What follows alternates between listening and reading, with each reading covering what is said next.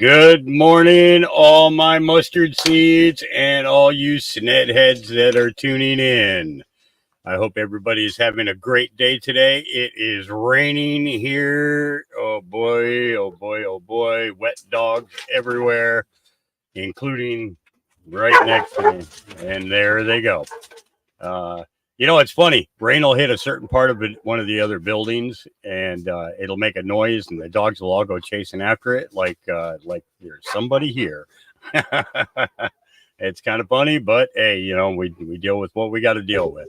I hope everybody is having a great day. I know that lots of things going on, lots of people, lots of questions. Hopefully, maybe today we'll answer some of those questions.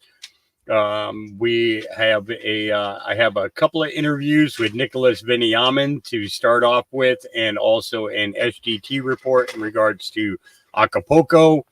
And we know is dropping their latest video right now, so we will have that in just a couple of hours. And then we'll fill in the time. We will. Let's see. Let's go through some names here to say hey to everybody. Let's see. We've got Debbie Williams. Good morning. Good morning. Good morning. Karen Reese. Welcome. Welcome. Welcome. Welcome. They do keep me warm as long as they're not soaking wet when they jump on the bed. That's the worst part. Because then my bed's soaking wet. Parkside, great to see you. Barb Richardson, always great to have you in chat.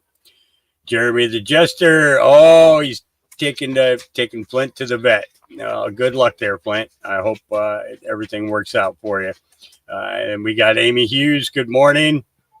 Freedom Fields, always great to have you in chat. Thanks for joining us. Lori, Ganja, my brother. Great to have you with us as always. Bubba Morris, good morning. God bless you too. You're a young man, full of work.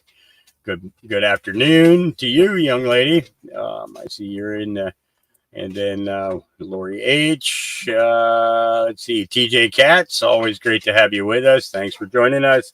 Mitch Denner, welcome back. You know what, Mitch? I've been told that. Actually, let me see if I can. I guess I can't do that. I was going to say, I was told that it would look like something else. Mariana Fisk. Mariana has dropped the YouTube link over on the Facebook side. Thank you very much, young lady. Much appreciated. Lucia Parker, great to have you with us. Let's see here. I'm scrolling through the names. Wow, you guys are chatting it up this morning. Absolutely. Linda Millichamp, watching on YouTube, bigger screen. Oh yeah, I totally agree with you there. My eyes aren't so easy anymore, so I like to try and catch as many of the podcasts up on YouTube on the TV when I had a TV. But that's a story for another time. I'll tell you guys what happened with that TV here in just a short time. Then we got Teresa Juris. Welcome. Those of you that are on Facebook side, the link has been dropped for the YouTube side in case you want to join the chat that's over here. I know a lot of you love to tune in through, like I said, through your TVs. But we love to have you in the chat as well. Just be cool. Good morning, Don. I hope you and Wendy are doing well out there. And actually hope to be seeing you guys pretty soon. I'll give you more details on that as time goes along here. Connie Carlo, great to have you with us. Thank you for joining us. Digital Hawk. Hey, that name. Oh boy. Big Chap, always great to see you, brother. I did make contact with the other individual that we spoke about. And we're going to try and get something worked out here to try and get this project moving forward like I want to do. Rob, Navy vet, thanks for joining us, young man. Mama Doobie. Is it Doobie or Dobie? Well, I'd say I like the Doobie best. Then we got Jan Sayer, welcome. John McLaughlin. Welcome, welcome, welcome, Detroit. Welcome, Detroit. Welcome. Let's see. Trying not to get any repeats in my hellos. Okay, that's it for right now, I guess. We have 53 listeners and viewers. We've got 51 on the YouTube side, 2 on the Facebook side. Just remember, folks, if you want to join the chat where everybody over here gets to actually see what you're saying, you might want to maybe do the pop-out chat of the YouTube side and just put it right there over your Facebook side. That way then you can be involved in the chat. That's one of the bonuses to having that pop-out chat that they have there on YouTube.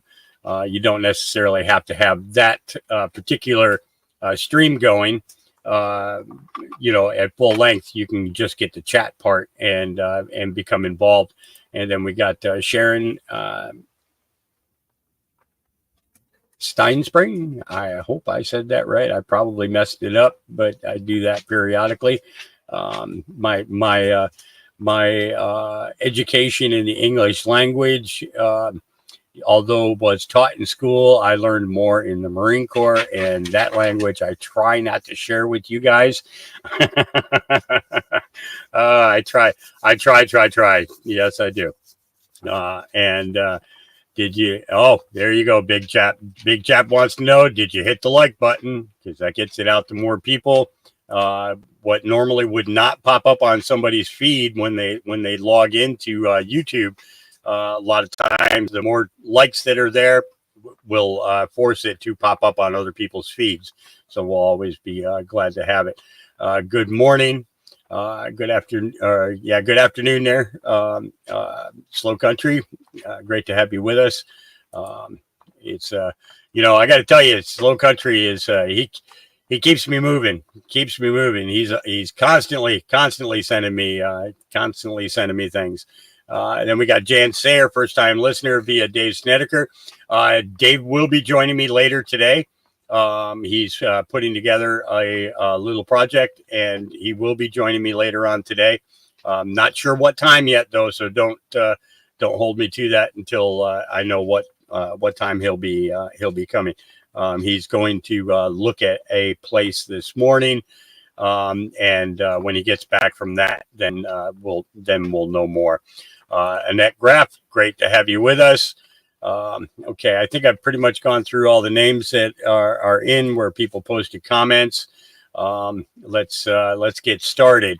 What I'm going to do is I'm going to because I have a couple of projects actually going on in the office while we're podcasting today. I'm going to start you guys off with this interview with Nicholas Viniamin and David Mahoney in regards to what is going on over there in with Israel with the land lease.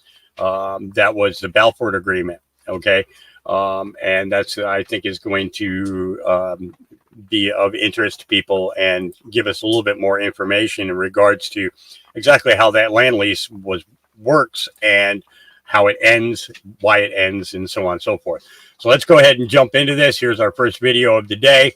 For those of you just joining us for the first time, basically, just to let you know, what I do here is I bring back all of those people that were faithful to us in regards to podcasting truth that were all kicked off of YouTube right around the same time, just before this last election.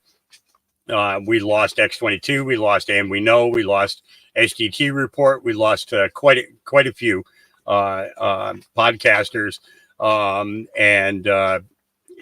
basically my objective is to bring their truth back to this platform because this is our battlefield. Okay, we were told not to leave the battlefield, and so basically what I'm doing is I'm bringing their message back here.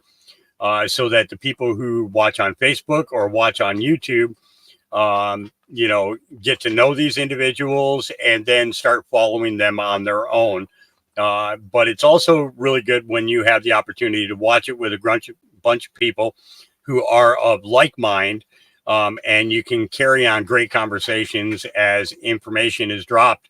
We're able to discern it together, do a little bit of research, and be able to follow through with that. And that's basically one of my main goals. So let's go ahead and get started with this first video. And as I said, David Mahoney, Nicholas Ben-Yamin. Here we go.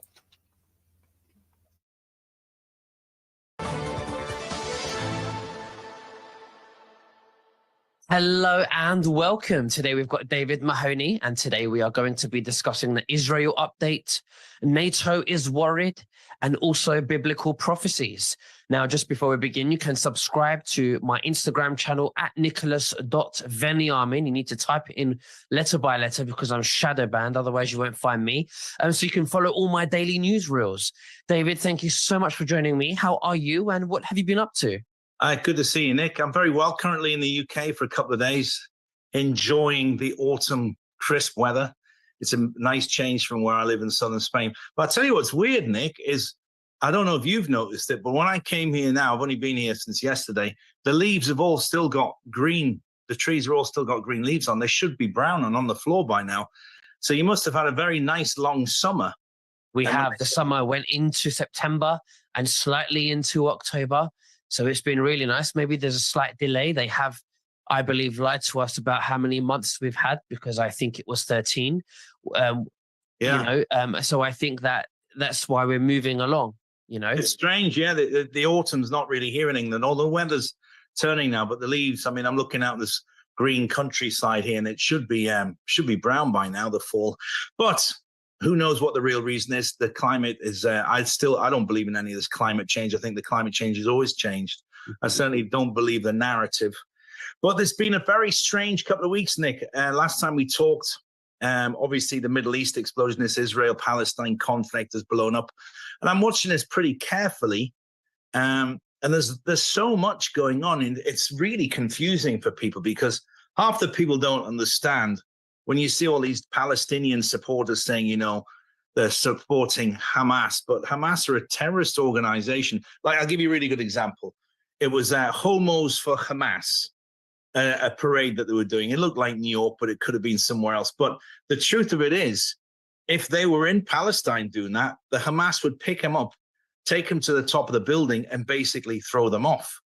So the amount of confusion and ignorance people have about who they're supporting, if they're supporting Israel, they're supporting Palestine and Hamas, or if it's, the Israeli Defense Forces, the ignorance involved is just astounding. And it's driving so much division across all of these cities worldwide. I'm like, guys, get a grip. You're falling into that trap again where it's us against them. It should be all of us together against the worldwide elite. Exactly. This 2030 format that they want to get everybody into. It's just they're falling into that trap again. And here we go again. They're just watching mainstream media and, homos for Hamas.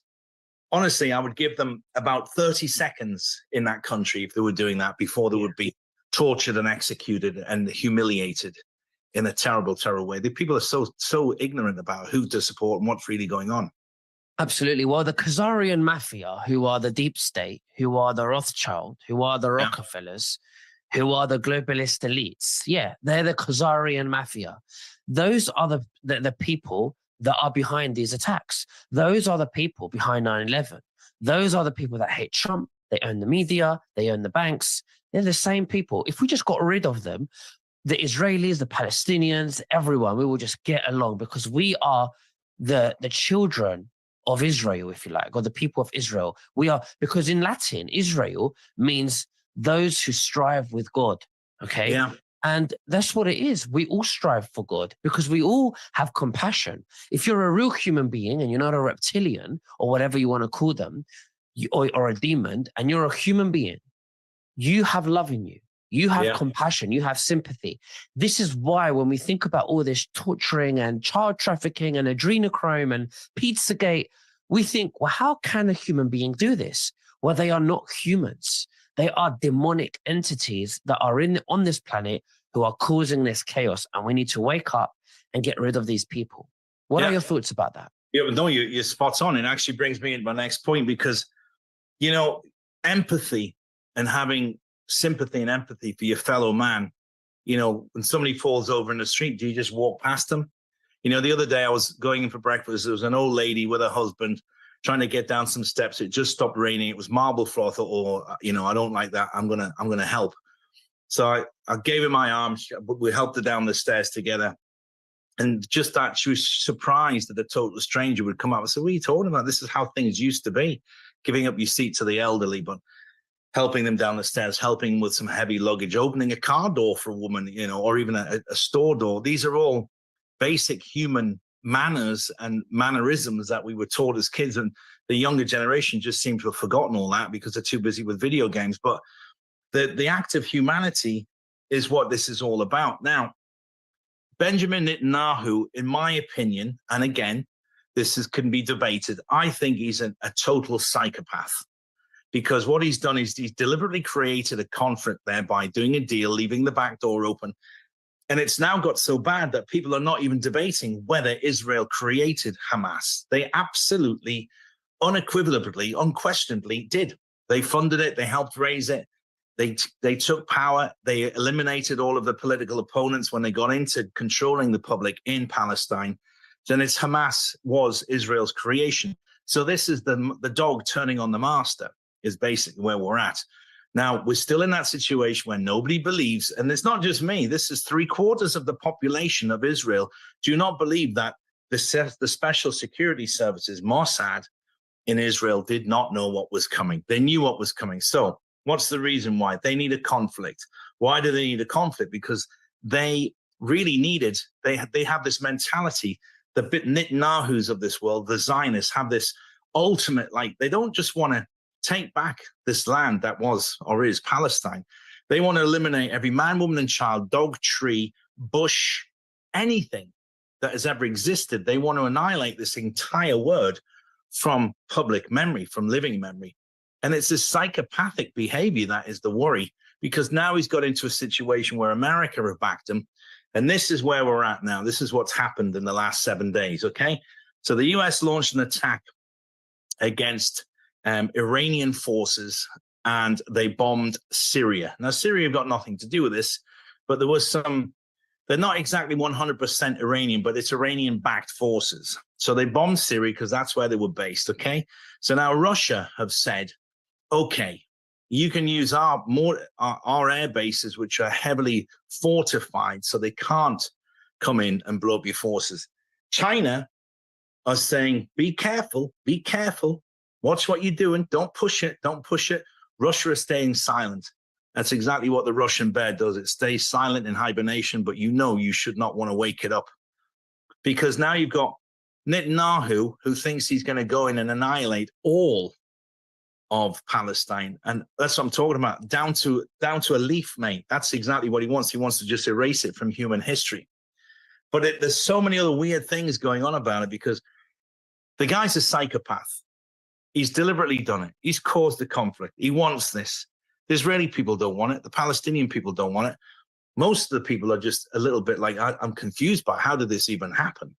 And then we see all of this conflict, and it's all spilling out on the cities all over the world, either supporting Israel or supporting Palestine. But what they should be doing is, like you say, uniting against the people that created this, saying, we don't want it.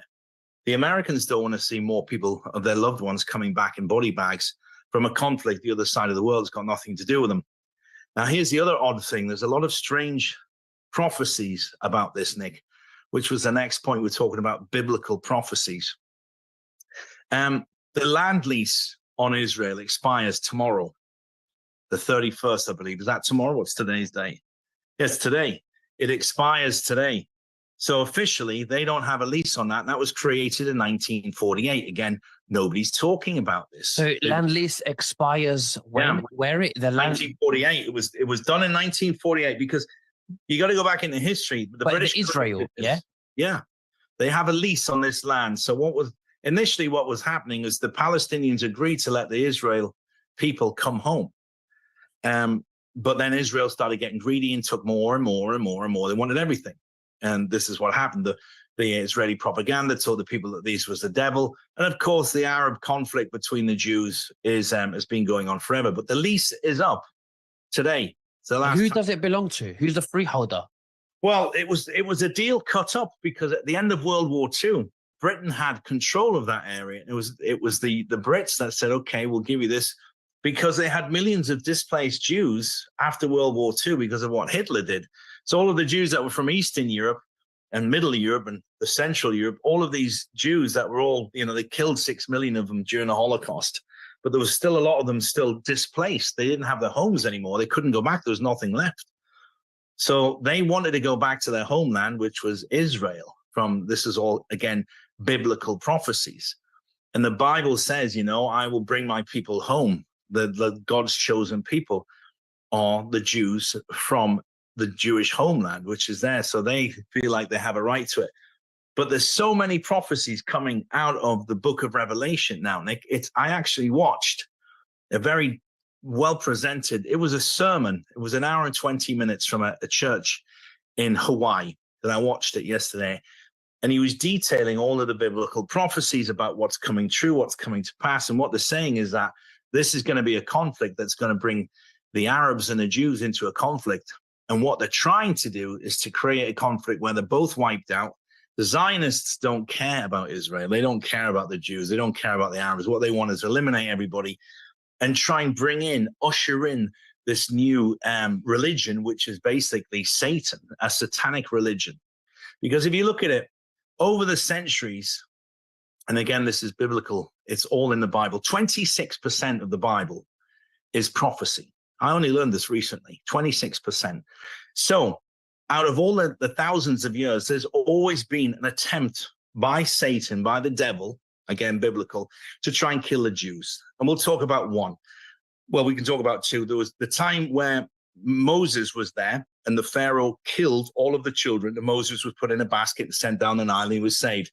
So it was his attempt to try and kill all of the Jewish people, because the devil knows that when they bring back God and Jesus comes back, when Jesus comes back, the return, it's going to be in this area and it's going to be linked directly to the Jews. So he tried to wipe out that prophecy. Then the second time was when Herod did it, and he slayed all of the newborn children around 2 years old. He tried to kill them all again. It's happened about 5 times. So the biblical prophecies, whether you believe it or not, I just think it's fascinating.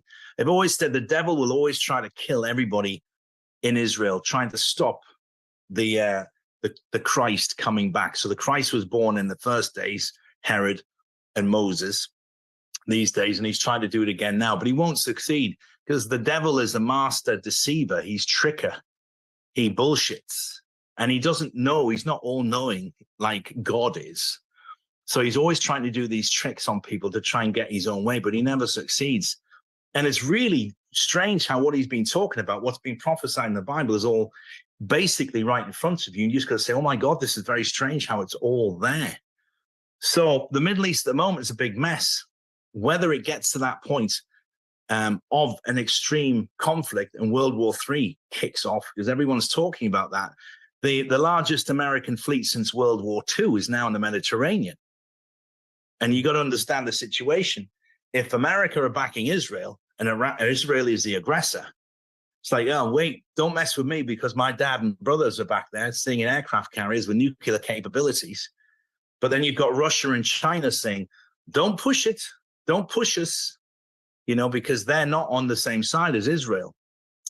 And then you've got all of these other strange things going on, like the world's top 50 companies that put everybody into lockdown, forced us all to take vaccines, have put millions and millions of people in distress by taking their homes and jobs away. All of these companies have all got people at the top of them who all have a second passport from Israel. I think we talked about that in the last show, right? Does that ring a bell? I think we did. I've talked about it in a few shows. So that's very strange. Out of all of these countries where they're coming all these scientists from all over the world, you've got Switzerland and Europe, you've got America, Australia. All of these top people in these companies have all got second passports for Israel, which there's no extradition.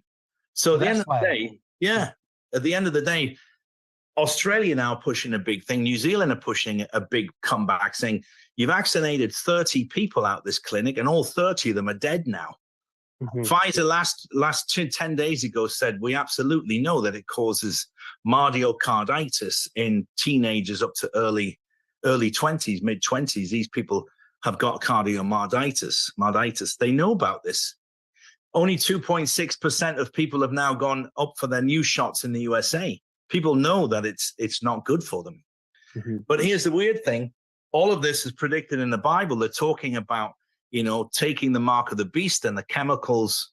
It's all in there. It's just the interpretation. I'm not a church goer, Nick.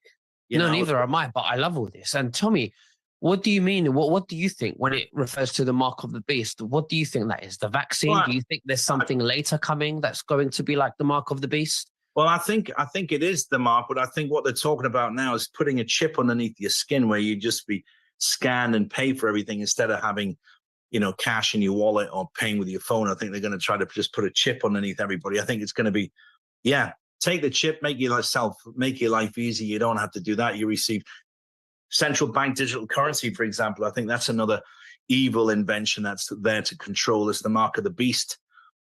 And in Absolutely. the Bible, it says that if you take the mark, you will not be saved. Yeah. I mean, now we're in the days of, what's it called? I always call it the reckoning, but it's actually, I can't remember. That's one of these words I always forget. It's about when people start disappearing. Did you see any of those videos where those people disappearing in airports last week? Yeah, I saw that. Was that true?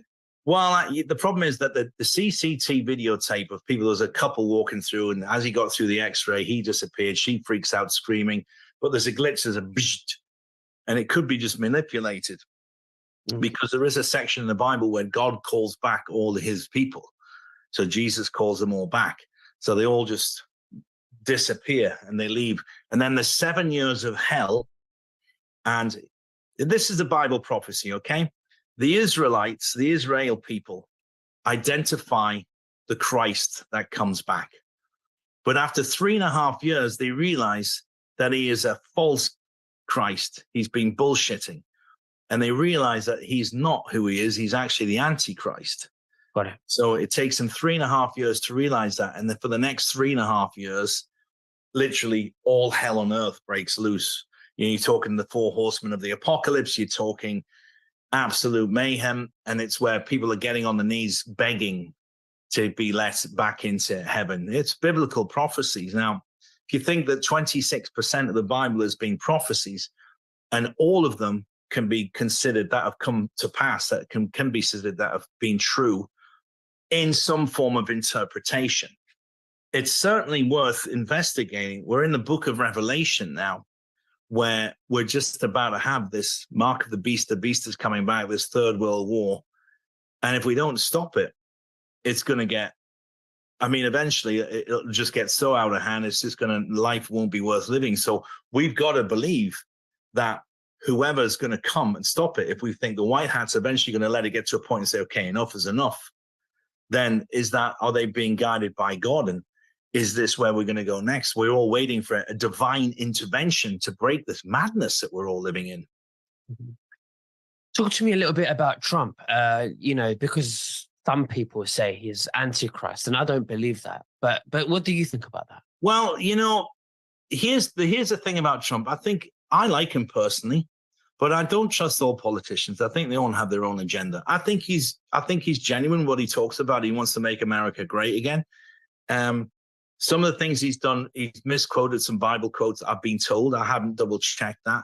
But a lot of the devout Christians and devout Bible followers are suspicious of him because they feel that he's just a politician using that for his own advantage. But I believe if he was back in power, he could stop this straight away. He would certainly stop the Ukraine conflict. And I think he would be straight over there. But I've seen him sitting with Netanyahu, and he doesn't like him. Trump doesn't like him. You can see him in the language. Tim Clement said that Donald Trump will not be a religious president. He will be a praying president. So he might not know the Bible inside out. He was never a religious person, but I think that he's definitely a good, loving, praying person, where we just pray to God, Yeah, he doesn't strike me as being a liar, because the way he talks publicly, I think a lot of the stuff he talks about is absolutely true. How bad things have got with Biden. and how bad things have got worldwide, the American economy, what's going on in the world. He did go around the world and do that peace tour when he was there, and that's all documented. We've seen that. He got the sword dance when he went to Saudi Arabia. The Vatican capitulated. The Queen capitulated. Yeah. So there is something in that. And what I'm hoping is that I'm hoping that he can intervene and stop all this madness, because it's getting way out of hand, Nick. And there's some other great stuff. We talked about NATO at the start of this. We mentioned NATO. So here's what's happening. NATO are basically a bunch of midgets in nice suits. Let's just put it like that. Skinny little guys who think they can boss everybody around. But NATO don't have any power. The forces have been depleted. They're low on armaments and ammunitions. They can't go up in a fight against China and Russia. That would last about 6 days. And here's the other strange thing. A lot of the technology that NATO have deployed in their air superiority that they think, their jets are just dropping out of the sky. So some of the missions have been flying specifically over the Ukraine, which again is not in the mainstream media.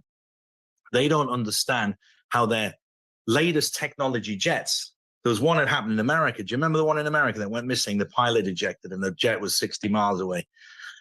I think that was a test. I think that was some form of new technology that either China or Russia, maybe both of them have, where they're saying, don't push it, because here's what's going to happen. And we'll show you. We're going to take out one of your jets on your own turf.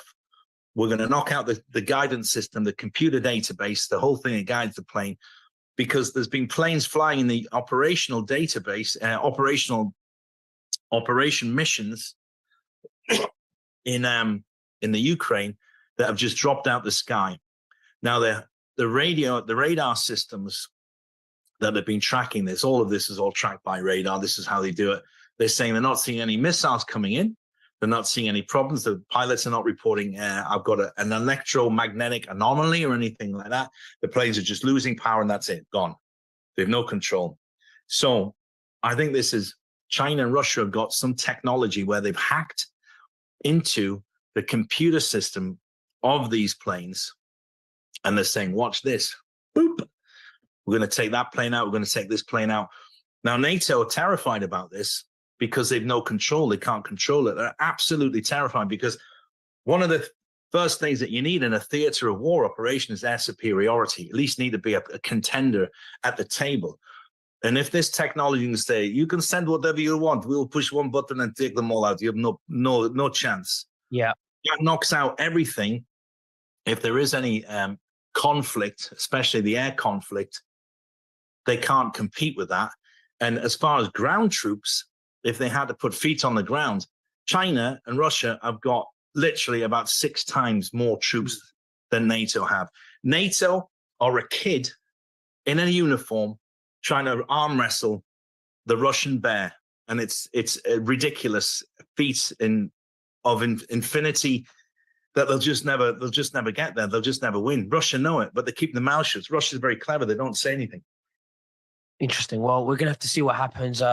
Hopefully, Q says Israel's last. So after this, I'm interested to see what's going to happen. I do believe God wins in the end. But David, David, it's been an absolute honor to have you. Thank you so much for sharing everything with us today. Is there anything else that you'd like to say to the viewers before we finish? I've got a link I can send you to the show that I watched last night. And it's a bit heavy. If you're not a churchgoer, I watched it because I wanted to see it to the end. But you can ask your viewers to do that. But study the book of Revelation. But the problem with the Bible, Nick, is it jumps all over the place. You got to go back to John 3:16, and then you're over to here to the letters to the Corinthians. But this guy put it together. He's not a religious fanatic. He doesn't come across as nuts. He's got some humor in there. It's an hour and 17 minutes long. I'll send you the link if you want to offer it to your audience. But please. He talks a lot of sense. And again, I'm not going to sit here and say that I'm a Bible expert. I just thought this is very strange. It's like a lot of string of coincidences, how he's put it all together. And study Bible because it seems to be in there. It's very interesting. Just, again, don't believe anything that comes over the mainstream media because they're just trying to influence you and put you on their own narrative agenda. You've got to do your own research, guys. Absolutely. You need to do more and more research. We all do it. We spend hours every day doing our research to get the truth so we know what's going on. But thanks, Nick. As a pleasure. It's always great to come on and talk to you and share what I've been learning over the last couple of weeks. Absolutely. Thank you so much for sharing. It's very interesting. And we'll speak again very soon. And you take care and God bless you. Bye-bye. Thank you. Bye-bye, Nick. All right, that was David Mahoney with Nicholas Binyamin, and I am actually going to check and find out if Nick posted that link.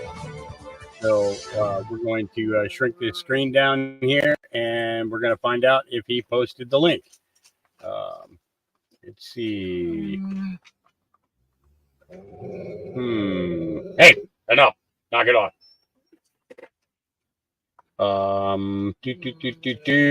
Nope, and there's not a more there. Let me check his Rumble page. Can you guys knock it off? You do this every time. Let's see.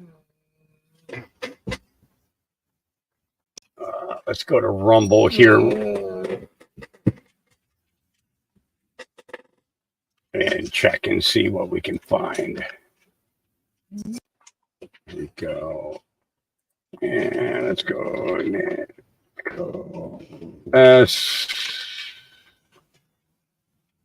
I actually have him already there. Okay, let's check his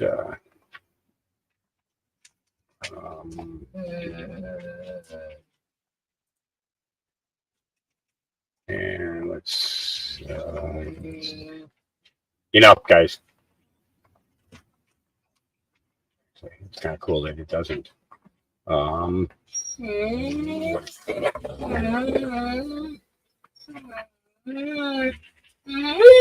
Let's see.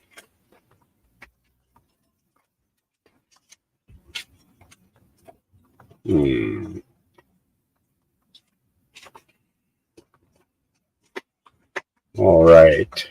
I'm not seeing a link for that. Nicholas. I wish you would have shared that link with us, because now David's got us curious. He's got us curious, and when you got a bunch of Bible thumpers that are watching, you just wanna, want to bury yourself in the Word and see what. Let's see.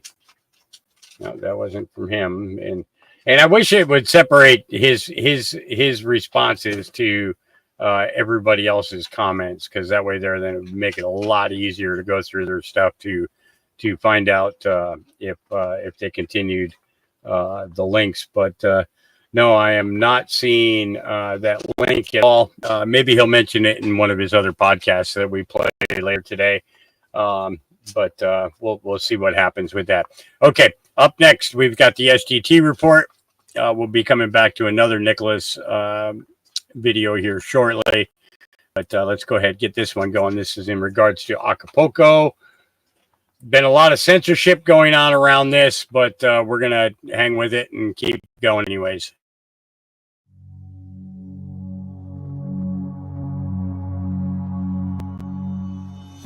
If you want to imagine a 15-minute city, you just look at Gaza. Gaza is it's the prototype of the 15-minute city. It has AI machine guns mounted above the gates, constant surveillance, the controlled existence, the lack of rights, the lack of prosperity, obviously, the inability to even get sufficient food or water. They say they want globalism to eliminate war, because without nations, you won't have war. This is what awaits us. Hey friends, Sean from SGT Report here. Did you know that Acapulco is meant to be a 15-minute city? But of course. What other way could it possibly go? Ladies and gentlemen, I have investigative journalist Daniel Fournier on the line, and he helps us break down the reality of weather weapons, geoengineering, and the plan to bring the world to its knees. Thanks for tuning in. Before we start, just a quick word about our sponsor. Heart disease, blood clots, strokes, and kidney failure. This can all be found on the back of an ibuprofen bottle. And to top it off, ibuprofen doesn't even get to the main cause of your pain and swelling problems, which is inflammation. But right now, you can go to nativepath.online/SGT to see your special offer for being an SGT Report listener. And I have to tell you, I take these supplements for my arthritis, and they really help. Researchers are saying to add this Antarctic super nutrient to your diet. We're talking about omega-3 fatty acids, but not just any form of omegas. These omega-3 fatty acids are sourced from wild-caught krill. The omega-3 content from krill oil has been shown to support healthy blood pressure, circulation, brain health, as well as reducing inflammation, swelling, and joint pain. In fact, it can outperform ibuprofen, Advil, and Tylenol. And it doesn't have the dangerous side effects either. For a limited time, you can get Native Path Antarctic Krill Oil for as low as $23 a bottle. Just go to nativepath.online/SGT right now to get your special offer for being a part of the SGT Report audience. That's nativepath.online/SGT. The link is below. I'm grateful to have back on the line investigative journalist Daniel Fournier. He's from Canada. I've had him on before, and today we're going to talk about private entities, but more specifically, geoengineering and so many other ways they're trying to bring us to our knees. Of course, we know what happened here recently in Acapulco, that Cat 5 hurricane. Was that a weather weapon? Sure looks like it to many researchers. How about what happened in Maui? Directed energy weapons? Well, how does that relate to geoengineering? Because of the aluminum, because we're now highly combustible, like the fires we saw in California, they can be triggered at any time to drum people out of their homes and off their property. And do you think insurance will help you rebuild? Think again. This is all part of United Nations Agenda 2030, and we're going to uncover a great deal of it today with Daniel Fournier. Daniel, welcome back. How are you, sir? Hi, I'm great, Sean. How are you? Good. I'm glad we were able to pull this together on short notice. Special investigation, geoengineering, and weather modification in Canada. And I would add around the world. This is Daniel's website, his Substack, guys. Now, before we start, I do want to play this important clip. I won't play the whole thing, but I'll leave a link below. Private entities. Guys, as I covered with Corey Diggs recently, private entities like Gavi and more than 70 others across the world enjoy immunity from paying taxes, because they're not slaves like you, Surf, and from obeying laws. They are, in fact, above the law, which brings us to Pascal Najati. I've had him on the show, and his cry for justice and arrests in Geneva, Switzerland, which Najati says is the head of the snake. And by the way, his father formed the World Economic Forum with Klaus Schwab back in the late 70s, early 80s. And Najati's father, well, he walked away in disgust because he clearly saw early on that Klaus Schwab is a viper. So let's listen to just a bit from Najati about the head of the snake, which is in Geneva, Switzerland. Geneva looks beautiful. It's beautiful. It has a lake. It has this shadow. It's very peaceful, but there's a dark side to it. Everything evil in the world related to democide, unfortunately, comes from Geneva. You have WHO in Geneva. You have Gavi. Then you have the WEF, the World Economic Forum, which my father was a co-founder and left Klaus Schwab out of disgust in the early 80s, that has diplomatic immunity. I, as a Swiss citizen, right here now, declare that the WEF is not eligible anymore for diplomatic immunity. I call on the Swiss authorities and security to arrest those people immediately. Why? The WEF, WHO, Gavi, Big Pharma, Big Tech, Bill Gates, all advocated a global humanity injection by a bioweapon, injecting nanolipids into 5.7 billion people. And we Swiss are hosting them. That's terrible.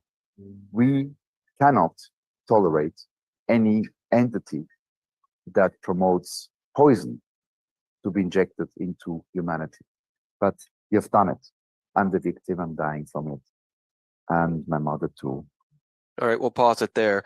Like I said, I've had Najati on the broadcast. He did take the vaccine. He obviously regrets it, and he's speaking out against this mass genocide. In fact, he calls it democide, and the head of the snake is in Geneva, Switzerland. Friends, people are waking up in droves. The question is Can we take our nations back from the World Economic Forum vipers like Justin Trudeau and Joe Biden and Emmanuel Macron and all of those who are on board with the extinction of humanity? And that's what it is. All right, enough of me. Daniel Fournier, welcome back. You know, geoengineering and chemtrails and all the stuff they're doing to the environment, it's all part of United Nations Agenda 2030, and it's all part of the Depop agenda, just like the bioweapon masquerading as a vaccine that Najati just talked about there. Oh yeah, you already see the parallels. I mean, between everything that happened during the COVID-19 pandemic, and a lot of it relates to geoengineering. Because I did a long series on comparing the COVID-19 so-called pandemic, right, with the Holocaust, because I think we talked about that a little bit last time, because there were a lot of parallels, right? And a big part of it was depopulation. I mean, there's there's plenty of evidence to point towards that. Now, the geoengineering is kind of harder to prove, but it's definitely there. I've done the research. I have 3 parts to my geoengineering series. It's about 235 pages long. I won't get into all the nitty gritty. But basically, one has to wonder, is this really what they want to do? Are they using these means to depopulate? Because if you look at all the toxic metals that they're putting up there's evidence to suggest that. And, at the same time, they're ruining our natural environment, our water supplies and everything. There's plenty of evidence that shows that. I lay it out in my series, So, yeah, a lot of nefarious stuff going on, and it's hard to get answers. I've been in contact with many government agencies regarding these issues. They've answered a lot of my questions, but a lot of them, the important ones, remain unanswered. So, yeah, who are our government officials really working for, right? Same thing up here in Canada, US, and elsewhere in the world. It seems like they're all bought and paid for. You talked about the WEF. We have like so much infiltration with WEF. Our, Deputy Prime Minister, she's on the board of trustees for the World Economic Forum. You can't make this stuff up, right? Well, that's right. And so is Trudeau, right? A young Yeah. World Economic Forum global leader like so many others. And that guy is so obviously a snake. He's really hated by anyone in Canada who can think. Is there anybody left legitimately, organically in Canada who supports that viper, whose dad was also a viper? And by the way, Justin Trudeau is more aptly named Justin Castro Trudeau because it's far more likely that his real father was Fidel Castro. Does anybody up there actually like that guy and support him? He has more and more difficulty going out in public now because he's getting harassed by people and yelled at because the people are just so sick of him. How he stays in the office is really beyond me. I mean, he can stay in power till 2025, but lots of things have been going on. Like things have been discovered last week that in Canada, during the COVID-19 pandemic, we had something called ArriveCAN. So if you're traveling from abroad, you come back to Canada, is basically almost like a vaccine passport, right? And the whole thing it cost like $54 million, and it was done like under some fraudulent contracts, and all of this is coming to light now, and it's probably gonna surface in the Parliament. And even last week, it's incredible. Like the Liberal government, they had a parliamentary committee where they had the opposition party, the Conservatives. They brought in some high-level people from the RCMP. The RCMP is the Royal Canadian Mounted Police, and they were ready to testify on, for example, some Chinese interference and things like that.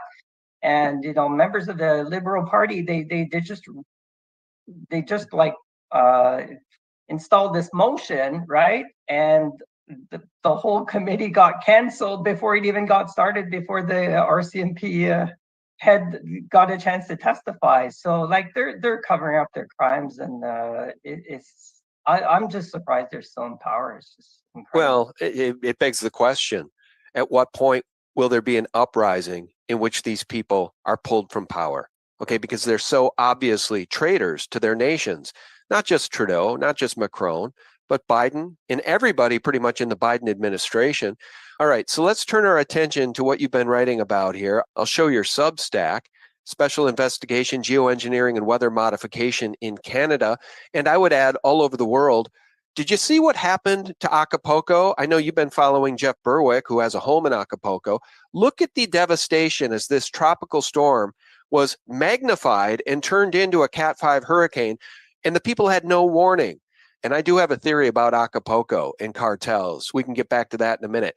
What do you make of this? What do you make of the Maui DEWs, the weather weapons being used in Maui? To me, it's all part of United Nations Agenda 2030. What are your thoughts? Oh yeah, I mean weather warfare. That was in I think part one of my series. People can go have a look at it. I mean the U.S. military has been involved in this for at least 70 years, if not longer. And you can this is not really a conspiracy theory. People can consult official sources. Like I was watching a video not that long ago from I guess I think you had on your show. Did you have Dr. Anna Mihalcea or something like that? Yeah, I did twice.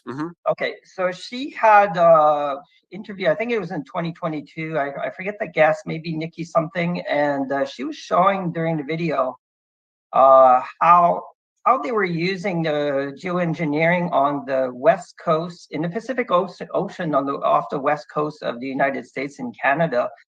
And I think she was showing some NASA. You can look up these. They're NASA Worldview Map or something like that. They're basically satellite shots. And she was showing like the same kind of time period where they had like some of those wildfires in California, and they really needed rain like with those wildfires, but they were actually suppressing those types of weather systems. I don't know if it's El Nino or whatever, but those weather systems that usually come in and bring clouds and rains. And they just had techniques where you had like hundreds of miles of basically, it's like a wall. You can almost draw a straight line and all the clouds are on, on the western. And then there's maybe a 100 miles or so is actually clear. So in other words, they're preventing the clouds from coming in, maybe have some rainfall. So like, is that purposely to, let the fires burn like hotter? Like that doesn't make much sense. I mean, and the evidence is there. You can see it. You can see it in these satellite shots. So it wouldn't surprise me what would be going on in Acapulco. I haven't done a deep dive into it yet, but I don't know. Did you get any more information about? It was a hurricane without like heavy rain. It was mostly winds. Yeah, that's according to Jeff Berwick. But more importantly is the fact that it turned into a Cat 5, and it's devastated the region. It's devastated everything. The structures in many cases are still standing, these high-rise condos and hotels, but the roofs are gone. The windows are gone. They're going to be saturated with moisture all day, every day, and rain. That will compromise the integrity of the structures. They won't be inhabitable. So everything will have to be raised and rebuilt from the ground up, which is exactly the model we saw in Maui. How convenient. And by the way, the human toll, the suffering on the ground. I want to go back to something I was just playing in a second. We don't even need to speak Spanish. I won't even play it. I just want you all to see the anguish in this woman's face, because this is what the New World Order does to people all over the world every single day. Hardworking people who can barely get by are turned into even more desperate serfs by things like this. We're told they're natural disasters, but I tell you what, in just about every case, they are engineered events designed to bring people to their knees to give the power that ought not be in this world more control. It's all about consolidation and control. Daniel, that's what we're talking about here, is the subjugation of human beings across the world. I want your response on that, and then I'm going to tell you about my theory about Acapulco. Yeah, okay. You just sparked a couple thoughts here. There are definitely parallels between what happened in Hawaii and what happened in Acapulco. And when I was researching too, and I came across in the United States, you call them FOIA requests, but here we call them ATI or ATIP requests, access to information. Mm-hmm. And there was one that dated from 2012, and I believe it was from a former premier of the province of British Columbia. And in that particular document, there was Environment Canada at the time, because now it's called Environment and Climate Change Canada. Back then it was called Environment Canada. And they had kind of it was a secret, like, PowerPoint presentation about the geoengineering. And one of the slides, it was really interesting because at the end, there was some questions from the panel members, and one of them was from the Department of National Defense, actually. And one particular side question posed was has there been any form of like rogue geoengineering? And the answer was all redacted. So that obviously implies that yes. Now, was Canada involved with that? Or was another nation, such as the United States or another nation, involved with that? And this is in Canada. We don't have the answer. Yeah. Okay. So, or was it private entities that have immunity, right? Like these 76 private entities and organizations I just discussed with Corey Diggs recently. They're above the law, okay? They have immunity from prosecution, so they act with impunity. Sure. Yeah, and talking about private entities, we're talking pre-recorded too. In Canada, unlike the US, you have the FAA that, you know, that monitors the airspace and everything. But in Canada, like, we gave that up. We sold that out in the late 1990s to an organization, a private entity called NAV Canada, NAV Canada. And I looked into them, and there's some really fishy stuff going on, because it's, first of all, it's a private entity, controls 100% of our airspace, you know, with the exception of some military, you know, airspace for special military operations or things like that. And I tried to find out, like, who owns them, because they're a like not-for-profit corporation, but they still have ownership in the form of bonds. So I tried to find information. Okay, well, who owns the bonds? And I emailed them. I asked them twice, you know, with an official media request, because I'm a journalist, right? And I never got any answers. So, like, we don't know, like, who owns them. And the CEO, actually, the CEO of NAV Canada is also the CEO of Aeron Corporation in the US, and they have ties to US defense contractors, you know. So, like, you know, in other words, I don't know for sure, but in other words, like let's say NAV Canada would permit US aircraft come fly, operations, geoengineering or operations on our soil. If they give them permission, there's no oversight, right? And we have, actually, between the United States and Canada, we have a treaty that the countries are supposed to warn each other if they're going to be geoengineering related events. They're obligated by this treaty to warn each other. And that's the cover image for my first of the series that you showed on screen earlier. I made some ATIP requests also about, because I did some ATIP requests about my province for just a period of the last year and a half or so, and then nothing showed up. Okay, so I made another one for the last 2 years for all provinces, and I haven't heard back yet, but hopefully we'll see what's going on. Oh, and another really interesting one that came from another ATIP request from another geoengineering outfit is in my province of Quebec. I think from April 15, 2009, all the way to late 2021, there were spraying operations by an unidentified company because in Canada, we have Transport Canada, and they're supposed to allow or approve these whatever flights for geoengineering activities, because they have to check for safety and everything. But everything was redacted in the 162-page document. Like, we don't know which company did these sprayings, and the substances are not even revealed, and nor is the purpose. Like, what's going on? Yeah. So I made 2 requests from 2 different agencies, Transport Canada, another one, to try to get answers. And if we're being sprayed upon by these chemicals, then like these are crimes against humanity. That's assault. That's right. That should be investigated. It's just like the bioweapon masquerading as a vaccine, right? They didn't want to release the ingredients, and Pfizer coordinated and collaborated and conspired with the FDA to try to cover up the documents for 75 years. And a judge said, nope, you got to release them. But here's the point. The reason this is all happening, and the reason that FOIAs are redacted or they're ignored altogether in the case of what you're going through in Canada, is that these are no longer countries. These are holding corporations for Mr. Global. And we, the people, are the expendable resource, the currency that they believe they own, in which they trade in. Does that sound like puffery or hyperbole, guys? Listen to this. Rothschild Weather Derivatives. They have created a market where they can bet on weather.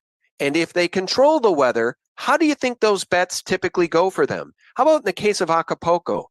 I wonder what the weather derivatives looked like for what was happening in Acapulco. Did people profit?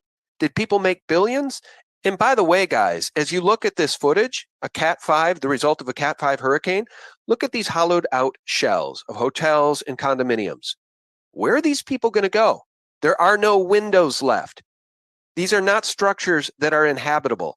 Tens of thousands of people have been displaced, all oceanfront property, again, just like we saw in Maui. Guys, this is Mr. Global, and the point is to bring humanity to its knees, which brings me to my theory about Acapulco. This may be a little cockamamie, or it may be spot on, I'm not sure which. If you imagine the control the cartels have in Mexico, which Jeff Berwick talks about a lot, which makes the federal government impotent. The cartels have control. The cartels have made huge investments in properties in places like Acapulco and all of these resorts around the world. It really begs the question, if the cartels get a little too big for their britches and Mr. Global wants to pull them back in line, and the cartels say, nope, we have all the power now, what you going to do about it? And Mr. Global says, keep your eye on Acapulco, and takes out all the cartel's investments. How quickly will the cartel get back in line with Mr. Global? That's just one theory. But I'm telling you, Daniel, when you think of weather weapons and the power of Mr. Global, if this indeed was a weather weapon and they can take out an entire region, we're not talking about a few city blocks here. We're talking about an entire vibrant region. Mr. Global has that kind of power? Good God, man. What in the world are we supposed to do? Yeah, a couple points here.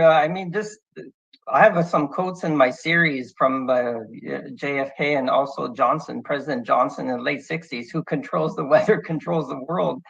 I mean, there's no other weapon that's more powerful than the weather. I mean, arguably there's nuclear weapons, but that's kind of crazy. So you have to ask, like, who benefits, cui bono, right? And a couple of interesting points too about Mexico is that maybe people don't know this, but Mexico's the only country I know of that actually banned geoengineering. So they're not supposed to have this at all. So it means that there's some other entity like that performed these geoengineering events. You make a great point. International waters. They were attacked by a hurricane. International waters. Okay, that's not Mexican airspace. They were hit by a Cat 5 hurricane that just 5 hours before was a tropical storm. Nobody had any warning. So isn't that interesting?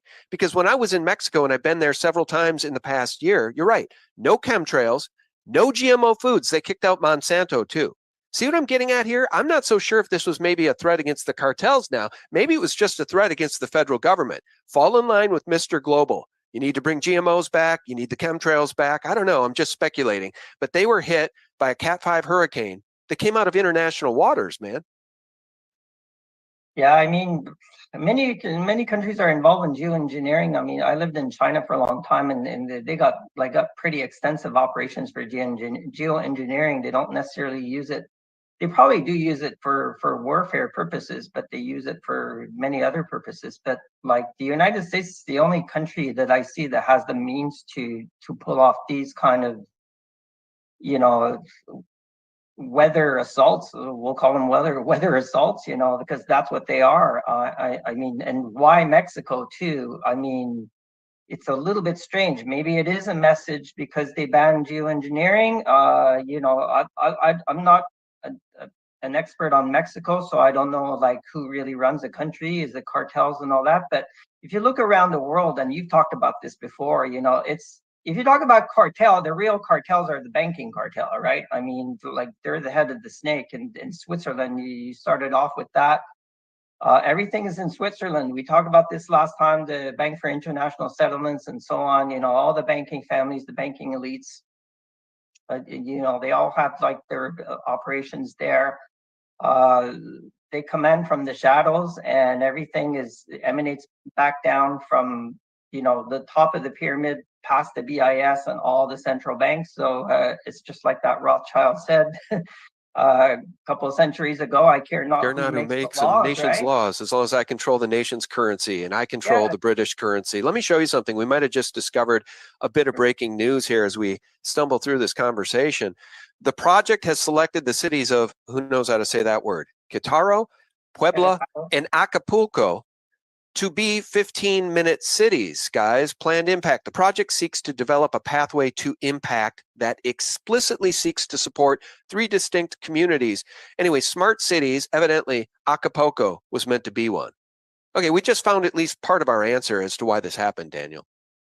Yeah, I mean, again, we have this word rogue, right? The things, it seems like things are growing rogue all around the world. I mean, just look what happened, what's been happening in Gaza, you know, Israel. I mean, that's just another big rabbit hole. But I mean, you showed, it was really interesting because you showed the cover of The Economist magazine, which is 40% owned by a Rothschild group, by the way. And they seem to project, they always have like these annual kind of covers where they have this really kind of mystical images and everything. And they had the one with the Hamas hand glider, and this was from late, I forget the year, 2012, early 2013. Like, that can't be a freaking coincidence. I mean, they like to project these things just like they do in movies, you know, and I think it's part of their ethos, right? Like, they want to warn us about these things, and they say, oh, it's on us. That's right. You know, and you talked about a famous quote before. I have one, I'll read you from a series, because I was on a few podcasts not that long ago. And, you know, I lived in China for a long time. And there was a great philosopher named Confucius, okay? And he kind of worked in the government court, right? He worked in the court, and this was like during Zhou Dynasty. This was like 2,500 years ago. And listen to this quote, because it really, it holds true exactly to today. He said, "Signs and symbols rule the world, not words nor laws." And if you just look at the symbols, the symbology, just the Apple logo, anything, you know, they put the NASA logo. They put these hints everywhere, and people are just blind to them. Even just the Apple logo they see every day. They don't even realize that, you know, there's a bite in the apple. Right. That signifies something. The original, you know, Apple logo had the colors of the rainbow, but only 6 colors, not the 7 colors. You know what's funny? That's the same thing with the pride flag, and there's a whole bunch of, you know, meaning behind that. And look at the first Apple computer sold for, guess how much? Guys, please pardon the brief interruption and a quick word about a sponsor. Did you know one of the leading reasons skin begins to sag and form wrinkles isn't necessarily because of old age, but because our bodies are missing out on essential collagen? You see, we produce 10% less collagen every decade once we hit age 30, and that's a major reason behind those pesky wrinkles. That's why tens of thousands are turning to this amazing new substance to replenish this diminishing but vital protein. By the way, I personally just bought 3 new bags of collagen. The brand I use has 10 tasty grams per serving of supercharged collagen to support skin health. Plus, it's super easy to blend with your favorite drink of choice. I put mine in coffee every morning, and the collagen from healthwithsgt.com provides the most necessary types of collagen for skin elasticity, hydration, and youthfulness. The best part is, if you order collagen today using my link below, you'll save 53% off. Plus, you'll get several free gifts with your order, including free shipping, free VIP live health and fitness coaching for life, and a free new e-report titled The 14 Foods for Amazing Skin, plus a 60-day money-back guarantee. So go to healthwithsgt.com. That's healthwithsgt.com. The link is below. And look at the first Apple computer sold for, guess how much? $166.66. Let me tell you something funny about Apple. I just said this to my wife the other day. Okay. It's so obvious in hindsight that they would allow Apple to be the company. I remember BlackBerry in the share of the market BlackBerry had. It's no surprise that Apple would develop the technology and win the race to put a device, a track and trace device in everybody's pocket, and then to add injury to insult, everybody, we're talking about hundreds of millions of phones in people's pockets with a blasphemous logo on it, the apple with a bite out of it, referring specifically to the Garden of Eden and Eve, Adam and Eve. That's what the logo represents. So of course, the serpent tempting humanity, tempting Eve to take a bite of the forbidden fruit, which y'all put in your pocket. Of course, it's so clear in hindsight. Yeah, and just a couple interesting notes on the two founders, right? We have Steve Jobs, Steve Wozniak. Okay, Steve Wozniak, some would argue he was the brains behind that, but you know, you could do your research. It just seems like a CIA or In-Q-Tel operation to me. But you look at Steve Wozniak, he was a 33rd degree, or he is a 33rd degree Freemason. And you know, the World Economic Forum, they had these cyber attack simulations for the past few years, except for last year and this year, called Cyber Polygon. People can look this up. Right? And he was a guest on the last one, I think it was 2021 or 22. He was talking about Apple, you know, Apple, don't worry, Apple doesn't, you know, privacy, doesn't share like your pictures or anything. And you know, we know that's BS. He's just lying through his teeth. And the reason I bring this up is I was on some other podcasts too, and you talked also often about the alien deception, distraction, that this might be a false flag coming up. I did a 2-part series on that. That was the first part, and I think that's just a distraction. I don't think they're going to go for it because, you know, they rolled out those guys in front of Congress a couple months ago, like talking about aliens recovered biologics, and people are just laughing at them. So they can't go with that. So what I think they're going to do is they're going to run the next big false flag, and this is all with the goal of, you know, getting the next financial system in place, okay? Because they want the CBDC, but to get the CBDC, they absolutely need people to have a biometric digital ID. The only way they're going to get that is through a big kind of crisis, 9/11 style. So what I think they're going to do is I think they're going to simulate a cyber attack, a really large cyber attack that's probably going to wipe out the electric grid, the internet for at least a week. And then they're gonna use that to justify having a, you know, digital ID. We need a digital ID after because there's too many bad actors, you know, and blah blah blah. And people are not going to understand the cyber attack, just like the COVID, right? It's too difficult, and it's too technical. People won't understand it, so that, you know, they'll just eat it up and say, oh, okay, we have to, you know, be safer and everything, and people are going to eat it up. So I think that's the next big false flag coming along. I could be wrong, but from my research, and those are really long posts. I did 2 long posts. People can check out my Substack. They actually did I was talking about Cyber Polygon. They actually did a test run in Canada last year. Okay, it was supposed to be on the same day as with the Cyber Polygon like event, and it was actually postponed, the event. But we had here in Canada, we have this big telecom company called Rogers. It's similar to Verizon in the US. And for like almost 24 hours, like it was all wiped out. You know, people could not use their cell phones. They could not use the internet. And I did some digging in there. There's a lot of fishy things. And I think that was a test run for that cyber attack that they want to install. I know I talked about that on the podcast in great detail, but yeah, I think you're right. No, they've talked about that, and it's the same Vipers, right, that were behind Event 201. It's the same Vipers time and time again, and that's why I wanted to lead with that video from Pascal Najati.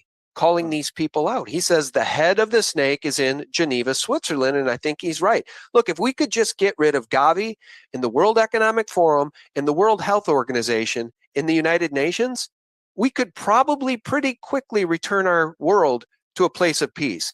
But add to that the corporations and the corporate governments, like the one in the United States in Washington, D.C., and yours. If we could cut the head of the snake off in some sort of peaceful way, just remove the head of the snake and return the power to the people want to live in peace and harmony. It's these vipers that cause the discord. It's the vipers that have brought us into the maelstrom. It's the vipers who seek chaos because then they believe they can derive order out of chaos. And what's order? Less for you and me, less for our families, and more for them. Yeah, I mean, yeah, these vipers. The problem is, like just with the WEF, is they control a lot of our politicians. And another thing that's coming, you had a guest on, I forget his name, Greg Rodowski, or I forget his exact name or something. But he was talking about the WHO's. Yeah, that's James Rogowski. James Rogowski. And the time is running out because, of course, the puppet that we have in this country is happy to sign off our sovereignty and give it away to the World Health Organization. Yeah, I mean, I've done a couple like of FOIA type requests for the IHR, which is International Health Regulations focal point, because like he said in your prior interview, like all countries have a contact, right? And they contact each other daily with the World Health Organization. And so I asked for records for the last like a couple years related to that, because it's not necessarily just related to pandemics and viruses and things like that, but they want to leave room for like a climate emergency, quote unquote. That could be the next big thing too. Is we've seen this in the UK. They want to lock people down because of climate, and maybe they're using a lot of these crazy like geoengineering events to help justify these. I mean, that's a theory, but it's definitely a theory like worth considering. They could be doing that. A lot of in Canada, it was like both Justin Trudeau and our environment minister, Stephen Guilbeault, he was just like day after day after day, last summer with the wildfires, it's all because of climate change. And it was actually discovered that that the Trudeau government actually gave a lot of money to the WEF to produce a report to justify, installing carbon taxes because of climate change. You can't make this stuff up. Thank God there was one honest politician that made a special request where she could get government documents, to get the correspondence between the government of Canada officials and the WEF, and it was discovered that we paid them to produce these reports, and then they spew all this nonsense about it's absolutely 100% sure it's climate change that's causing this. We have to install these carbon taxes, and Canadians are, excuse my French, but they're pissed off because the inflation is just rampant here. Immigrants are even leaving now because it's the cost of living in Canada has gone through the roof. The cost of housing has more than doubled since Trudeau took power. It's just people can't stand it anymore, and they're seeing through the BS. And it's hitting hard here too. Let me just say something. People are beginning to see through the BS. And I just want to say one thing about this global cartel. In many ways, and I think people are starting to recognize this, in many ways, the mafia, the old school mafia, imagine the mafia, all those Scorsese movies in New York, right? The mafia in many ways has more integrity than this global cartel, because the mafia, right? They might say that they're going to protect your business, even though they're the ones who are threatening your business, but you got to give them a 10% kickback. But then at least they protect your business and they don't burn it down. Look at what these people are doing to Acapulco in Maui. Not only are they not protecting your business, they're burning it down. And then they're saying it's because of climate change. So now we must pay these same criminals carbon taxes to protect us from what? What they've been doing with weather weapons. See, the mafia literally has more integrity. And by the way, the mafia, they don't go after each other's families. They don't target your wife. They don't target your kids. These people do. with a bioweapon masquerading as vaccine. Look, you and I are sounding the alarm because we need to wake up humanity, and humanity is waking up. But these people have so many weapons at their disposal, silent weapons for quiet wars. Yeah, it's pretty scary. I mean, there are all kinds of technologies. There's one called scalar technologies, and the use of microwaves, and Yeah, yep. and now they have many satellites. It's crazy how many satellites they have up there. You had a graphic that was really interesting that I saw doing my research with the Corey's digs. Sure. She was showing all the satellites that are going up, and some of them, you know, could have like lasers, because you were showing some that had lasers bouncing off each other, and lasers are a technique to actually send, I don't know how it works specifically, but to they can send lasers into clouds to make it rain, and there's different, even the scalar techniques that they use. Scalar technology. I just posted information about scalar tech from Deb Tavares in my most recent interview. So it's funny you mentioned that. It kind of slipped my mind as we talk about HAARP, chemtrails, and of course, scalar weapons. Yeah, I mean, like a lot of what I displayed in my series, and this is technology from like 10, 15 years ago. Who knows what the heck they have now? I mean, it just must be so advanced. It's incredible what they have. Like, I mean, even like one, for example, would be there was even talk, and I have a whole section on whistleblowers too in the second part of my report. That's a really fascinating a part. If people want to look at that, there's 7 like pretty big whistleblowers, including a U.S. Air Force pilot, and one that was involved with the logistics that you talked about too on one of your prior shows.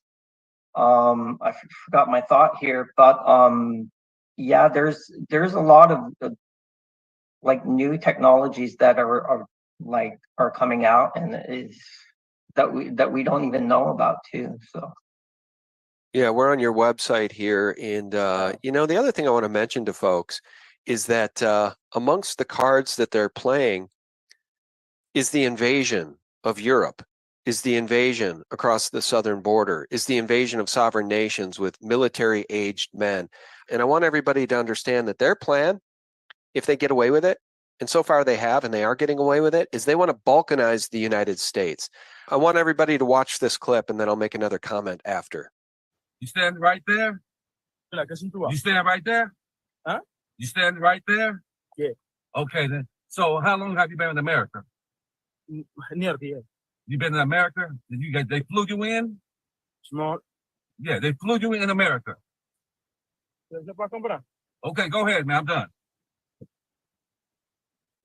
You don't see what's going on here. And they stand right here. You see what's going on here, guys? See, I keep my eyes open. Y'all right here being entertained, want to be separate. I'm going to bring the volume down and just make a couple of comments. So I'm not sure if the person who shot this video is the same person who posted on Twitter, but it says, "Open your eyes, America. Biden is secretly littering American communities with millions of fighting-age males. And for what purpose? Is he building a proxy army? I would say he is, and so is the United Nations. Are our enemies doing so while he looks away? No, Biden's looking straight at it. He's allowing it. So is Mayorkas. Whatever it is, it's downright dangerous for all of us. Proxy armies being built to balkanize the United States when these people are triggered and or activated is another word, to attack American cities. I've said this in other interviews, Daniel. Imagine BLM or Antifa riots, but everybody's armed with weapons that they got from a local cache, which is probably in some boarded up warehouse somewhere. Imagine what will happen. Imagine the hell that will be unleashed on sovereign nations like the United States because of this invasion. I can't think of another word to describe this, Daniel, other than treason. oh yeah, I mean, treason's been happening for a very long time in the United States, and to some extent in Canada too. I mean, it all comes back to what we were saying earlier. You know, it is a lot of our leaders being compromised, and it's not just by the different cartels. It's also a lot just by big corporations, right? I mean, just look at the lobby in US, like the pharmaceutical lobby is, I think, the biggest, or if not, it's like the second biggest. These are very powerful corporations, and that's why when we had these various graphics, I showed one of the last time we were on. You know, we with the rich families at the top, and then the BIS and so on going down, and over governments you have corporations. You know, like corporations are very, very powerful, and you know, they're the ones who look in the US. They're the ones. It's similar in Canada too, but they're the ones who like basically fund, you know, the political campaigns of the, you know, the senators and representatives. And you know, these people have to vote a certain way. You know, they're told how to vote on the different issues, especially for war. I mean, it seems like how, like, besides Ron Paul, like how many US senators or representatives have like voted against war? I mean, I think even Florida's governor now is like, he's on board with, like, you know, Israel, supporting Israel. And even Trump, like, just didn't he just say that he would be like full on support of like Israel now, and like, Yeah, he did. you know, for one drop spilled, though, you know, we'll have a gallon, whatever. Like, They're all Zionists. against, See, this is the point I Hamas. make repeatedly. These people are all Zionists. What is Zionism? Rothschild Zionism, the Balfour Declaration, the refounding of the State of Israel by the Yeah. British government, making a secret deal with the House of Rothschild. So Yeah. when people want to get whipsawed into these wars, war after war after war, and raising Gaza to the floor, right? Erasing Gaza from history, killing 2 million men, women, and innocent children who are stuck there, they better understand who they're serving. And that is Zionist, the Zionist House of Rothschild. Yeah, it's crazy. I mean, what's happening in Palestine and Gaza, it's just like, and you can tell the media is also, you know, bought and paid for. I had a really long post called "Why Society Needs Conspiracy Theories and Conspiracy Theorists," because, you know, the CFR, they control the media, not just in the United States, but in Germany and in Western Europe and so on. So they control the narratives, and it's war, and, you know, Israel good and Hamas bad. You know, even though Hamas, it seems like Hamas was created by, you know, Netanyahu and, you know, Israel. If you really look into the research, it's just crazy, and they're just bombing the crap out of, you know, innocent civilians. Yeah, okay, maybe Hamas is a terrorist organization, sure, okay, but, you know, why? I think you showed some clips from the Max Egan video recently. It's just they're bombing the crap out of, you know, they're pulling babies and infants out of like the rubble, you know, like to them it's almost like they get off on it, you know, like they don't care about, to them it's a sacrifice to, you know, the ones they worship, you know. Moloch. I can't put it any other way, and it's just downright evil. And like No, you're right. It's downright evil. And I'll play this before we part ways here. What appears to be a weather weapon above Turkey just before that earthquake on February 6, 2023, or at least this is when this was recorded, just before the earthquake. Could it be HARP? Could it be that action over Turkey that caused the devastating earthquake? Because again, Turkey wasn't playing ball with NATO. See, again, we see evidence of their weapons being used to get nation states to fall into line with Mr. Global. That's why you are reporting about this. It's why I will continue to report about all of this. And none of it's easy.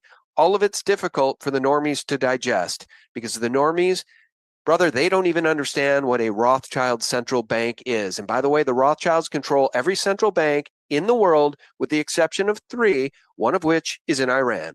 Yeah, a couple points on that. Number one is you were just talking about the earthquakes in Turkey, and not just in Turkey. There were some recently in Morocco too. I covered this in part 2 of my geoengineering series. The same author actually of this book, if you can see it on the screen. Can you see it on the screen? Yep. Okay. So it's called Chemtrails Are Not Contrails. So it's a very technical explanation by a scientist named J. Marvin Herndon.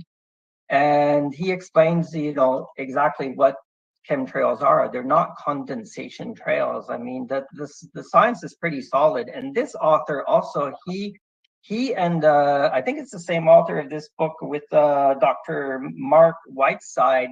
They wrote a scientific report about the earthquake in Turkey and how it seemed to have been actually fabricated by different, I think it's microwave weapons, also by some evil evil entities, evil forces in the United States. There's a lot of scientific evidence that points to it. And there's also some other, maybe it's more circumstantial evidence, but like basically 5 days before the the earthquake, you know, they ask a lot of people from their embassies to just get out of there. Is that right? Yeah, and I linked to some of those. The UK did the same thing. So you know, that's just not. I mean, it's circumstantial evidence, but like, Well, is it really coincidence? no, it's circumstantial evidence of foreknowledge. And we see stuff like that time and time again, just like we did with the texts that were evidently sent to Jews in the Twin Towers to get out prior to the attack that morning. People will say, well, that's not actually true. The evidence suggests it is true. And as we round out the conversation, guys, I know that we've just had a cursory conversation about weather weapons and geoengineering, but here's some facts that the normies do not know or understand. So what we have here, according first to the Senate and Congress and other people, are folks that will look you straight in the face and say, well, the idea of weather control, creation of earthquakes electronically and all of that's absolutely ridiculous, Mr. Fletcher, or anyone else that might ask it. However, we find out that our nation 20 years ago actually went into an entire convention that said, now that we can do it, we promise that we will use it against other countries. Well, unfortunately, that promise does not include using it against ourselves here in the United States. Now, I'm going to pause it right there. You know, it's a lot like NATO promising not to surround Russia. It's a lot like Pfizer promising to deliver a vaccine that's safe and effective. And it turns out it's not a vaccine at all. It's a bioweapon masquerading as a vaccine. Guys, are you starting to figure this out? The whole apparatus of government and corporations in bed together, that's called fascism, has been turned around on we the people, not just in the United States, but around the entire world. And I know that Daniel Fournier is doing his level best to expose all of it. Guys, here's the Substack. It'll take you a while to read through, but it's worth it. Special investigation into geoengineering and weather modification in Canada. I will leave the link to Daniel's Substack below. Daniel, I appreciate you. I appreciate your ability and willingness to speak truth to power. It takes courage. And sadly, a lot of folks, even though they're starting to shore up a little bit, grab themselves by the bootstraps, a lot of folks lack courage, Daniel. Yeah, I mean, courage, what? Like, I mean, the way the world's going, you know, like, I mean, people have to start speaking out. And, you know, I'm an independent journalist, and like you won't find any series on geoengineering, weather modification by the mainstream media here in Canada. Maybe some outlets in the US touch upon it a little bit, but you know, number one, people need to be informed. So I try to educate and these are very complex topics. So I'm a long-time educator, so I simplify them as much as possible, give like some very simple explanations and examples so people can kind of like understand it better, because that's step number one. Step number one, learn about what's going on. Step number two, get angry about it. You know, one of the first comments that I had a user that was really angry. I was on a podcast like not that long ago. I said, great, you know, that's the first step. Get angry, you know, write your local politicians. Just for some encouraging news in the US, there's 2 states that have introduced state bills, Rhode Island and Illinois, to ban geoengineering and weather modification in their states. So the people are working on this, you know. Yeah, it's a long struggle, but the better people get informed and they get active at the local level, there are solutions to this. So it's you know, people got to be proactive, because if people just say, oh, I can't do anything about it, and have that kind of attitude, and then, you know, we're just going to be trampled on, like whether it's this or any other agenda, you know. People need to start standing up for their rights and asserting themselves, and have no fear. Like speak out. We got to speak out now before they really start to censor us, right? Well, and before they really destroy everything, right? Yeah.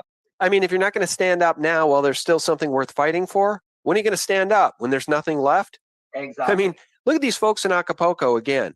They have nowhere to go. If you live in one of those condos, I don't care if it was $1 million, $2 million, or 50 grand. You now have no home and you have nowhere to go. No power, no electricity, no internet, no food, no water. They have the ability to bring us all to our knees. And that's why everybody listening better stand up right now, get involved, stand up, and speak out. Honestly, guys, it's, if not for you, for your progeny and for the future of humanity. Daniel, I want to thank you so much for your time. Again, remind people how they can follow you and support you. Yeah, mostly just go to my Substack. It's fournier.substack.com. So Fournier is Fournier, and take a look at the articles. The last big one I just posted was part 3 of the geoengineering series.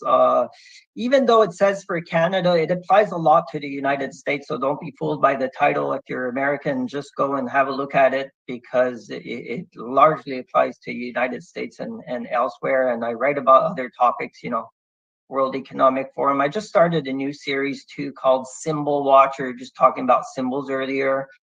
Another one I just started writing like recently, and this was the point I forgot earlier, was that I actually starting a series on the synagogue of Satan, because you were talking about the Rothschild bankers and all that earlier. And it's funny, just yesterday I was replying to another investigative journalist on Twitter, and I had put a comment about synagogue of Satan, and that was, I got some kind of like warning from Twitter about that. So that's censorship. And one of my articles too is about Elon Musk and how he just wants to bring about this, X app that exactly like WeChat in China. And the last 2 years I was in China, I actually worked taught for 2 years at at Tencent, where they make WeChat. So I know this app inside out. I taught the mid-level managers, a lot of them even reporting to the CEO. So I know this company inside out. And, Elon Musk has a gigafactory, his Tesla gigafactory in Shanghai. And you do not operate in China if you're not bent to the will of the Chinese Communist Party, So there's a lot of stuff going on, and I cover a lot of that in that particular post. If you scroll down my feed, it's a black image with a white X. Elon Musk, he's definitely probably another like CIA operative. There's a lot of evidence to suggest that. So he's luring people back into the X platform. It's a trap. Whitney Webb wrote about this. She tweeted about this often. People don't get certified and everything, because once you get sucked into that, you're not going to be able to get out. And it's a grand deception there. People need to really, really question the motives of people like Elon Musk. And well, we didn't even get into all this Starlink stuff and all the satellite operations he's involved. I know. He's deep state. It's a conversation for another day, but I want to point out that I did post this to my Twitter account, Descent into Maelstrom with Harley Schlanger. And the first comment I got was from somebody who said, "Hey, Sean, long time no hear." And I said, and yet I'm here almost daily, but throttled and shadow banned by Elon Musk and the Twitter CEO, Linda Yaccarino, who is a World Economic Forum acolyte. Guys, It's just so clear. The battle for humanity wages on every single day. And at least we have Daniel Fournier on our side. Daniel, thank you so much, brother. We appreciate you. Oh, my pleasure. It's a great pleasure to be on your show, Sean. Well, I'm glad you were able to come back. Thanks so much. Friends, I'll remind you every single day for free, check out Daniel's Substack. I'll leave the link below. And check out sgtreport.com. It is the antidote to corporate propaganda. Why do we call it that? Well, because the corporations own the 6 major outlets for the media, the news the American people get, and it's all propaganda and gaslighting. Guys, check us out every day at sgtreport.com. And in the meantime, may God truly bless you and yours. Bye-bye. All right. That was Sean from SGT Report, along with Daniel Fournier. just trying to keep up to date with as much information as we can for these things that are going on all around the world. We can't just, we're at that point where we can't just pay attention to what's happening in our country alone, because other things are going to affect us, and it begins to place everything in a more clear aspect of rationality, I guess would be the word, when we're able to see these other things lining up. So our video list is growing, and so we're going to get into Ishmael Perez right now, his interview with Nicholas Viniam. It's a short one. It's only about 15 minutes. Here we go.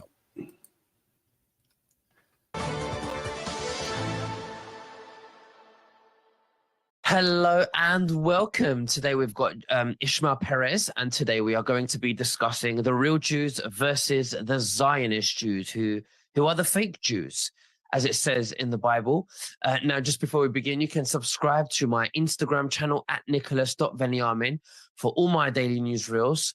Ishmael, thank you so much for joining me. How are you, and what have you been up to?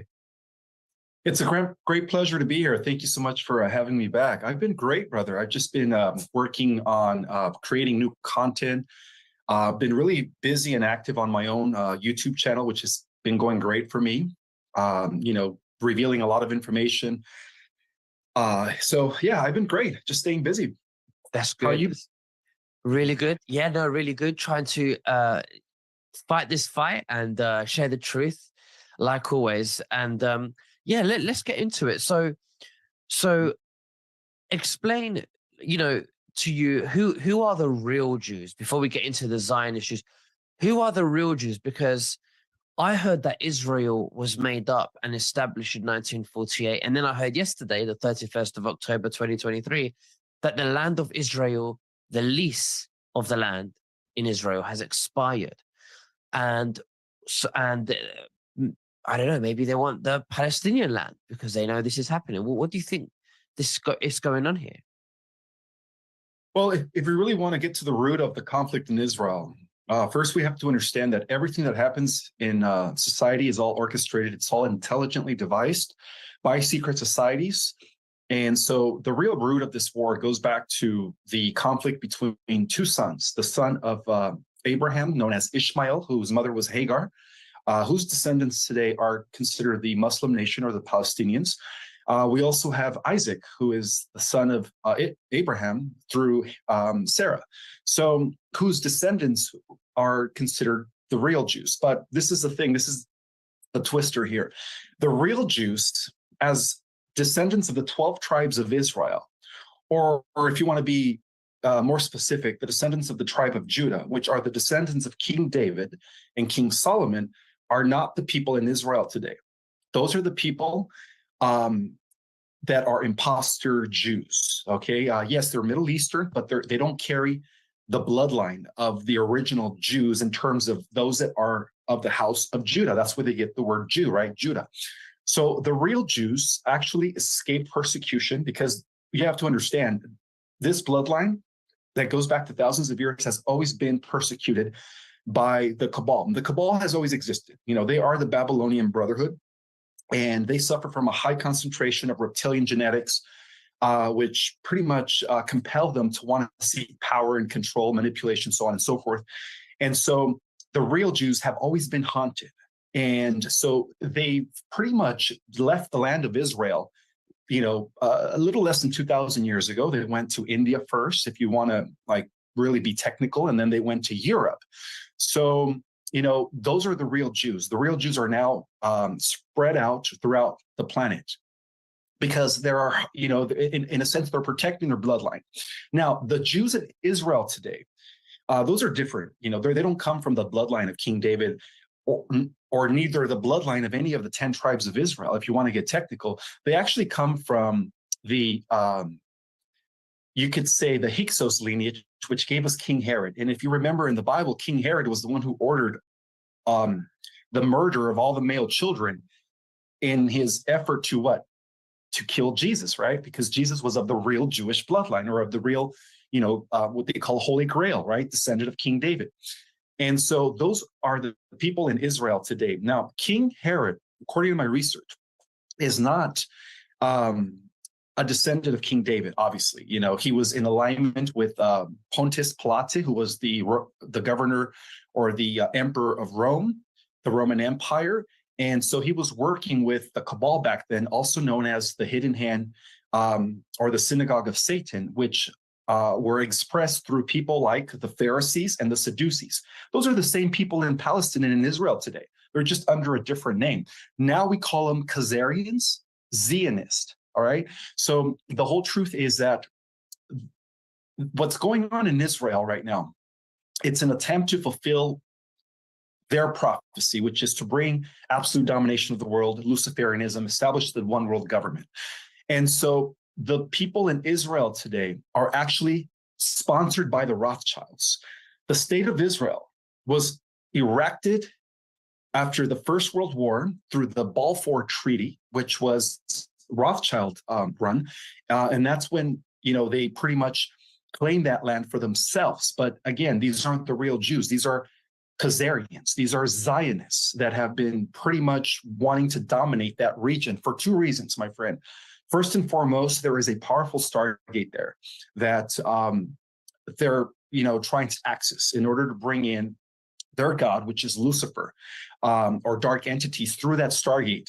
And the whole battle that has been going on in the Middle East for, the last 30 years, including the war against Iraq in 2000, has always been for trying to control the Stargate. Now, it is also known that that land is full of resources, particularly petroleum and oil. So that's secondary. But the primary reason why the Rothschilds established the state of Israel under the Zionist movement was to control the Stargates, because there's a couple of Stargates that are associated in that region. One of them is in the Cedar Mountains, and the other one is located in what we call today Iraq, which back then was known as Babylon, of course.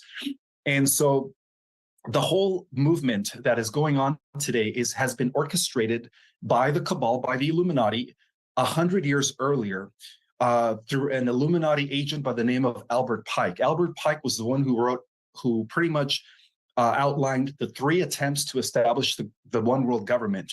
So the first one was to create the First World War, and they were very successful. Obviously, they orchestrated it. And that was an attempt to take over the Tsars of Russia in order to impose the Bolshevik Revolution. And as we know, the Bolsheviks were also financed by the House of Rothschilds. In fact, the entire Stalin, Trotsky, and Lenin movement was financed in New York by, the international bankers. And so that was the First World War, was to pretty much gain control and establish Bolshevism in Russia. The Second World War, as outlined by Albert Pike, by the way, who was a 33rd degree Freemason, was to pretty much consolidate further power in Europe to therefore impose what is known as the European Union, which originated first with the League of Nations in 1919, and then later developed into the United Nations. Okay, so that was the covert umbrella that pretty much rolled out the globalization programs. And then, of course, later through the Clintons, NAFTA was signed, which is that was their attempt to pretty much create a American Union here in the States by, eradicating the borders of Canada and Mexico and uniting North America into the American Union. And then there was also APEC, which is the Asian Pacific Economic Cooperation Plan, which was, again, the globalist in Asia trying to consolidate power with Japan and China. And as you know, the CCP has always been in alignment. They're working together. They're one and the same. The globalist agenda and the CCP are actually working together, and ultimately they are being run by the reptilians, by the draconians, if you want to get technical here. But the whole purpose is that by the time they got to the Third World War, they were going to foment it and orchestrate it by creating conflict in the Middle East between Palestine and Israel. And so that's what's happening right now. It is the Illuminati's final attempt to initiate a nuclear war. And so what's happening in the Middle East is nothing more than just their plans as in desperation to implement their new world order. That's only if they could get, again, if they could get some sort of other countries involved that would eventually create the nuclear, a nuclear holocaust. But luckily, the Earth Alliance and the White Hats are actually blocking them from achieving such agenda, and they always have. So that's what's going on right now in Israel. It's an attempt to finalize their final plan to implement the new world order, and so they're creating a lot of fear mongering. They're letting everyone know that we're at the precipice of the Third World War, but again, the Earth Alliance is on it. They're not going to let anything happen. Even the Galactics are observing and monitoring carefully the situation in the Middle East to make sure that it doesn't escalate into the Third World War. So that's what's going on right now in Israel. It's their final attempt. So what do you think about the people in Israel, like the public in Israel? Because I believe that, they don't want this to happen. They're people of God, and they understand that there's a Khazarian mafia who hide their identity behind Jews, who we call them the fake Jews, and the real Jews in Israel know this. Do you believe that too? Do you think that? Oh yeah, there's a lot of innocent people, unfortunately, that suffer from the conflict and whose lives are being destroyed. A lot of innocent people are being killed in this process, unfortunately for them. But again, we see this in every world war, the Vietnam War, I think every war, from the First World War to the Second, and every war that has ever happened, innocent people had to die. But I think that those people are just, I feel sorry for them. I feel sorry for those that are innocent, for those that are not associated with the Zionist movement, and my heart goes out to the innocent people of Israel. But at the same time, we have to understand that this is a Rothschild-run operation and their final attempt to establish the New World Order, because that was part of their plan overall, when you think about it. So what happens after when they fail? Because I think they will fail. So what happens after that? Oh, they're definitely failing. Yeah, they're definitely failing because, we do have positive ETs that are monitoring the situation. And then, of course, the Earth Alliance will not allow that. So, if it wasn't for the Earth Alliance, right now, we all would have been under the one world government. If Mr. T didn't become president in 2016, it is believed that Hillary Clinton would have thrown us into the one world government and stuff, but it's not going to happen. She would have ushered us into the New World Order, but Trump has really thrown a spanner in their works and signed executive orders that are going to get all these people arrested through military tribunals. He's refurbished Gitmo, I think 5 times bigger than what it was before. Obama never wanted that to happen. And this is why they hate Trump so much. The media hates him. They're trying everything they can to illegally remove him from the ballots as well, coming up for the next elections. They just don't want him involved. They know that they've lost.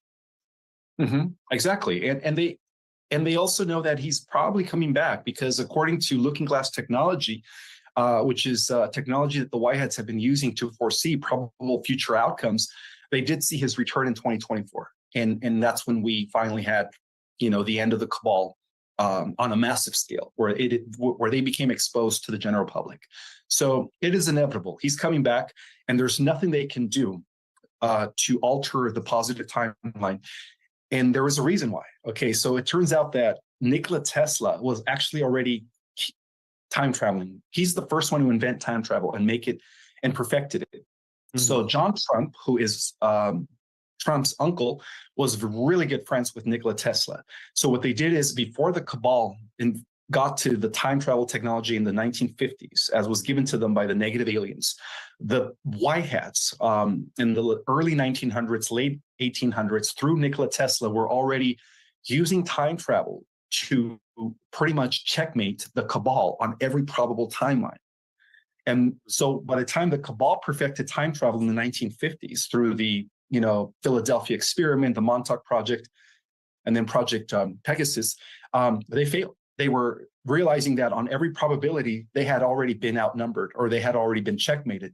So that's why they know that this is it for them. You know, the Whiteheads have been on this for many, many years. And if you really want to be technical, the real history of the Whiteheads could actually be traceable to the real Hebrews, you know, to the real original Israelites, that you could actually trace their descendants all the way to Abraham. Wow, very interesting. Well, Ishmael Perez, thank you so much for joining us today and sharing all your views and your wisdom. Is there anything else that you'd like to say to the viewers before we finish? Just that, you know, don't lose hope in the Whiteheads. The Whiteheads are very real. You know, if it wasn't for that Whiteheads, we all would have been forced to, you know, to get the Jabadoo, and we've all already would have been in a one world government system. But again, the Whiteheads are counteracting, and they're doing their part to make sure that, you know, this planet becomes liberated from the cabal. Now, I also want to mention that I will be launching a book tour November 11th. I'm going to be at the Luxor in Vegas at the Disclosure Fest. I'm going to be there Saturday and Sunday. And then after that, I'm going to be in Utah on the 14th. I'm going to be doing a 3-hour lecture, as well as questions and answers and, you know, book signing. And then after that, on the 16th of November, I'm going to be in Colorado. And then after Colorado, I'm going to be going to Missouri. And then after Missouri, I'm going to be going to New York. What I could do, you know, for those that live in those states, if you guys want to come meet me in person and partake in my book event, I could go ahead and give you the link for the, you know, for the schedule. But for the sake of the recording, would you like to tell the viewers where they can find you? Sure. They could find me under The Real Ishmael Perez. If you guys want to follow me on YouTube, I'm constantly going live. I'm, you know, revealing new information every other day. That's my real channel. I do have a lot of fake channels like you do probably, but, you know, those are channels that are pirated. They're fake channels. They're not me. So my real YouTube channel is The Real Ishmael Perez. Or what I could do is give you the link to my website, ourcosmicorigin.com, so that way people could access all my platforms. Absolutely. Thank you very much, Ishmael. We'll speak again very soon. You take care and God bless you. Bye-bye. Bye, Nick.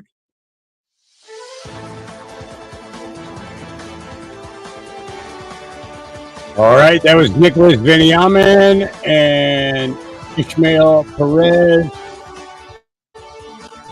filling in a few more of the blanks. You know, that's all we can do, right? Fill in more of the blanks. You know, step by step, we try to clear things out. All right, up next, and we know little LT for you to get your day started or get your fire burning anyways. Here we go.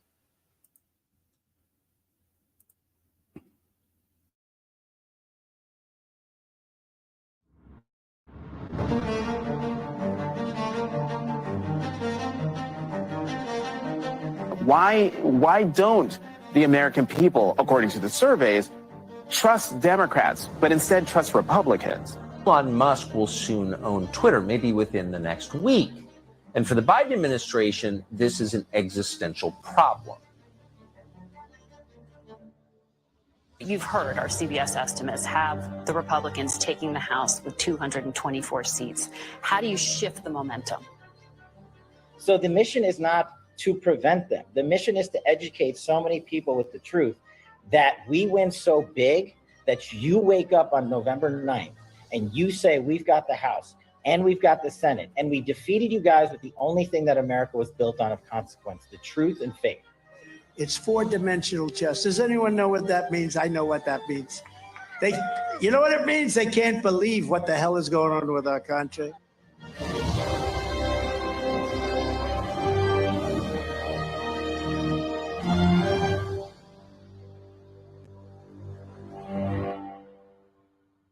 The amount of information flowing through the social media world, covering everything you can think of, trafficking, politics, evil rulers, Biden, Trump, and so much more is astounding.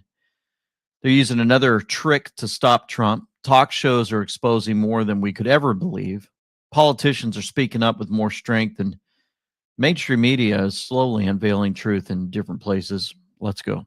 A fake trial is currently taking place to try and illegally remove my name from the ballot. I often say that 2024 will be the most important election in the history of our country. The reason for that and that statement is that our country is being destroyed by people that have no idea what they're doing, or even worse, they may very well have an idea. They may hate our country and they may want to see it destroyed. But it may also be the last election we ever have. If this election doesn't work, if this election is rigged and stolen, if bad things happen, our country will not survive.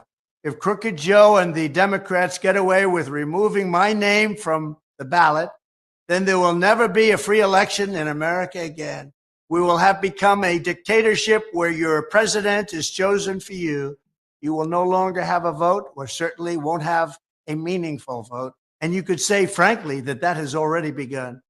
This truly is our final chance to save America. And with the 2024 election now less than 1 year away, this is your chance to take a stand against tyrants that support the one and only movement that can save our country and make America great again. We must win in 2024. If we don't win, we will not have a country. If we do win, we will make America greater than it's ever been before. Thank you. So there you go. President Trump, once again, keeping us informed. Seems like he hardly ever gets any rest except maybe playing some golf sometimes. That's probably his rest. But, you know, they're attempting to protect democracy, right, by removing people's ability to choose to vote for Trump in the state of Colorado. The fact that they're going to such great lengths to remove him, says Ultra Peppy Lives Matter, from the ballot completely shows just how scared they really are. If it was so easy for them to fraudulently cheat in every election, why expose the fact that you are removing the peasants' ability to choose who they want to lead them and remove the facade of a country run by we the people? Their panic is real, so real that Rick Wilson said this. And the donor class can't just sit back on the sidelines and say, oh, well, don't worry, this will all work itself out. They're still going to have to go out and put a bullet in Donald Trump. And that's a fact. Did you hear that? Did you hear it right? MSNBC. Out. They're still going to have to go out and put a bullet in Donald Trump. And that's a fact. Had somebody said that about Obama, you think that folks would have just sat back and said, it's okay? Had they said that about any of the former presidents at all, I mean, they're all both the same anyway, Republican, Democrat, until President Trump shows up. Not all, but you know what I mean. Lately, the ones that we can remember. Yet here they are calling for a bullet to be placed in President Trump. Over and over again, we're seeing their panic. Why? What's he scared of? Are they so scared that if they can remove it, they can do anything they can to remove him? They would. I mean, if you knew you were going to Gitmo, you knew that they were going to hang you for treason or put you on a firing line, and you had a bunch of money and you had a bunch of, the ability to move people around and pieces around and try to defeat President Trump, you're probably going to do everything you can to make sure he doesn't get in, because you realize if he gets back in, well, then we're done. Right? I don't know. That's how I guess. But there's this thing called Ingersoll Lockwood website that's been floating around with some strange communications in it. And I thought that this was, with everybody wondering if something's going to happen and blah, blah, blah. Everybody's trying to guess dates. And, and I always say it's going to be a few more years before it's all said and done, probably. I mean, we just don't really know. God's in charge.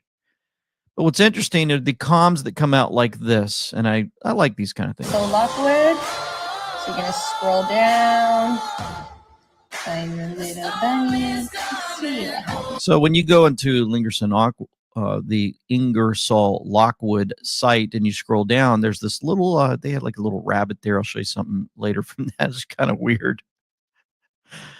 And then you click on it. Watch this. Today, October 31st. Ooh. Oh, something new.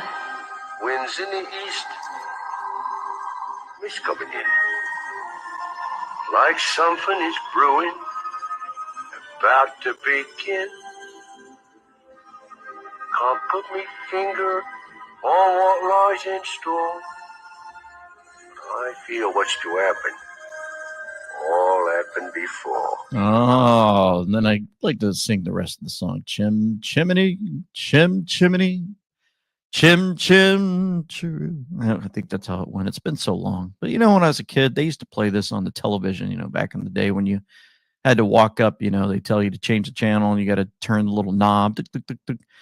And we didn't have the VCR tapes up until I think the 80s. When these things would come on, we're like, oh, it's Mary Poppins. We got to go watch. Now I know there's a lot of symbolism in there. I'm just telling you guys. You guys remember Sunday nights? Come back from church, and they'd have that commercial, Mutual of Omaha. And then it would be the Disney Channel. I know Disney. I know. But back then, right? Disney. We'd sit there and they'd have a special for the night. And it was usually some kind of an animal thing, or it was Winnie the Pooh or whatever. Okay? I'm one of those guys. Just telling you, I remember. But those are just strange words getting back. Man, I got off track just a little bit. Anyway, we go into these strange things that are happening, or maybe happened before, and saw this. This one right here really grabbed my attention. This right here, a few days ago, Steve Scalise introduced, and I'm going to play it, Mike Johnson as the 45th Speaker of the House. But Mike Johnson's the 56th Speaker, House Speaker, elected to the 118th Congress. 45th does not sound like 56th. 1876 was the 44th House Speaker. Did Steve make a mistake or something else? On the right, I got a graphic from somebody that shared. There's a reason that Steve Scalise introduced Mike Johnson as the 45th Speaker of the House, because the U.S. corporation was fully set up in 1878. The last official speaker prior to the U.S. corporation was Mike Kerr in 1876. He was the 44th Speaker of the House. And then they put the receipt, https://code.dccouncil.gov. USDC Council, blah, blah, blah, blah, blah. Just telling you. There's a receipt. And play. Oh, by the way, before you hit play, if you're looking at your screen, watch the reaction when he says 45th. Just watch the reaction of the people around it too. Bigger than himself, and people who have been ignored for way too long. It is my great privilege to introduce the 45th Speaker of the House, my dear friend, Mike Johnson, the Speaker. Yeah. And so as he states that, you see this right here in the back, the little giggle, laughter, and the look over at Mike Johnson like, you know what that means, don't you? I don't know. It's just kind of fun to play with stuff like that.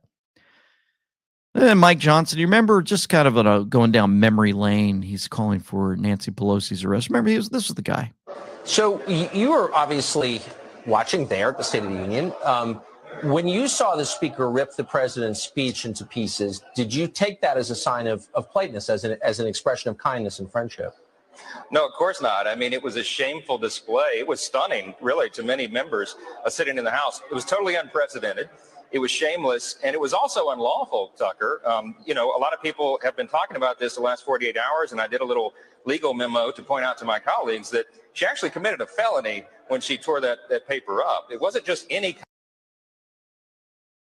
the copy, the original. And we have over 2 centuries of custom and tradition, and of course the Constitution that calls for the State of the Union address, that when the president delivers the copies to those top legal officers, the 2 top legislative officers in that co-equal branch of government, those are the official documents of the House. And if you tear those up, you violated a specific statute in the criminal code. Ah. I wonder if they're worried about anything. Oh, that Ingersoll Lockwood. I have a hard time saying that. Pick. There was one where you clicked on the little rabbit, and they had this pic pop up. The storm is coming, and the rats are jumping ship. Look at that. The rats jumping ship. Storm coming. And it kind of takes me back to, folks, I'm just kind of going to stay here for a minute because there's more. Like Nature Girl posted this. Just remember, we had the click, but as you look at that pic and then you watch this clip one more time from Ingersoll Lockwood, because you click on the D when you go there, and it changes sometimes. Let's see. Can we check this out? Maybe we can. Let's see. Click on the D. Winds in the east, mist coming in. Like something is brewing, about to begin. Can't put me finger on what lies in store. I feel what's to happen. All happened before. Go back to the website and click on the rabbit with the umbrella. Give it back! Give me back the money! Michael, behave! Michael, behave! Jay! Give me back my money! Give me back my money! There's something wrong. The bank won't give someone their money. Well, I'm going to get mine. Come along, young man. Every penny in this. And mine too. And give me mine too. No more payments. No more payments.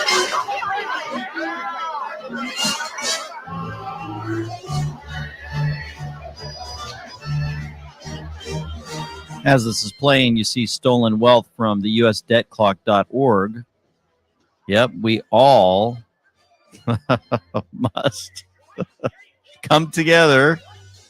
And there's an American flag on that T-shirt. Then that USDebtClock.org. Echo the truth. Oh, yeah.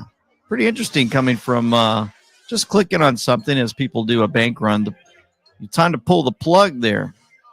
Yep, as this plays. And it's real on the manipulated legacy system that has enslaved us. X marks the spot. X as humanity's collective consciousness, and that's what they put in there in this whole thing. Oh, yeah.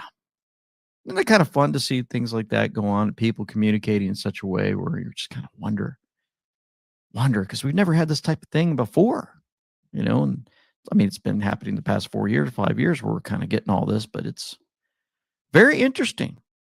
Interesting indeed. And then as all this plays out, you see that they're in a lot of trouble. Folks are starting to pound and say, look, we need answers on everything that's going on.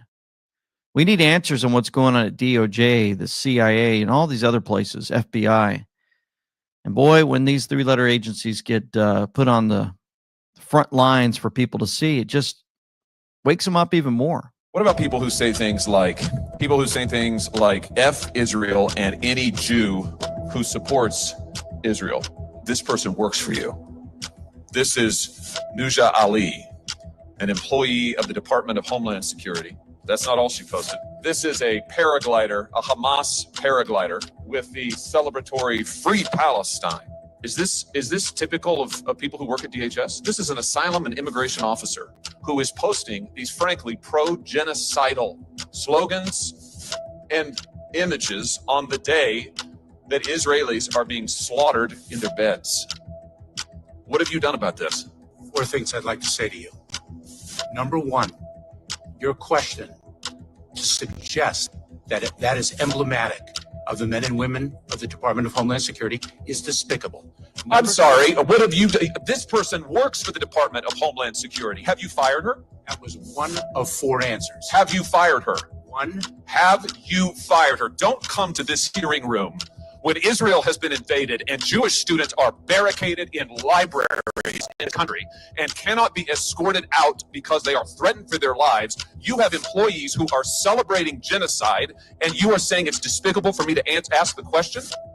Has she been fired? Has she been fired? So that individual has been placed on administrative leave. So she's not been fired. Number 2, the individual was hired in 2019. Why has she not been fired? Number 3, I cannot speak to an ongoing personnel matter.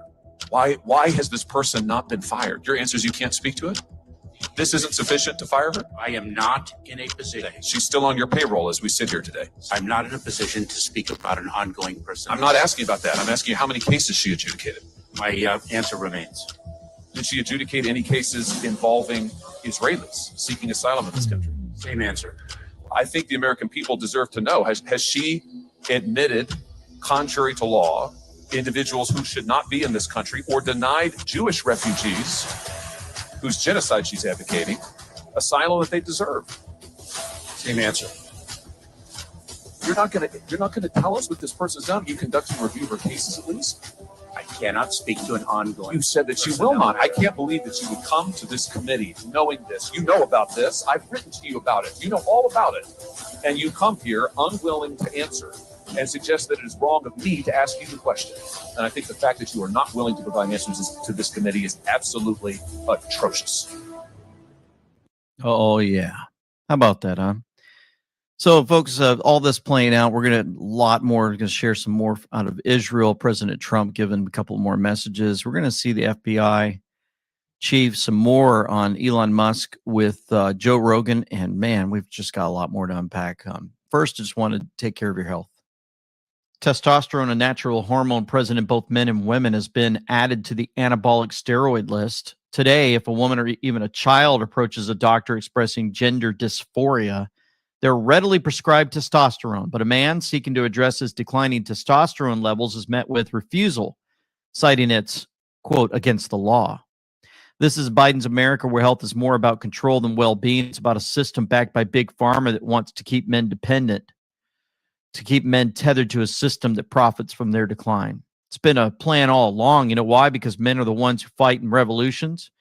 Heads of families, they're the ones that won't stand for this nonsense, and every day there's a new assault on their essence. But there's hope. Black Forest Supplements offers Turkesterone, a supplement that promises to counteract this decline. It's not just about muscle mass or strength. It's about reclaiming our essence or vitality.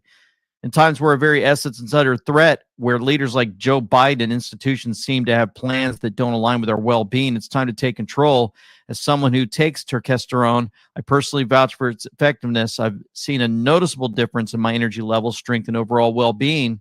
You can try it today with an amazing buy two, get one completely free 48-hour promo at blackforestsupplements.com/LT. It's below the video, the description box below.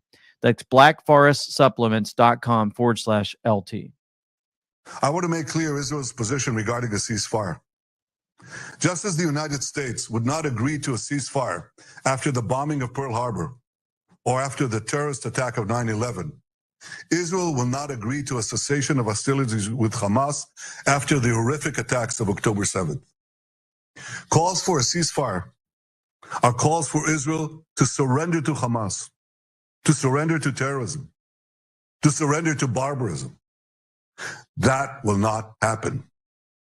Ladies and gentlemen, the Bible says that there is a time for peace and a time for war.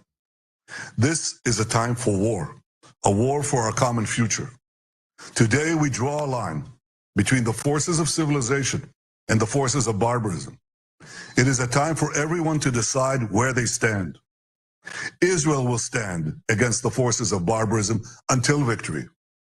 I hope and pray that civilized nations everywhere will back this fight, because Israel's fight is your fight.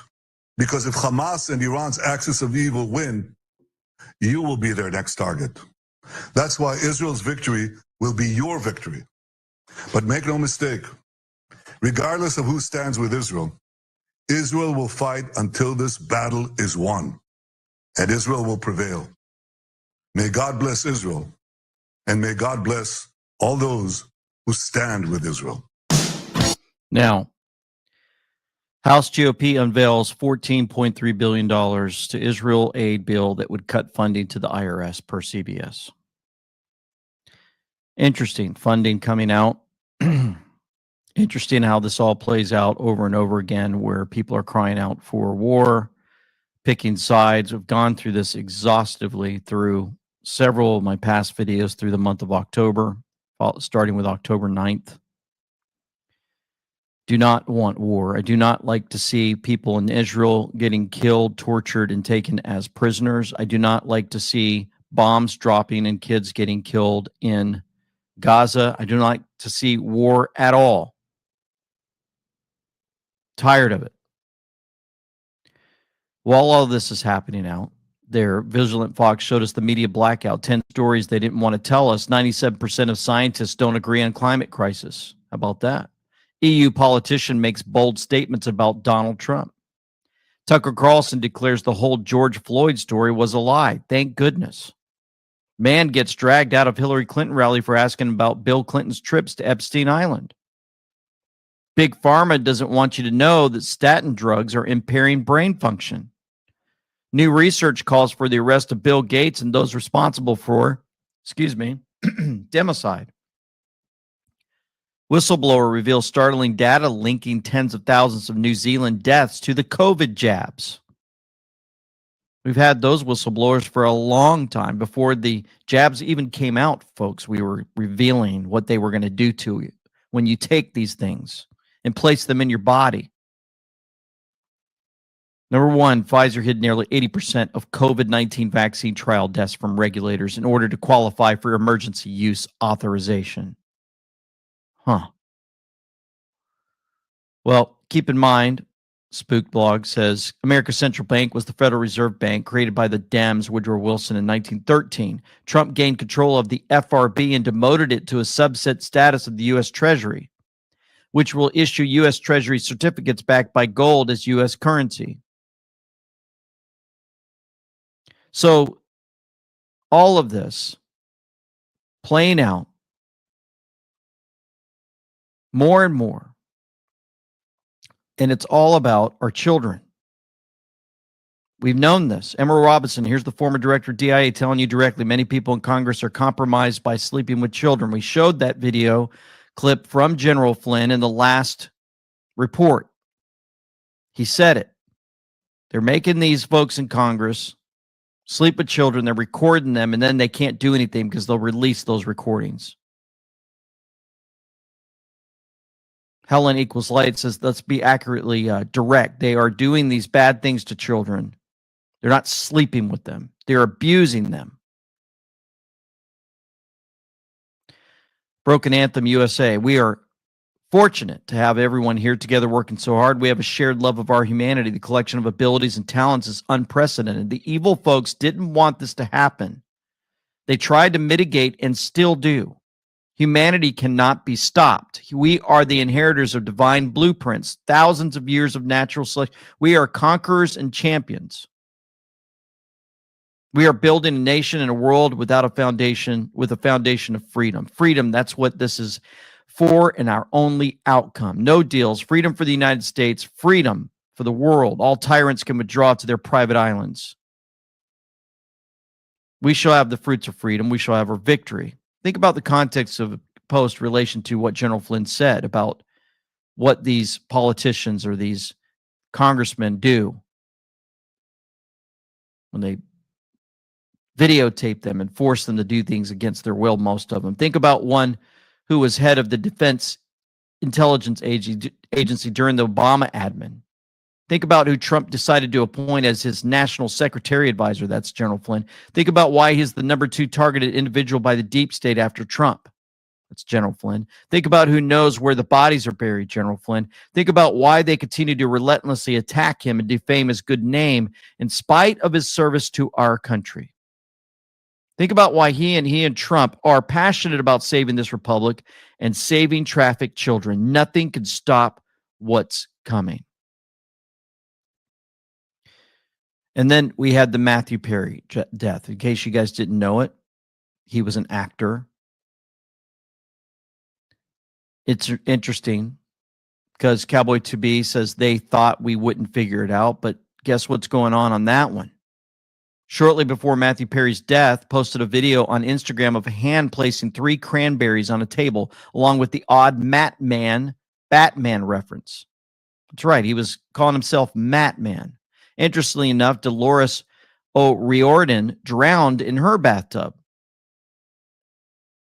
Matthew Perry posted this with the 3 berries. Well, Matthew Perry, following up on Awaken Outlaw post below, I found this information interesting after going through Matt Perry's Instagram feed. Baneberries. Bane was the villain who beats Batman. Bat is signal for death. Those aren't cranberries. They are baneberries and are deadly toxic. If he ate those, then that's why he had a cardiac arrest. They are untraceable through autopsy. So he was warning folks. He was in his hot tub. He was taking pictures. He was taking pictures of the 3 baneberries. What did he know? Well, you know what's interesting is he actually had a 344, I believe. I saw it earlier and I can't find it now, but he had him on his laptop, by the way. He was going to unveil the dark things happening in the entertainment industry. He's gone. All of this playing out every single day for us to see. Let's see what is coming from Colonel McGregor once again. And I would go one step further and mention that Professor Scholhammer's comments about the world aligning with reality as opposed to this post-war order that is crumbling around it is spot on. And Israel, of course, is part of that old order. I think what's happening in Washington is very simple. Israel commands the hype in Washington. Thanks to the distribution of wealth, that means large numbers of people in the Senate and the House have signed on because they're effectively being purchased. Their votes are 100% with Israel. There's also a certain amount of sentimentality attached to that, but I wouldn't underestimate the impact of greed in Washington. Then there's ignorance of the world. No understanding whatsoever of the danger in which Israel finds itself right now. Israel set out, in theory, to destroy Hamas. It is now confronting an increasingly united Islamic world. In fact, for the first time in 1,000 years, you have the Shiites and the Sunni who are united with one purpose. That is to stop Israel, halt this bloodletting, end what's happening in Gaza. Instead of responding to this, the President of the United States historically always has, you're escalating. And this is something I think that Netanyahu is betting on very heavily, that Israel, together with our military power, can ultimately prevail. And I think that's a very serious mistake. Our army is smaller than it's ever been. Most of its combat power is pointlessly deployed in places like Poland and Romania and Baltic states, where it's supposed to defend against Russia, which has no intention whatsoever of attacking Eastern Europe. Then most of our air power is not what it was 30 years ago. This is 1991. We can't put 5,000 fighters in the air and hundreds of bombers. We put 4 carrier battle groups into the region, 2 up in the Mediterranean, 1 in the Persian Gulf, and probably 1 in the Red Sea. But their sortie rates are very limited. They've got to fly a long distance to deliver their bombs, their ordnance, or quite frankly, they risk losing those ships. In other words, the technology has changed. The way wars are being fought has changed. We haven't kept up with that. And then finally, the President of the United States could end all of this very quickly. He could simply tell Mr. Netanyahu, that's it. No further. Stop. And at that point, the Israeli military establishment would have to hold its operation. At the same time, it'd be a meeting. So a lot of it's broken up, but basically he's just stating how all of this is playing out. How I've talked about the deep state more and more trying to take control of all of the governments around the world, trying to form a one world government. We've talked about this and more, causing chaos around the world, trying to get people to pick sides, divide everyone and more. And he said if the president would just step in and put a stop to it, he could. Speaking of president, we've got a message from President Trump here in a moment. First of all, FBI chief threats over possible Hamas-inspired attacks in U.S. Christopher Wray has warned lawmakers that the crisis in Israel is heightening the risk of Americans being targeted. Ultra MJ Truth says, alarming level, right? Good thing our border is secure, right? Is it just me, or does it feel like they're laying the groundwork for a future event? What did he say about homegrown? Truth Hammer said they need these events so they can blame them on Russians and Russian sympathizers and claim they are doing it to influence the 2024 election for Trump. Wow. Folks, you can go more from us at andweknow.com. While you visit amweknow.com, you have an opportunity to do a few things. One of them is you'll have a pop-up telling you about the cruise that we have August 11th through 18th, 2024, next year. And you'll be able to join us, my family. You'll be able to hear wonderful music from the Isaacs, enjoy some great comedy from Ken Davis, and many more guests we're going to have on there. We're going to have Q&A time. We're going to have a time where I show you how to make these videos, and so much more. It's going to be wonderful. It's going to be on the Holland American line. Very, very nice in Alaska. We're going to be able to stand together and see these beautiful sights of our beautiful country. Just absolutely looking forward to this.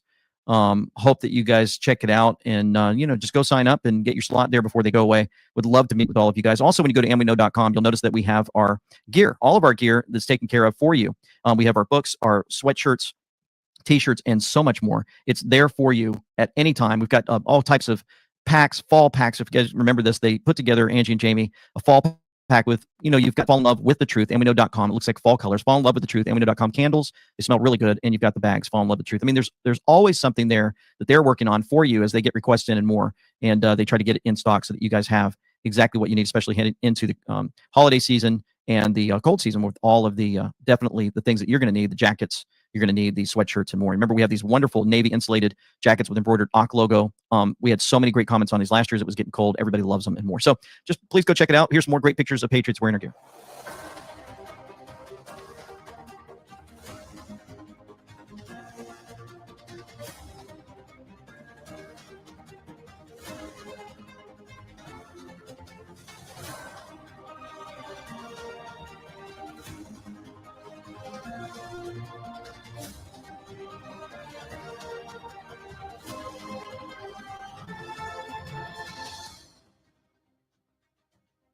As I successfully fight these political opponent lawsuits, all created and started by crooked Joe Biden and his group of radical left thugs, I realize how insignificant they are compared to the horror of what is going on with Israel and the Middle East.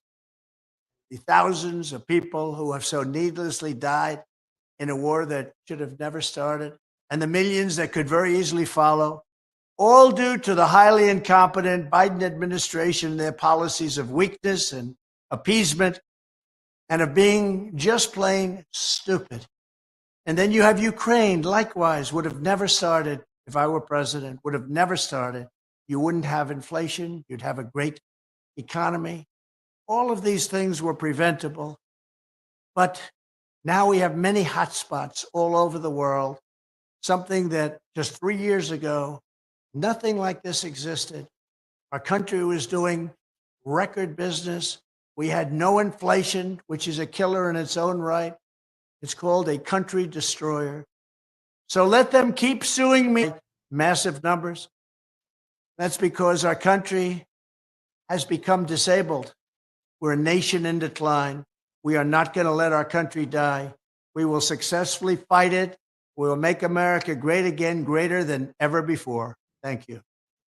Absolutely amazing. Love it when he puts messages out for us so we continue to learn and grow and be encouraged from a great leader. And then we have other folks that are out there spreading all types of information. Former Twitter was a state publication, Elon Musk says. Here's his conversation with Joe Rogan. To me, that was the most bizarre, was the Twitter files. When you let Schellenberger and Matt Taibbi and all those guys get in the Twitter, and the response where Matt Taibbi gets audited. I mean, which is just wild. I mean, just so blatant and so in your face. Yeah, it's weird. No, I mean, the degree to which, and by the way, Jack didn't really know this, but the degree to which Twitter was simply an arm of the government was not well understood by the public, and it was whatever the official government. I mean, it was like Pravda, basically. It's a state publication is the way to think of old Twitter. It's a state publication. And was the justification from their perspective that they are progressive liberals, they have the right intentions, it's important that they stay in power, the progressive liberals stay in government and power, because this is their...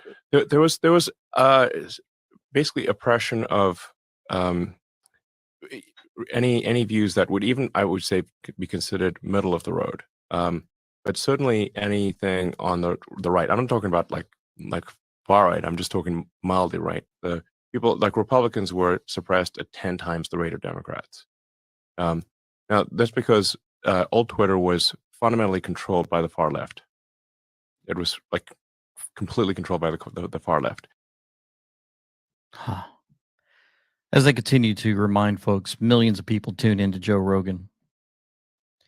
And they hear all this information, and it's just absolutely brilliant because back in the day, they would have shut all this down. Remember, maybe 3-4 years ago, done. Shut down, done. Shut down. Remember, Joe was attacked for saying he's not taking the jab. He's going to use this. Remember, they made fun of him for the horse paste. How dare he use ivermectin and the vitamins and all these other things that he was claiming. Well, as this was playing out, he also got a chance to talk about fenbendazole. It's emerging as a miracle drug for cancer. It's Big Pharma's worst nightmare. I've been talking about this and sharing over and over again. But man, to have it played out on a platform with millions of people listening, imagine the wake-up call for many. Imagine. Check this out. Overlooked miracle drug for cancer. Why Big Pharma fears fenbendazole. At least 12 anti-cancer mechanisms of action. 9 research papers reviewed. This is not with Elon Musk. This is with Dr. Makis. Okay. So I'm just showing that it's interesting that all of these different guests are coming on board and exposing so much. This stuff is supposed to be low cost. And this is some of the speculation, the conspiracy theory about like why people are afraid of it. Well, I hope that I hope that Flint is aware of this and that it helps him to recover that's why I from brought it up. from his cancer. That's very good to I know. hope he's interested in even just examining it. Oh, I If think there he, are I think he 9 will be. I hope so. But So there's been some reaction to this. I just found out about this a couple of days ago. Yeah. So these research papers, go stop right there, has at least 12 proven anti-cancer mechanisms in vitro and in vivo. It disrupts microtubulate polymerization. Yeah. Major mechanism, induces cell cycle, whatever that means, arrest, blocks glucose transport and impairs glucose utilization by cancer cells, increases P53 tumor suppressor levels, inhibits cancer cell viability, inhibits cancer cell migration and invasion, induces apoptosis, induces autophagy, induces, they're trying to get me with all these words, prioptosis and necrosis, induces differentiation and senescence, inhibits tumor angiogenesis, reduces colony formation and inhibits stemness in cancer cells, inhibits drug resistance and sensitizes cells to conventional chemo as well as radiation therapy. Interesting. And they're saying there that Sensitizes cells to a chemotherapy. very similar drug in the same family is already been approved by the FDA. And that is mebendazole, and it is in several clinical trials right now for brain cancers and colon cancers. So why are no fenbendazole clinical trials for cancer? The answer seems rather obvious. It's very cheap, it's safe, and it seems to be effective. Yeah, very effective. Exactly. Interesting. Big Pharma don't see a margin in it. If that, who knows? But if that is the case, what an enemy of the people. They're preventing information and preventing people from using things. Yeah, well, we've created a society that seems to be designed to make us sick, and then Big Pharma steps in with so-called remedies for it, which happen to make some people a lot of money. We know all this, but it's coming out one episode at a time. Folks are tuning in by the thousands, hundreds of thousands through different podcasts, different available means now. The attempts to shut it all down has waned and more. And then we get to more on the COVID lockdowns where they were a giant experiment. Says New York, oh my goodness, New York intelligence. I can't believe it. It was a failure, a key lesson of the pandemic. You won't believe that it's there. And then Daily Mail, they said revealed Anthony Fauci run lab in Montana experimented with coronavirus strains shipped in from Wuhan a year before COVID pandemic began. Maybe that makes sense why Fauci gave his speech saying that Trump would definitely have to face a pandemic. He knew because they were going to play this whole thing out. They had to figure out how to remove him.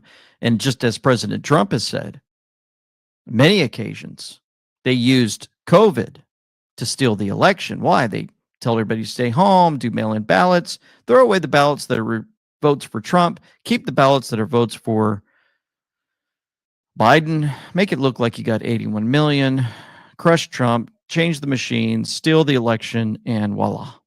Here we are. But they have it all. We already know that. Just when are they going to execute on all this? I don't know. And then more on that.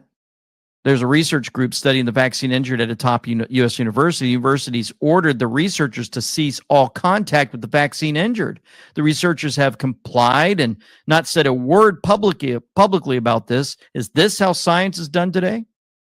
It's from Steve Kirsch. Would you like to know the name of the university? It's Yale. The Yale researchers are going along with the gag order, so nobody will know. And I was told not to reveal it, and I didn't until someone else did. They should admit it in their paper because they are funded by pharma.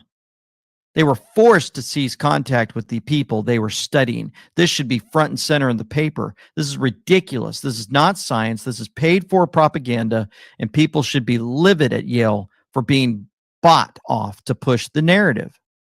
Is there no integrity at the schools anymore? Huh.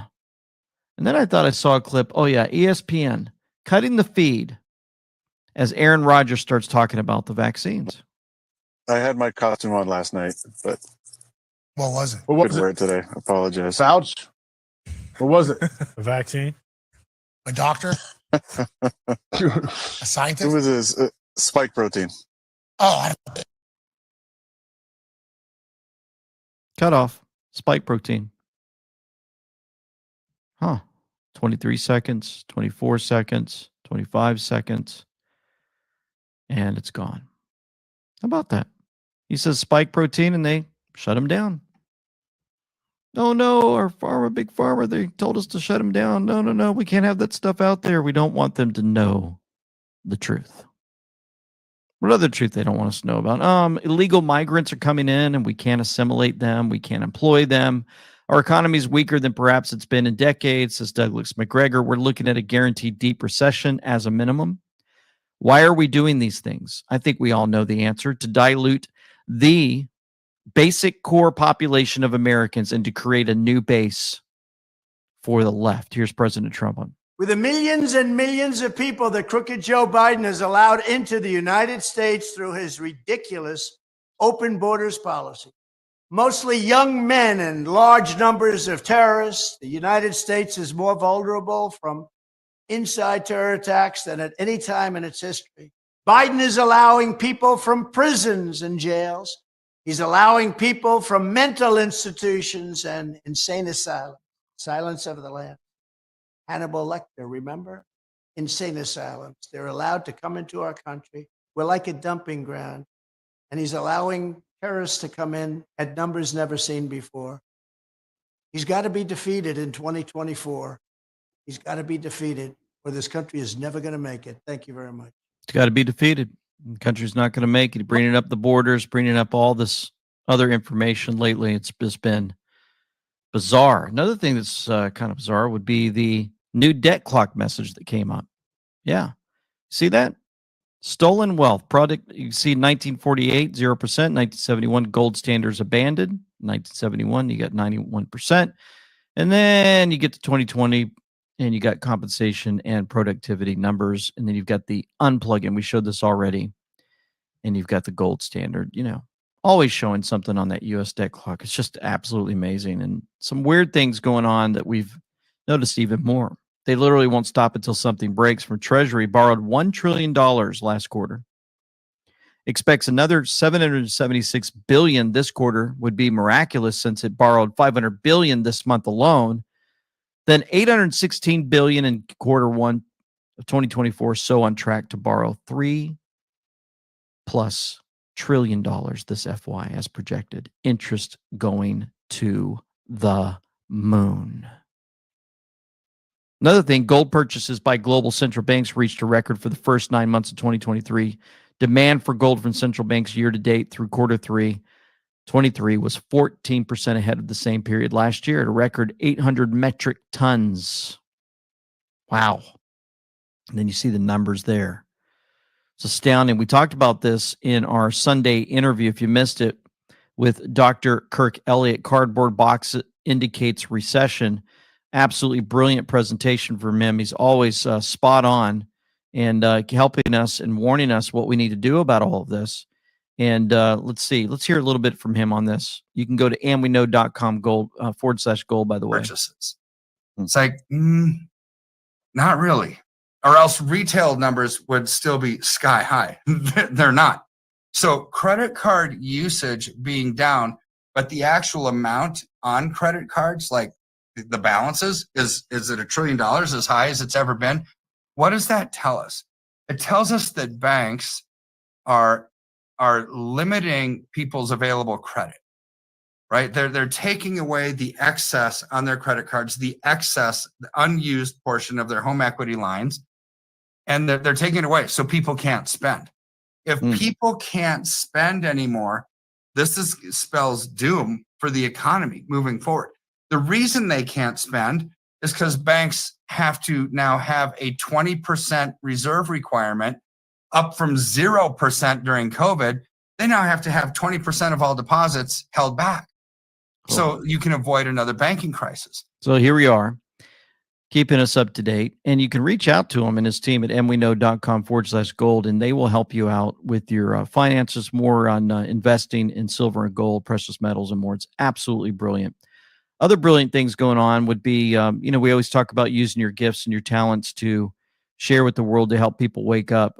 A Christian rapper remixes The Rich Man North of Richmond. Thought you guys like to hear this before we go into the final portion of this video. I could just wake up and it not be true, but it is. All this living in. Hey, I ain't politicking with nobody. Living for the kingdom ain't a hobby. And I know this just a movie sloppy. I ain't worried, no, the king got me. We need more Christ in the White House. Turn the White House to the lighthouse. You went to the darkness out of my house. Then you hit my scene with the white out. Closed in, I was piped down. Then you pipe me up. No, I don't need a lighter to light me up. Cause you ain't hit my soul with the Midas touch. I sit up to the plate like it's batters up. The world told me you can't get my batter up. I don't care what they say, cause when I'm with the Kino, he give me the jaw like an Acura. Why you acting tough if it ain't accurate? Enemy try to stick me like Acupunch. With the fruits of the spirit, I pack a punch like little Mac with us. No, you ain't trapping us. On the way to the top wasn't minute made. But my dog got the juice, got the lemonade. I ain't worried what they trying to legislate. I just trust the king gon' give me better days. What the world's gotten to for people like me, people like you. Pretty cool, huh? Really good. Good to see talent placed out there and more. So I wanted to turn back to Elon Musk. He's talking about George Soros and their fundamentally actually hatred of humanity. The second one was Sam Bankman-Fried. Yeah. So, and Soros, I don't know. I mean, he had a very difficult upbringing. In my opinion, he fundamentally hates humanity. That's my opinion. Really? Yeah. I mean, well, he's doing things that erode the fabric of civilization. Getting DAs elected who refuse to prosecute crime. That's part of the problem in San Francisco and LA and a bunch of other cities. So why would you do that? Was it humanity or is it just the United States as a whole? I mean, he's pushing things in other countries too, not doing just the here. same thing? Yeah. Now, George at this point is pretty old. What else are they going to talk about? I mean, what else is he going to expose? Oh, yeah. If you head over to the X world or Twitter world, Elon said the great awakening from woke has happened. This is good for civilization. Stephen King, the Satanist, replied with an expletive. I covered it up. Elon Musk then replied to Stephen King, the satanic guy. He said, if I were to say blank is a hell of a drug, what's the first word that comes to mind? Liz Crokin replied with a picture from a movie where they were showing adrenochrome. Adrenochrome. You guys know what that is. We've talked about it. I don't need to get into detail. But if you head over to this particular statement from Elon Musk, it's weird because he posts it at 7:40 p.m. And 7:40 p.m. on 7:40 on the, I call it the Intel board, but let's just say it, keyboard. Gitmo shows up at 7:40. And it has number 1 in the target brackets, other prison being prepped for Gitmo.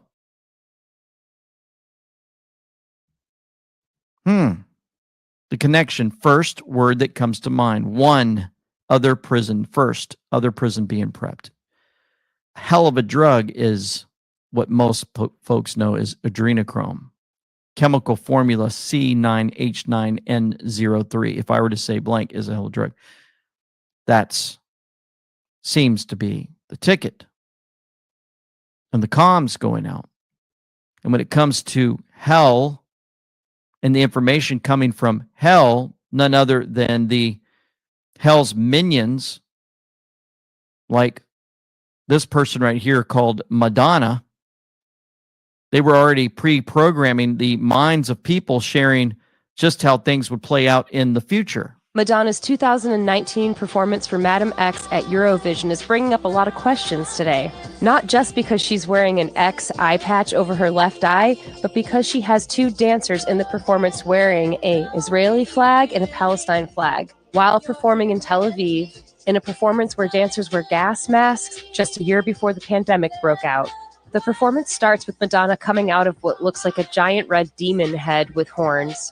As she walks down the Masonic-like staircase, you can see a giant inverted satanic cross on the side of her outfit. Next, Madonna grabs the gas masks on her dancers, who are mostly men in white dresses, and she pushes them to the ground.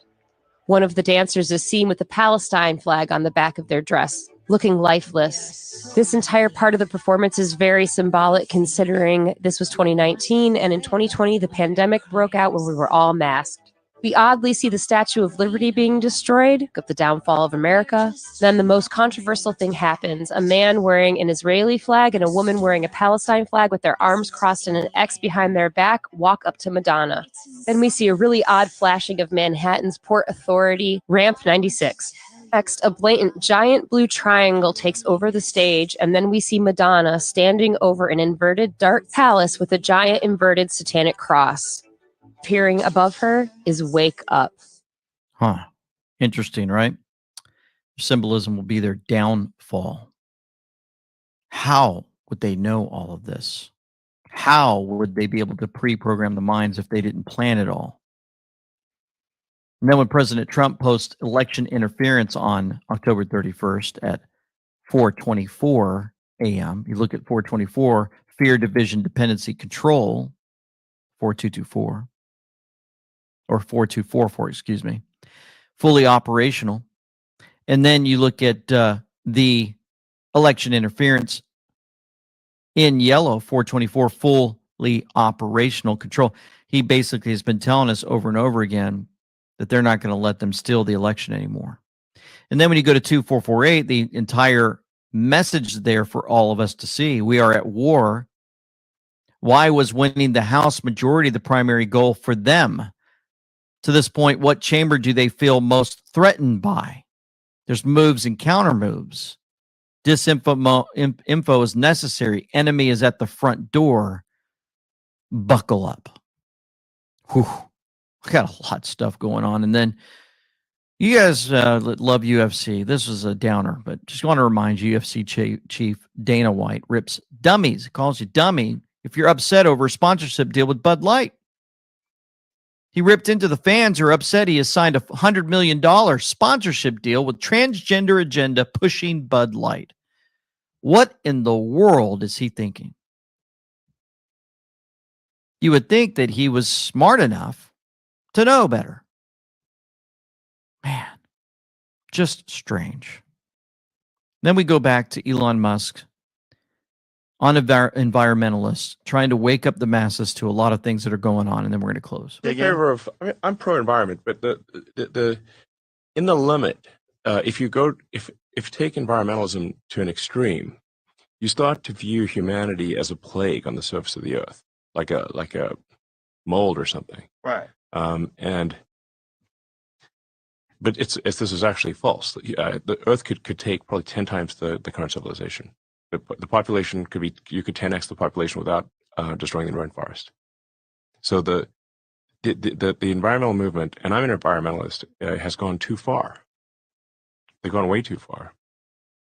If you start thinking that humans are bad, then the natural conclusion is humans should die out. Now, I'm headed to an international sort of AI safety conference later tonight, leaving in about 3 hours. I'm going to meet with the British Prime Minister, a number of other people. So you have to say, like, how could AI go wrong? Well, if AI gets programmed by the extinctionists, its utility function will be the extinction of humanity. Yeah, clearly. Yeah. Yeah, I mean, particularly if they won't even think it's bad, like that guy. Right. Yeah. If you let It's messed AI, up. there's a lot of decisions that AI would make that would be very similar to eugenics. He pivoted from environmentalist to AI, programming extinction on the earth. What else did he uncover for us? Remember, he talked about George Soros fundamentally hating humanity. He talked about how Twitter was a state publication. How much more do we need to wake us up? To wake up folks that don't want to hear it anymore? Will anybody be upset that Rick Wilson called for a bullet to go into President Trump? He should be arrested immediately. Is anybody concerned that, or kind of in awe that this GOP lawmaker, Steve Scalise, introduced Mike Johnson as the 45th Speaker, and then Mike Johnson got a visit from old Pepe the Frog? Yeah, can you believe that? Look at this. Wow. Frog's going to destroy them. Kind of interesting how that plays out. Then you see the rats jumping ship, storm coming. Gone all out war, no matter what. And then Donald Trump Jr.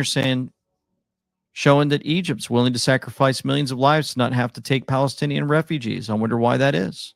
Seems pretty harsh unless they know something we don't. What in the world's going on there? I mean, FBI telling us to look out.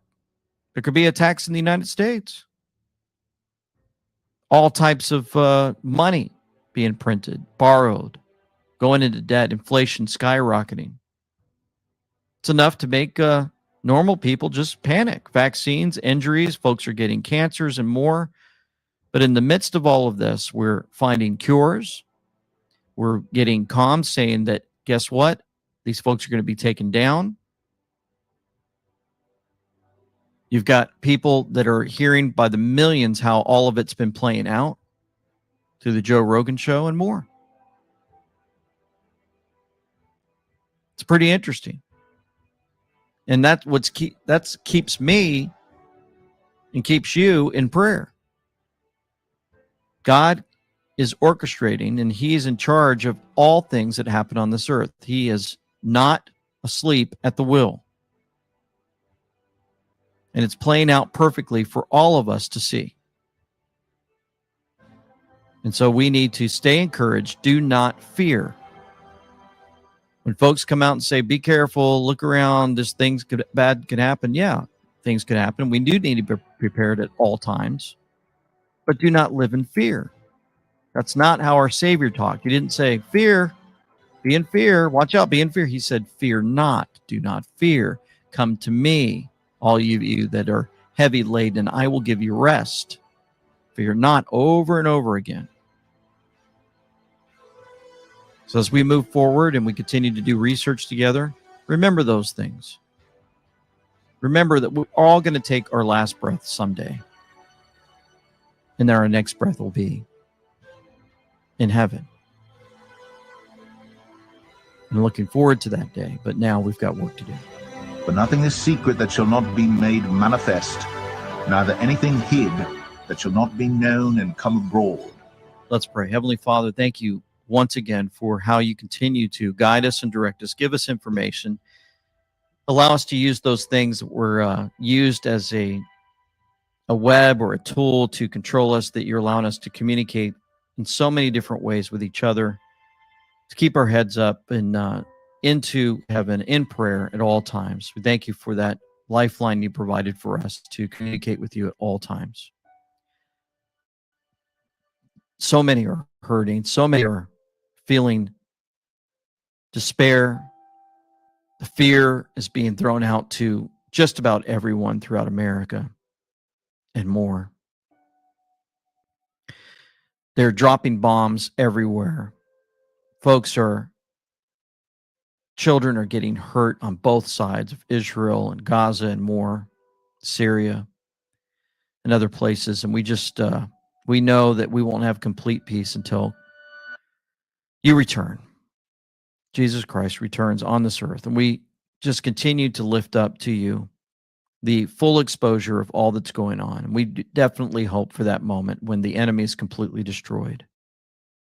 And we can celebrate once again and have these chains that are put all over our bodies and our brain and our life removed. But most of all, we know they've been removed the day that we gave our life to you through your Son.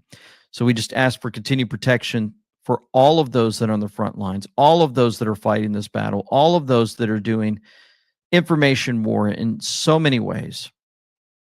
We lift them up to you. For it's in the name of Jesus Christ I pray. Amen and amen. Folks, thank you for tuning in. Please hit the subscribe button if you would, and the like button, and share with others. And thank you for your love, your prayers, your support. It's overwhelming. You're so good to us.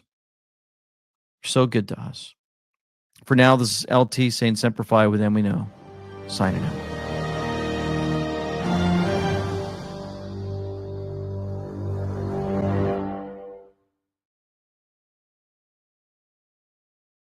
All right.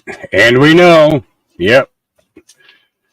Awesome. As always, you can find him on Rumble, on BitChute, and many, many other platforms. But I recommend going to andweknow.com. Get yourself signed up for the newsletter and get emails on a regular basis as to when new information is getting ready to be released, as well as some of the research material in which he uses in order to create his podcast. So I would highly recommend it.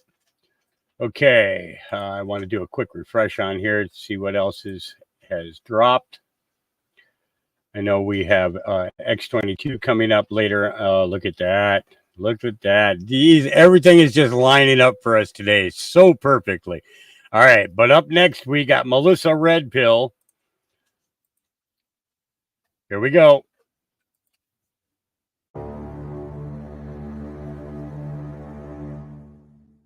Hey there, Patriots. I hope you are having a great day. I'm Melissa Red Pill the World with the Freedom Force Battalion.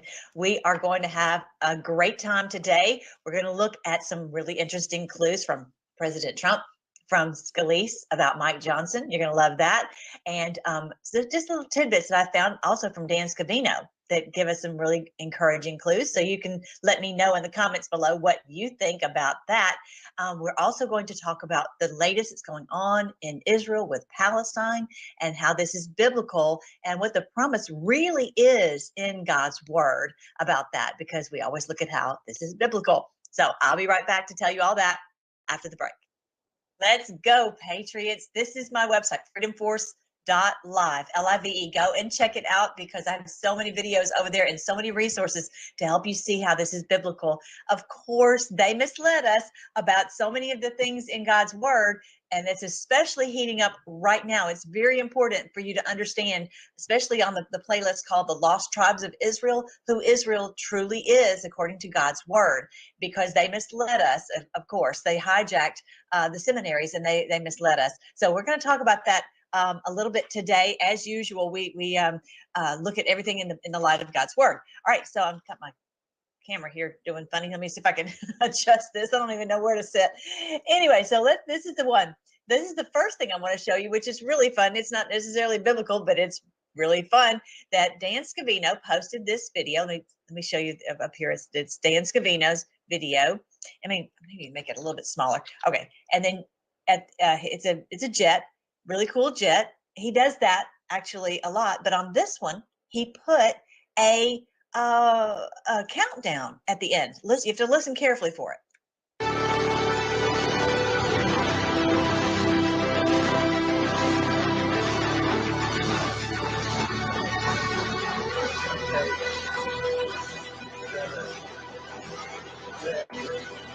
Did you hear it? At the very end, he has this countdown: 8, 7, 6. So what's really cool is that if you look at the calendar, let me see if I have the calendar here handy. Oh goodness! Bottom line, he posted this last whatever it was, whatever day it was, I think the 31st. He posted that. It was 8 days to the minute, basically, from the time that President Trump was declared the winner of the 2016 election.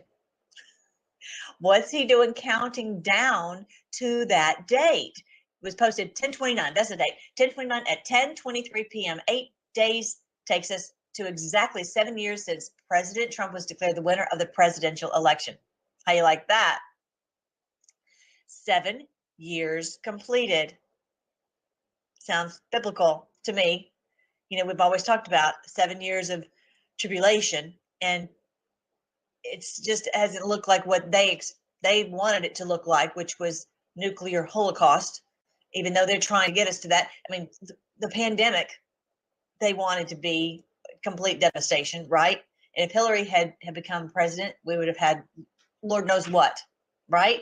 This was their plan. We know it from the playbook. We know it from the Agenda 21, Agenda 2030, all that. But 7 years.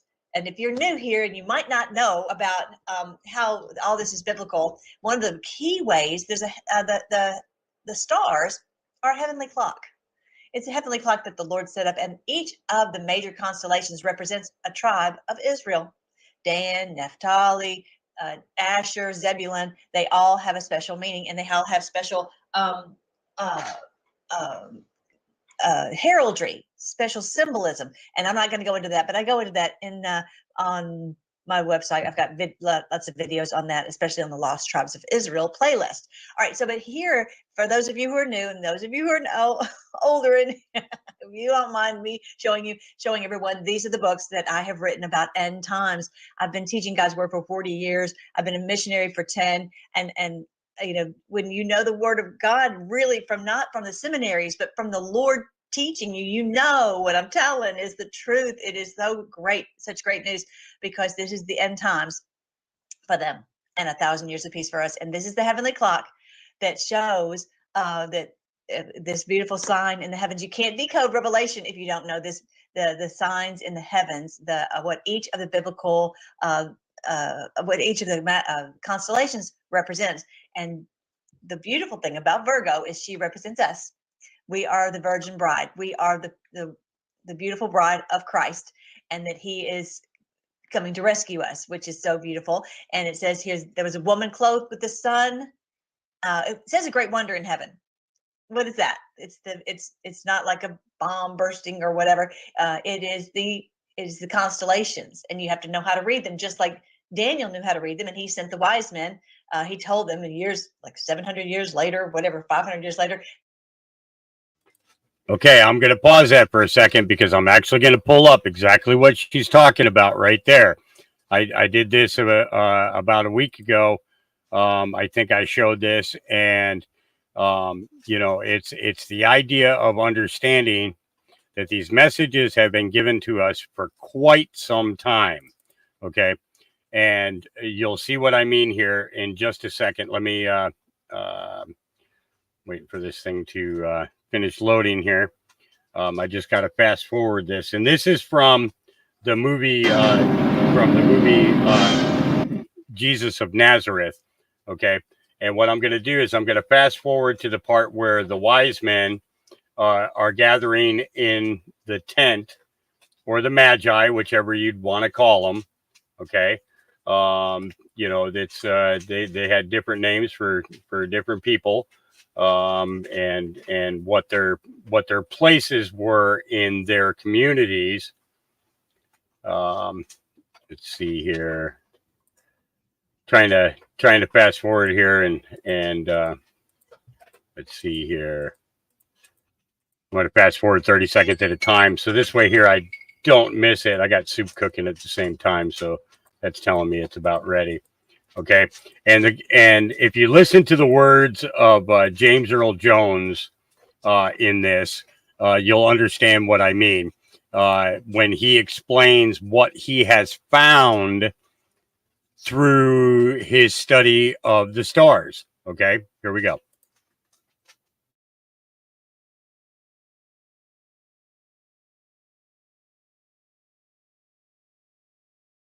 Okay, you can play now. I hate it when it does this. It's just got to catch up.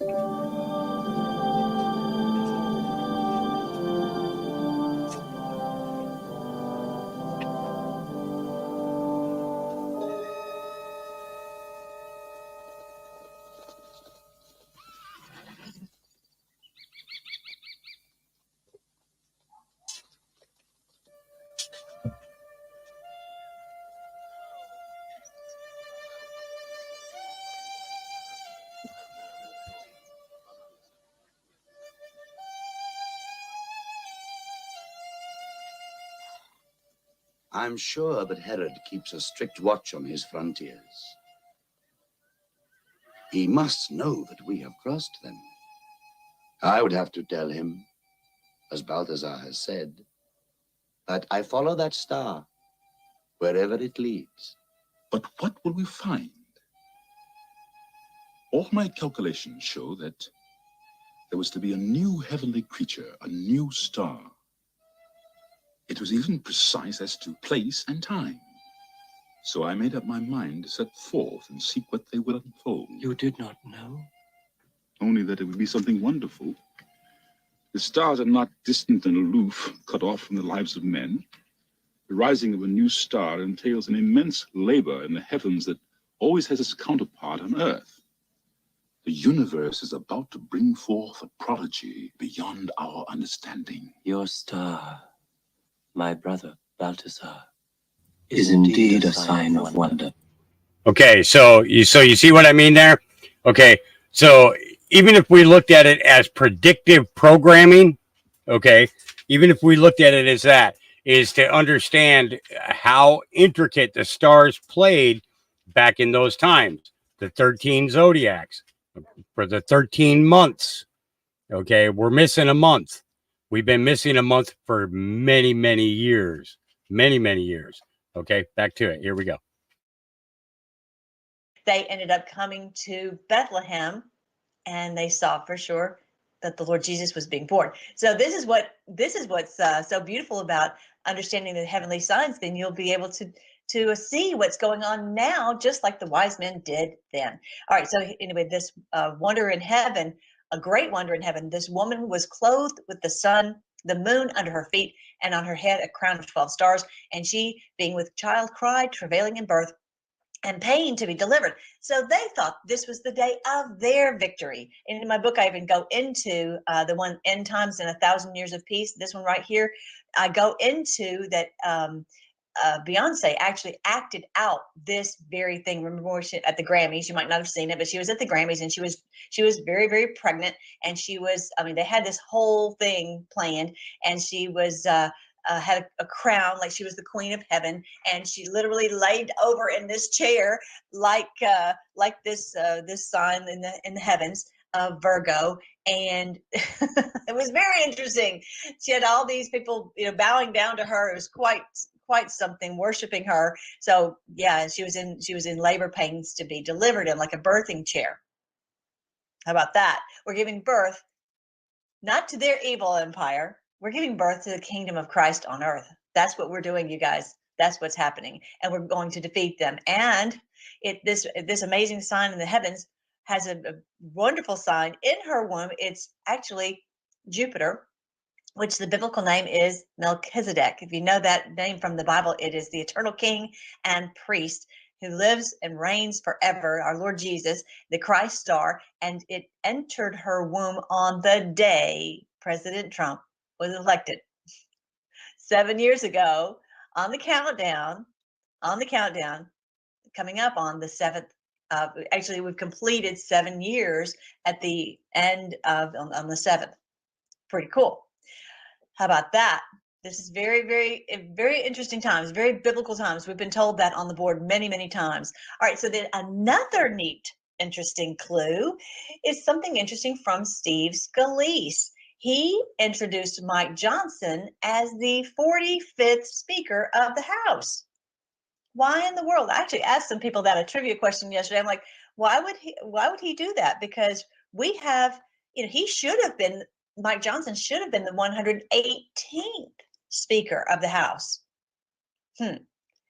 So, but in 1877, the Corporation of America was founded. This is highly interesting and not a mistake. The number is, as far as what is based on record, would make Mike Johnson the 118th Speaker. But Steve Scalise called him the 45th Speaker. The 44th Speaker was in 1876. There you go. There you go. They know this. They know what's happening. All this whole machinations of that they got McCarthy in there, and they are required, in order to get him in there, they required the rule to vacate because they were waiting on the exact moment to remove him. You're like, why didn't they do this sooner? Timing is everything. So important, all this timing, and they had the power to do it. And Matt Gaetz was chosen to go up and do that, and they knew they had the votes to remove him. Yeah, so that was an amazing thing, and actually the Democrats played along, which is very, very interesting. If they were smart, they wouldn't have played along. They would have kept McCarthy in there, but for some reason they didn't. So who's really in control, right? And they know all this. We kind of look, we're seeing through some, but they're up there and they know how all this works. So that's very interesting. Who is in control? This was not left to happenstance. So then all the other machinations about who's going to be the speaker, is it going to be Jim Jordan? Is it going to be Steve Scalise? All this that they were doing, very, very interesting. But it turned out to be who was intended all along. And Mike Johnson, as we said, is the 45th Speaker of the House. Which, all right. So what that does, for those of you, I'm going to play it and then I'll explain that. Oh, let's go. Come on. It is my great privilege to introduce the 45th Speaker of the House, my dear friend, Mike Johnson, the Speaker. Did you catch it? 45th. I love Anna's. I didn't catch it. They caught it and they shared it, and I'm just so thankful. I got this from at Scotty Mar 10, MAR 10, the number 10 videos. So this is the thing. As it said on the list before, that the corporation was started back in the day, and under the corporation, they just continued the numbers of the speakers because they didn't want to let on that they had taken over our country. This was after the Civil War, and they basically just took us over. And they said, no, now you're a U.S. corporation. You're no longer a sovereign nation. The war, because they funded both sides, as they always do. As they are right now between supposedly Hamas and Israel. It's both the same. And of course, the people of the Palestinians are just pawns. This is how they've done it forever. Okay. So this is how they roll, and then why do they do this? To first terrorize the people, to feed Moloch with death and destruction, and then to gather up wealth. That's all that they're doing, is serving Moloch, Satan. All right. So what happened here, though, is that in 1871, it became a corporation. But what they're saying here is that now we have our country back. That's what Steve Scalise was saying. He's the 45th. So he's the first one after all this time, this whole segment of time since the Civil War. Okay. My grandparents and yours likely were around during, well, no, not my grandfather, my great grandparents, whatever, were around during the Civil War. All that chunk of time, we've had fake speakers of the House. And now we have our country back. So we now have a true Speaker of the House of the sovereign country called the United States of America. How about that? All right. So yeah, if you want to know more about that, go to my freedomforce.live website, and there's lots of great research that I share over there. Videos, playlists. Go right there to videos, playlists, and search 1871. Just Act of 1871, and all the videos that talk about the Act of 1871 will pop up. You can just search by the words in the title. All right, so that was a very interesting clue. Now, okay, that was that clue. Now, President Trump has had some very interesting clues. He has said FF, I think 8 times. I think he just did it again, so I need to keep up with all the times he has said it. President Trump is saying what happened in Israel was a false flag. He's posted Failing Forbes twice, Fox First, Fox and Friends, Faith in Fathers and Families, and Founding Fathers. I think he did Founding Fathers again yesterday. So Founding Fathers twice. Why? With all the FF, he's trying to get us to wake up. And for those of us who have been in this battle for all this time, to recognize this is what he's saying, false flag. What does that mean for those of you who are new? False flag means that this it was done under, say, they're trying to blame the Palestinians for what they are doing. Unfortunately, that is really what a false flag is. It's not a real flag. They're saying, oh, this is being done by the Palestinians. They're putting up the Palestinian flag, when it wasn't the Palestinians at all that did this. And these poor Palestinians are sitting ducks. I mean, I actually posted on Instagram. Well, actually, I've got this wonderful team. I've got to tell my wonderful team. I've got 2 Tammys and a Colleen who post all of my social media that I put on Telegram, and they make sure it goes on to the other channels. Amazing. Thank you so much, ladies, for all that you do. And so I had posted about them being fish in a barrel, and that's exactly what it is. These people are helpless, innocent, and they're being played. And if you notice, the leader of Hamas has a big triangle on his forehead. Seriously, who has a triangle on his forehead? I don't know if it's been tattooed on there. I don't know. I mean, it's just a very light charcoal gray triangle, like a third eye. I don't know if he's had it tattooed. I don't know if it's on there permanently, if it's makeup. I don't know. You look at it and you're like, what is that? I should have a picture of it for you. Maybe when we come back from the break, I'll bring a picture. But this guy is controlled by Israel. So they're blaming it on the Palestinians when it's them. And it may come out one day that all these things that we saw, the atrocities in Israel, maybe didn't even happen. Who knows? I don't even know. I wouldn't put it past them to do anything. The point is, it's for political gain that they're doing this. Okay, so I'm going to show you this. And President Trump is trying to tell us this with all the FF. And most people, probably are not catching it. All right, before we do that, I want to show you. Let me see if I can. This is what is happening in Gaza right now. Again, I got to refresh. All right, let me see if I can refresh. Everything needs to be refreshed.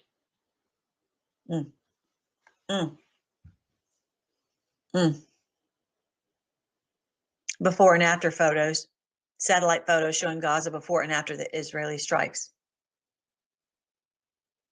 It's awful. It's awful.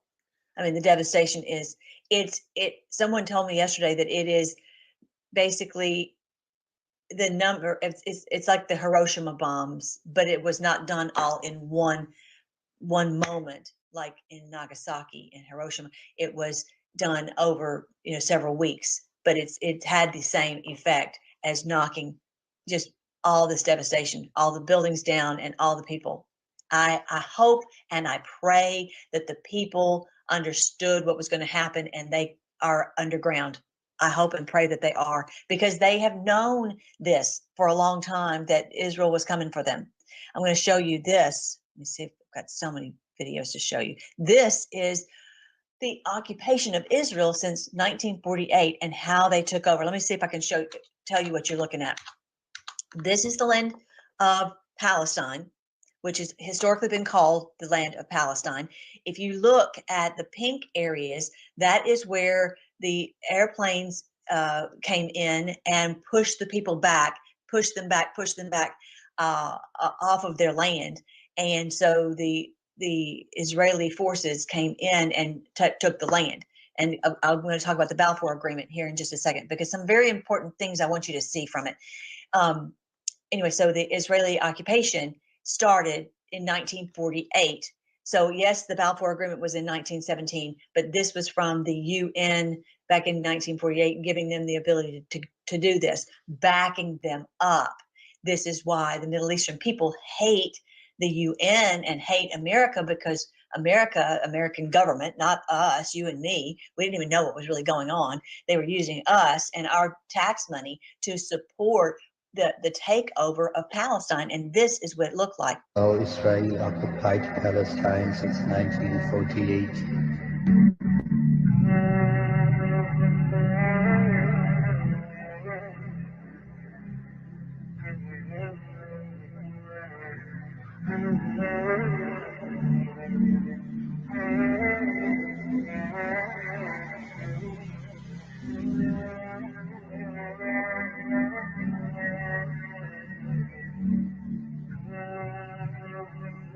It's awful.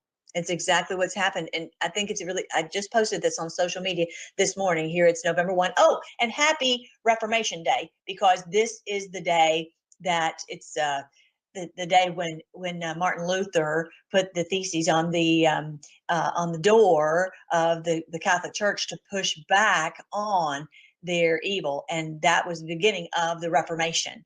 And I pray in Jesus' name, this is our Reformation Day. We're entering into a new day of where everyone's going to wake up. And that's really what's happening all over the world. People are waking up to this all over the world. They're saying there is no explanation for this. There's no excuse for this. This is why, but the mainstream media is still covering all of this up. This is a great thing for you to share with people, because like I said, there's just no explanation for this other than that it's wrong. I'm going to read to you about the Balfour Agreement, even though my time is going to run out. But these people have been under terrible conditions for so long, and then what's happening right now is a crime against humanity. The Geneva Conventions are very clear that you cannot do this. You have to protect civilians if you have to go in and have war. And this is clearly a breaking of the Geneva Conventions, and it's a crime against humanity. There's no doubt about it. All right. So yeah, this was basically the picture of what I was showing you before, that this is how Palestine was in 1947, and now how much it is. It was Palestine. All the green area was Palestine, and now it's predominantly, quite the majority is Israel. And right now, it appears they're trying to take the last bits of it. So, so I wanted you to read. Oh, I think I skipped over it. I wanted you to see the Balfour Agreement. Let's see, where did I put it?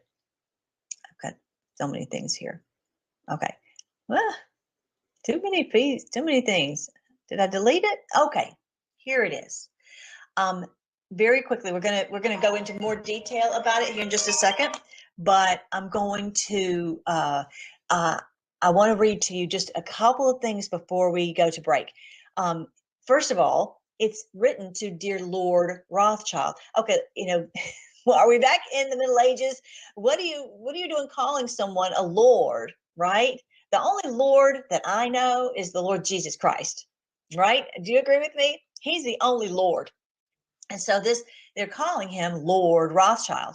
I have much pleasure in conveying to you on behalf of His Majesty's government the following declaration of sympathy with Jewish Zionist aspirations, which has been submitted to and approved by the cabinet. Okay, he's got a declaration of sympathy. They didn't actually give. This is a letter written from the another Lord Balfour, written to Lord Rothschild. Okay, the whole thing stinks to high heaven. Oh my goodness, my time is running out. But I want to show you some very important pieces of this because they didn't actually give them the land. All right, so it's very important. If you really read the fine print, you realize that they didn't give them the land, and they called the land Palestine. So this will give you a lot of great information so you can help people understand what really is happening and not what we're being fooled into believing. So I'll be right back to tell you that after the break.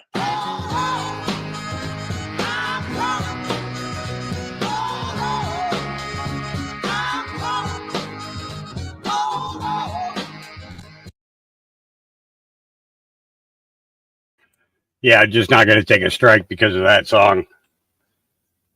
You know, I'll crank it back on here in a second. Okay. So much stuff to tell you about it. It's like I never have enough time to figure out how I'm going to fit all this in. So I'm going to have to go a lot faster. Okay, so this is Lord Rothschild, just so you know. He is you see the cute triangle that he has with it making with his fingers, right? Can you see the triangle that he's making? So he's basically the one who owns or controls all the central banks in the entire world. Okay, so this is one of the top bloodline families, and so he was the one that the letter was written to, and so it says again, this is the Balfour. It was not an agreement. If you hear people call it an agreement, that's not true. It's a Balfour Declaration. Lord Balfour wrote this on behalf of the king and on behalf of his cabinet. And he's noticed here, though, it says the following declaration of sympathy with the Jewish Zionist aspirations has been submitted to and approved by the cabinet. Okay, so they're saying they have a declaration of sympathy. Well, it goes back to who owns the crown, who owns the king, right? The reality is the Rothschilds on the bloodline families owned everything. Basically, they owned the king, they owned the Vatican, they owned all of it. His Majesty's government view with favor the establishment in Palestine of a national home for the Jewish people. Notice they're viewing it with favor. They're viewing it with favor. They didn't give anything. They don't really have it to give. Not to say that they haven't done such a thing as that before in their colonial times, but and ways. But they're saying basically they view it with favor. Okay, if you want to take it, go ahead, but you'll have to do it. You'll have to do it at the butt of a gun. In the establishment in Palestine of a national home for the Jewish people. And of course, that is the area that they would want to live in. Didn't live in there for thousands of years since the time of Christ, and then all of a sudden, let's go back, let's go over there. But again, are they true Jews? And the Bible clearly talks about in Revelation 3:9, there are those who say they are Jews, but they are not. They are the synagogue of Satan. This is Revelation 3:9. Go look it up in your Bible. That's exactly what it says.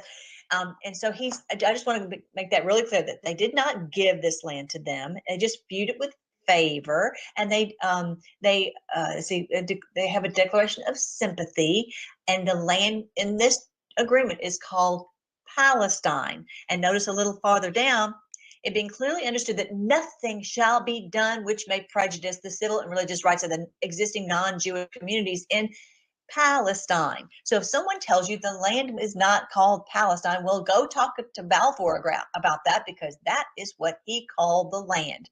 So the people, it's come out vehemently, oh, it's not Palestine. Well, that maybe they're saying that because they took it over, because the Rothschilds took the land completely over. Now, we always delineate the difference between the people who live in Israel. There are many people who live there who are good people who want to live side by side with the Palestinians, as they did for years and years and years. But that's clearly not what is what the cabal, the leaders in Israel, want at all. Okay, they want to take the whole thing. And now I want you to see that the Economist magazine is the magazine of the Rothschilds. They always have a very interesting cover on their magazines, and it's just so, it's almost like, oh, well, how did they know this was going to happen? Well, they know it was going to happen because they have everything planned out years and years in advance. And so this one is A Rough Guide to Hell. How nice. And so many of you have already seen this, but for those of you who are not, I'm going to zoom in right here on this little picture that is circled.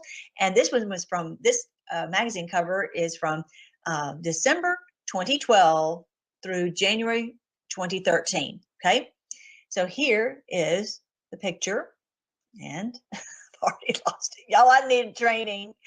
I got them switched. Okay, here is the picture right here. You'll see people on paragliders. Seriously, from 2012, you guys. And notice here who's flying it. On the left side, I know it's probably hard for you to see, make it a little bit bigger. On the left side, you've got Hamas, and on the right side, you've got Netanyahu. And in the middle, you've got the bullets where they're shooting each other, but they're making an equals sign. So for those who have eyes to see, you can see clearly that Hamas equals Zionist Israel with all their aspirations of taking over the land. This is clear. This is not even up for debate. It is so obvious that this is exactly what they've been trying to do all these years, is completely take the land. And this is their time that they're doing it. The problem is we're awake now, and everyone's realizing what they're doing. Not everyone, but all over the world, everyone except for just, I think, 14 countries, everyone in the UN voted to cease fire, to stop this massacre. And I'm just hoping and praying that the people have gone underground, and so they are not there outside to be, or certainly in their homes. They surely knew better than to be there. Okay, so one of the things that just came out yesterday, which we knew this about Afghanistan and the weapons that were left, but I just want to connect these dots for you, that this is left for use by the New World Order's cabal proxy fighters.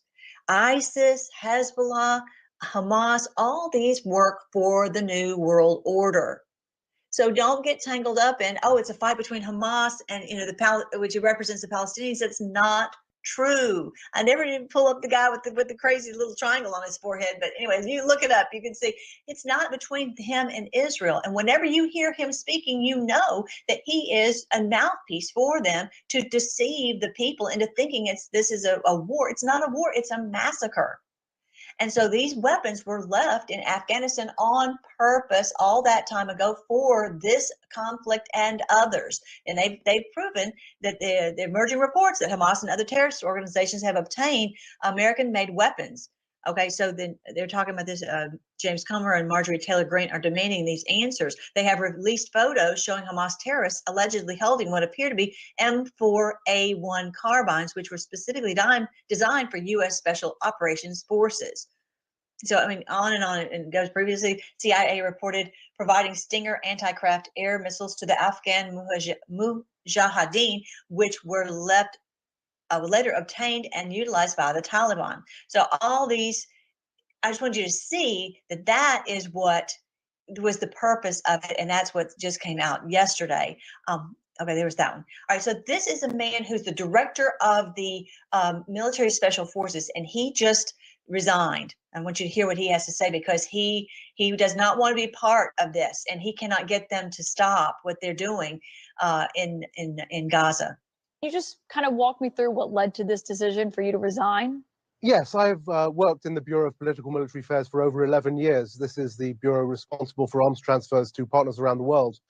I have never seen a circumstance before in which there is a clear risk of civilian casualties resulting from US arms transfers. And in fact, we are seeing that manifesting on the ground with thousands of Palestinian civilian casualties. And yet no questions asked, not even a debate about whether or not we should provide the arms that are being used to commit those, I believe, human rights violations, but certainly to kill those civilians. So faced with the massive scope of the crisis that we are seeing in Gaza, the massive scope of civilian casualties, The fact that I also believe that the policy has not led to peace for Israel or for Palestinians. It has been a dead-end policy, but absent the ability to have even a discussion about that before shipping arms, I felt I had to resign. Right. I would, if I was in his position, I would resign too, because I don't want to be the one that, and then they point the finger at me. Oh, why didn't you do something about this, when he's trying everything he can and he can't make it stop. So he was in a very difficult position. So he stepped down. Whether he's, a white hat or a dark hat, I don't know. As the Lord Jesus told us in his word, not to judge before the time, because all these things will come out at the end. But, we have to have more information always, whenever you are just the same as when all these atrocities supposedly happened. And we don't know. We just don't know. Before we jump to conclusions and start killing people indiscriminately and civilians, which is against the Geneva Conventions, as I said, you have to go into to find out what happened and who truly it was. Just like during 9/11, they immediately blamed all these people. And after all this mayhem, oh, we found this passport. That it's just like, really? Even back in the day, we're like, we didn't believe this. And immediately they're like, we've got to go attack Iraq. And it's like, how did we get there? So quickly, and without getting the detail. And that's really what's happening in the millennial kingdom, is that nation will not rise against nation, and all this ridiculousness will stop. We're not going to do this anymore. We're going to find out who did the crime, and they will do the time. All right. So this letter was written by from the UN headquarters. He's writing this letter to the High Commissioner. He's the Volker Turk, High Commissioner for Human Rights. Okay, so he also is extremely frustrated. They've had this vote across the UN. A vast majority said for a ceasefire, and they just won't stop. And the people, they won't stop. And you have what appears to be American military ships over there allowing all of this.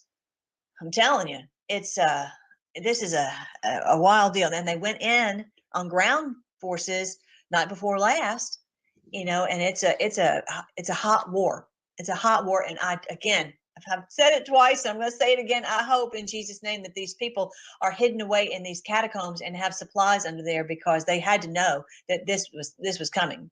Okay. Anyway, dear High Commissioner, that's what I would have done if I'd been over there. I would have, had lots and lots of catacombs.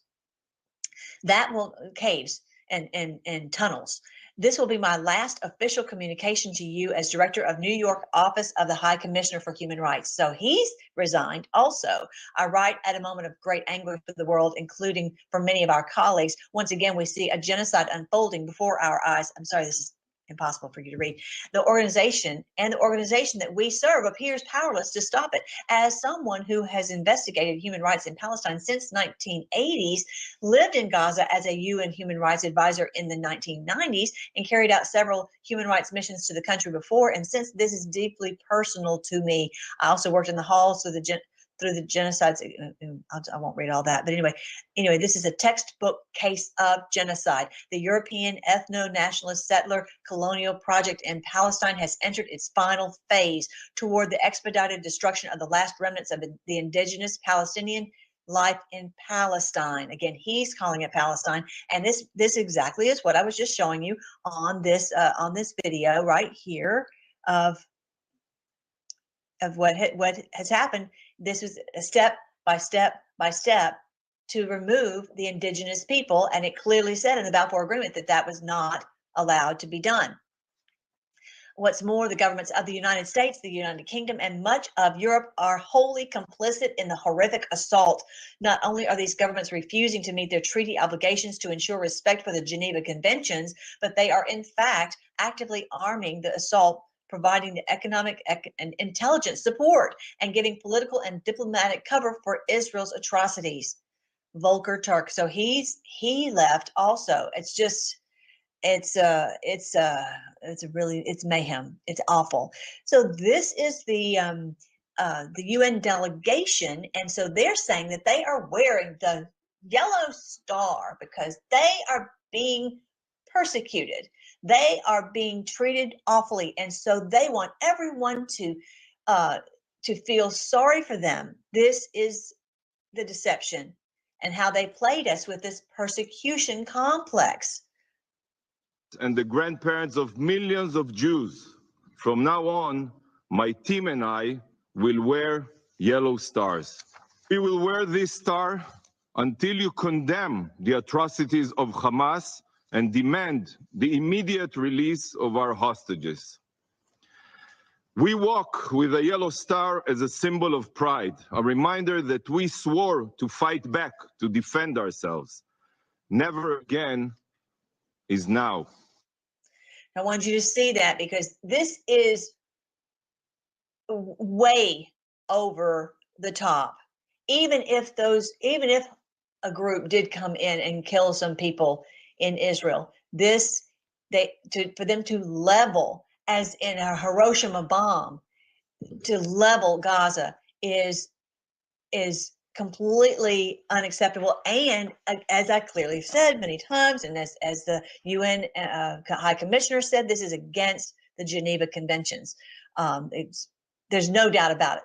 The world has to wake up to this. This is very important to share with your family and friends so they understand what's really going on. The maps tell the tale. They tell exactly what's going on. So here is Netanyahu, and he's saying that, that this was fine. This is exactly what we should have done.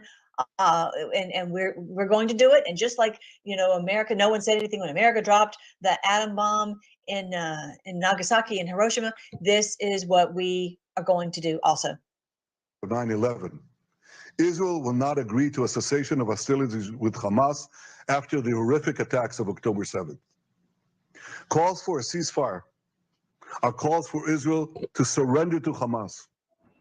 Nobody wants to admit that the U.S. and Israel aren't exactly in lockstep here. Israel is not embracing U.S. calls for humanitarian pauses publicly, although time has shown that they have responded to previous U.S. pushes, for instance, to delay the ground invasion. Officials here are concerned that any daylight between the U.S. and Israel could give an opening for bad actors to take advantage of. What we have said should be considered and explored are temporary localized humanitarian pauses to allow aid to get to specific populations and maybe even to help with the evacuation of people that want to get out, move more to the south. We do support that. We do not support a ceasefire this time. Okay, so there you go.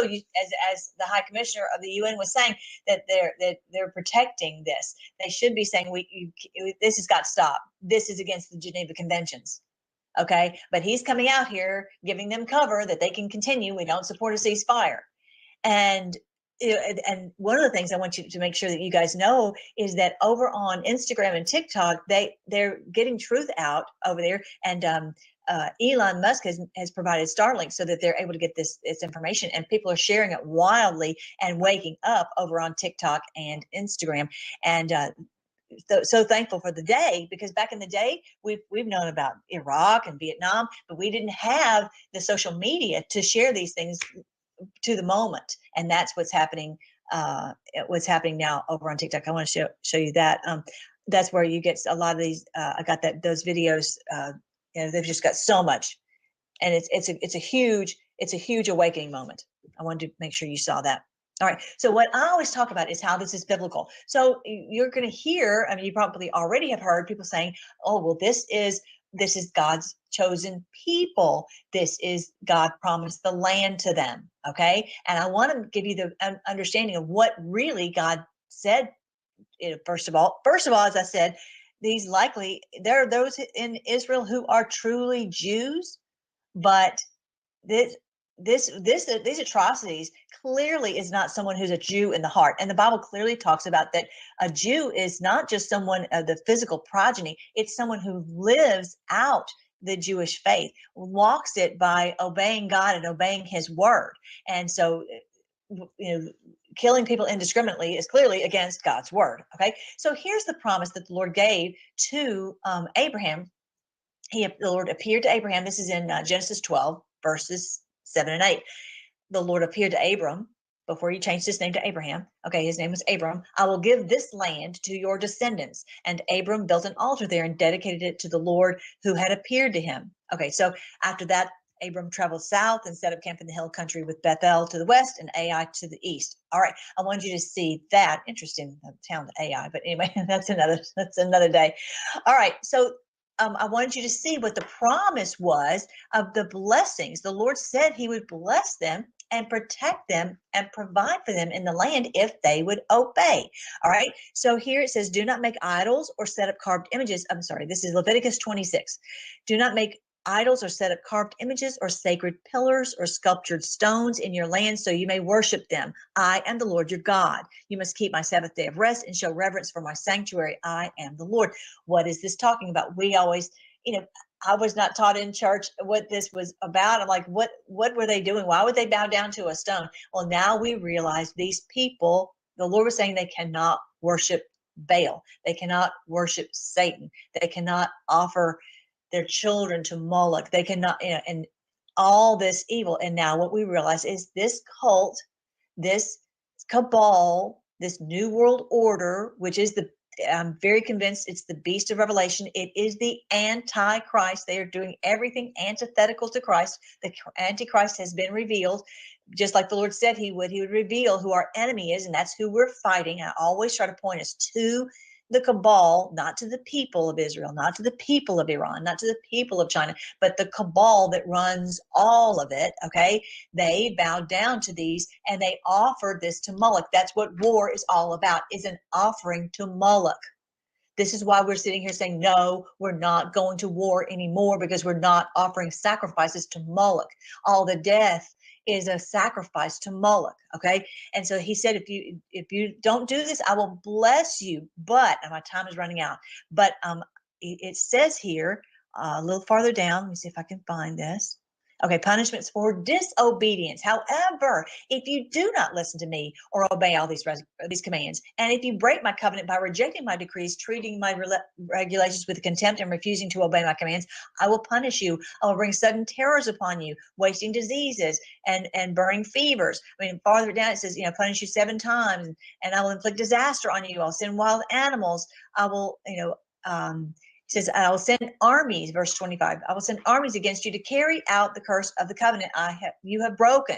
When you run to your towns for safety, I'll send a plague to destroy you there. This is what the Lord said he would do. He would destroy them. He would remove them. There's another verse down here farther. It says he will remove them from the land. I'm sorry, my time ran out. But anyway, he would remove them from the land and they would no longer have the land. But it says that one day in Jeremiah 31, it says that he would restore them. He would scatter them, as it says here in verse 27 of Jeremiah 31. The day is coming when I will greatly increase the human population and the number of animals here in Israel and Judah. In the past, I deliberately uprooted it. This was long after the Lord removed them from the land. He tore down the nation. I overthrew it, destroyed it, and brought disaster upon it. But in the future, I will just as deliberately plant it and build it up. I, the Lord, have spoken. This is what the Lord promised that he would do. Time is out, so I'm going to pray. But read Jeremiah 31 and Leviticus 26, and then we'll talk about it on the next time. Let's pray. Thank you again, Lord, for your promise that you will restore us. This is the promise in your word. Help us to understand what's truly going on so that we can be part of your army to set the whole world free. Thank you for Brighteon, how they are working so hard to make sure that there's a free speech platform so we can get this very, very important truth out there. Thank you for the battalion and all those who are listening, that we can get this truth out so people understand what's really going on and rise up to fight against the evil forces. The Lord, we wage war not against flesh and blood, but against principalities, against these rulers in high places. So we know that you will pull them down in our day. And we just hope that we're at this 7 years, we're going to see our great victory. And we just, whatever timing you have, Lord, we put our trust in you that we're going to see this great day of victory and the millennial kingdom,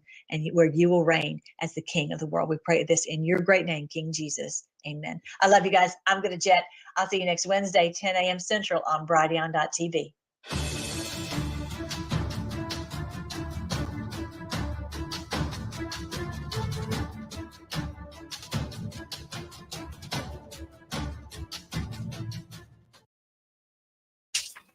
All right, Melissa Red Pill.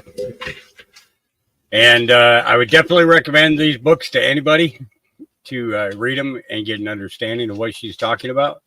You know, the only thing that we can do is better ourselves with proper knowledge, because the minor prophets have been eliminated from our Bibles. Okay. And the major clues that come from these minor prophets are way, way, way too important. You know, they talk about today. Okay. They talk about what is happening today. And these are things that we need to study up on. And, you know, I ordered these. I'm waiting for them to come. I may actually get them and do a reading like I did with Kid by the Side of the Road. Do a reading of them and post them so that we can share in the knowledge in which she's trying to spread around to us, you know. Yeah, it was I like her stuff. She can tend to go a little fast for some people, okay, but the fact of the matter is I believe that what she's saying is accurate and true. And that it will definitely make a huge impact and change for all of us. And you know, that's what matters, right? So let me get these lined up. Okay, so we're gonna hit X22 next. It is 2:55 here on the West Coast. So I got about another 2 hours worth of content here, maybe a little bit longer, 2.5 hours at the most. And then we'll go from there. Okay, here we go. X22. Let me get the banner up. I hope everybody's doing all right. I appreciate all of you sticking with me. I know it's a lot of things to throw at you when I come on and I do this every other day. But the reason that I do this is because of the fact that it helps to, you know, number one, it brings all these sources to one platform where you can sit back and you can watch it, and you can sit back with like-minded viewers and listen and discuss, you know, what they're talking about, and be able to bounce ideas off of each other. Maybe get a scripture or two that is going to point you in the right direction. Maybe it's going to be a website link that's going to take you to even more information. These are all important. These are all important things that need to be done. I apologize for that. We've had in the last 25 minutes, we've had well over 50 state troopers and sheriffs and ambulances heading west towards Lincoln City come through here. So the dogs are on extremely high alert because they are coming through with sirens a blasting and a blaring. I don't know what's going on down there. I have not seen any reports posted up on Facebook or anything for my area. But if I find out, I'll let everybody know. But that's why the dogs are so edgy right now and making a lot of noise. So, okay, let's get into it. X22 Part A. And I'm doing the financial this time because of the fact that I did not play yesterday's X22 for you first. So I want to make sure we get in today's full report. We'll go directly from A into B, and then we'll have a little chat session. I might have a guest or two, and we'll go from there. Here we go.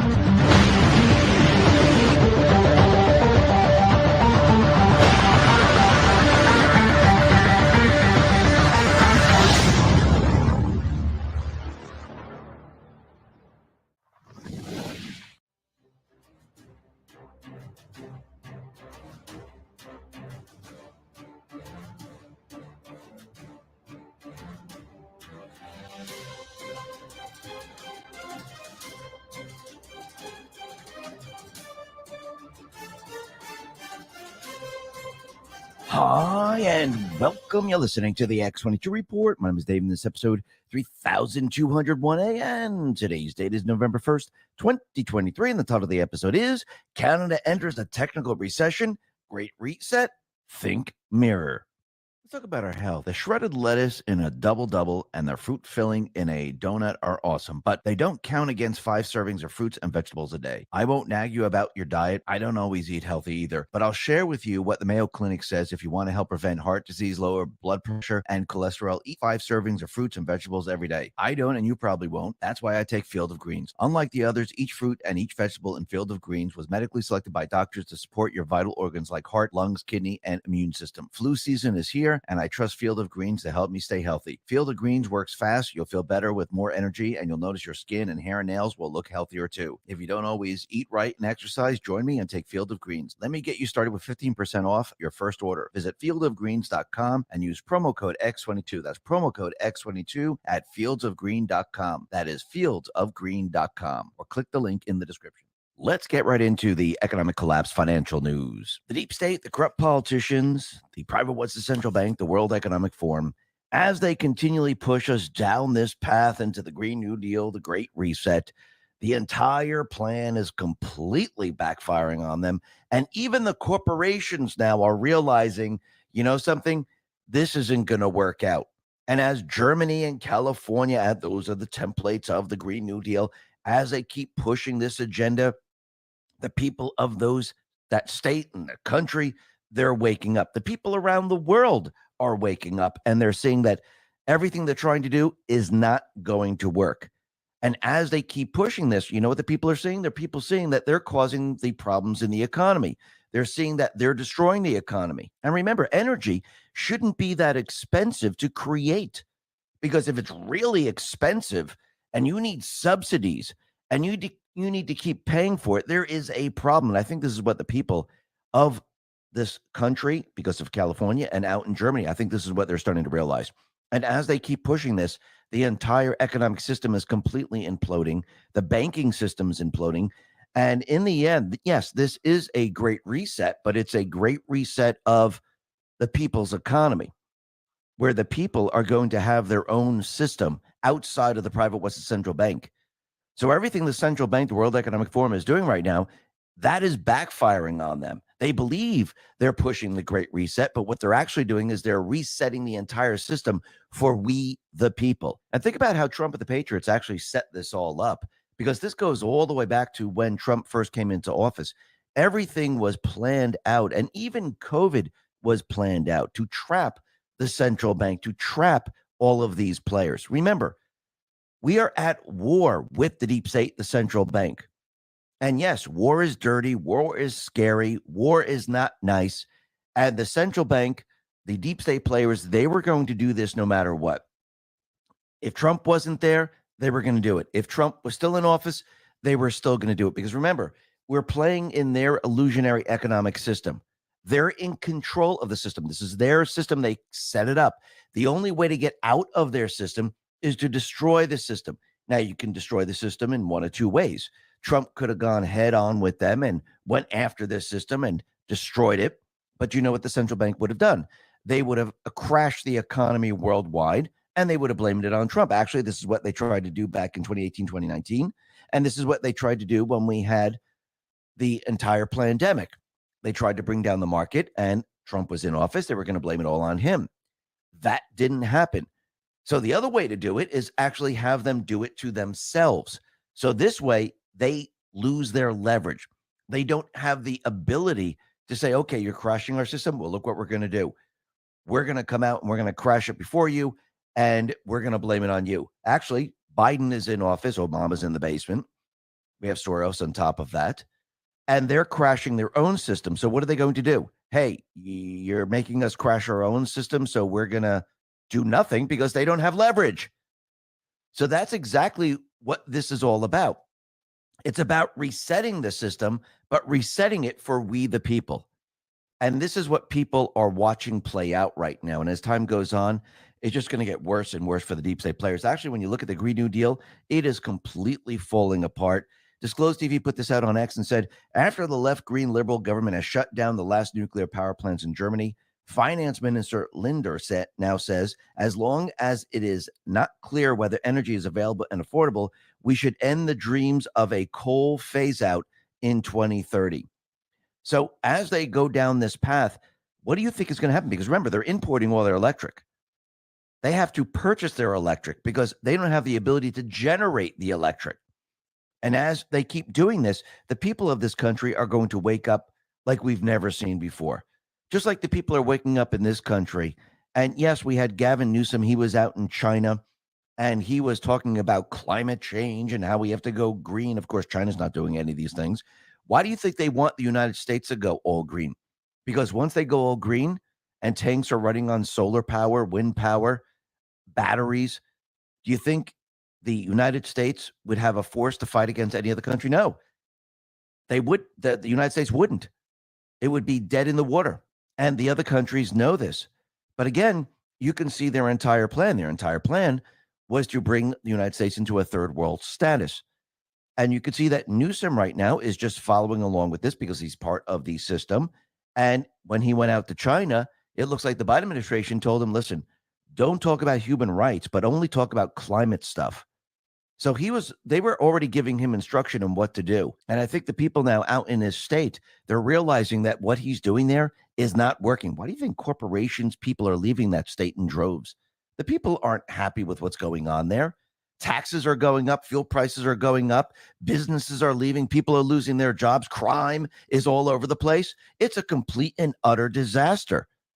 And the people see this and the people aren't going along with it. But that doesn't mean the deep state, the central bank aren't going to move forward with their entire plan. Biden admin right now, they are now moving forward with the biggest offshore wind farm.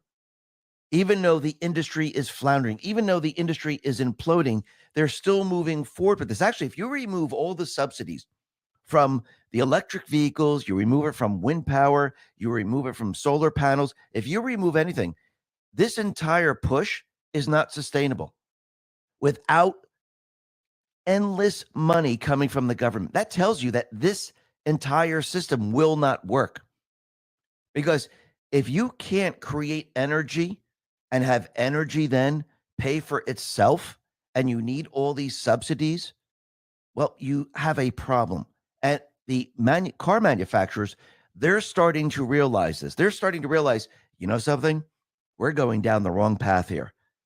This path of EV cars is not going to work. Already Ford has backed out. Now we have GM. They're backtracking on Joe Biden's green energy.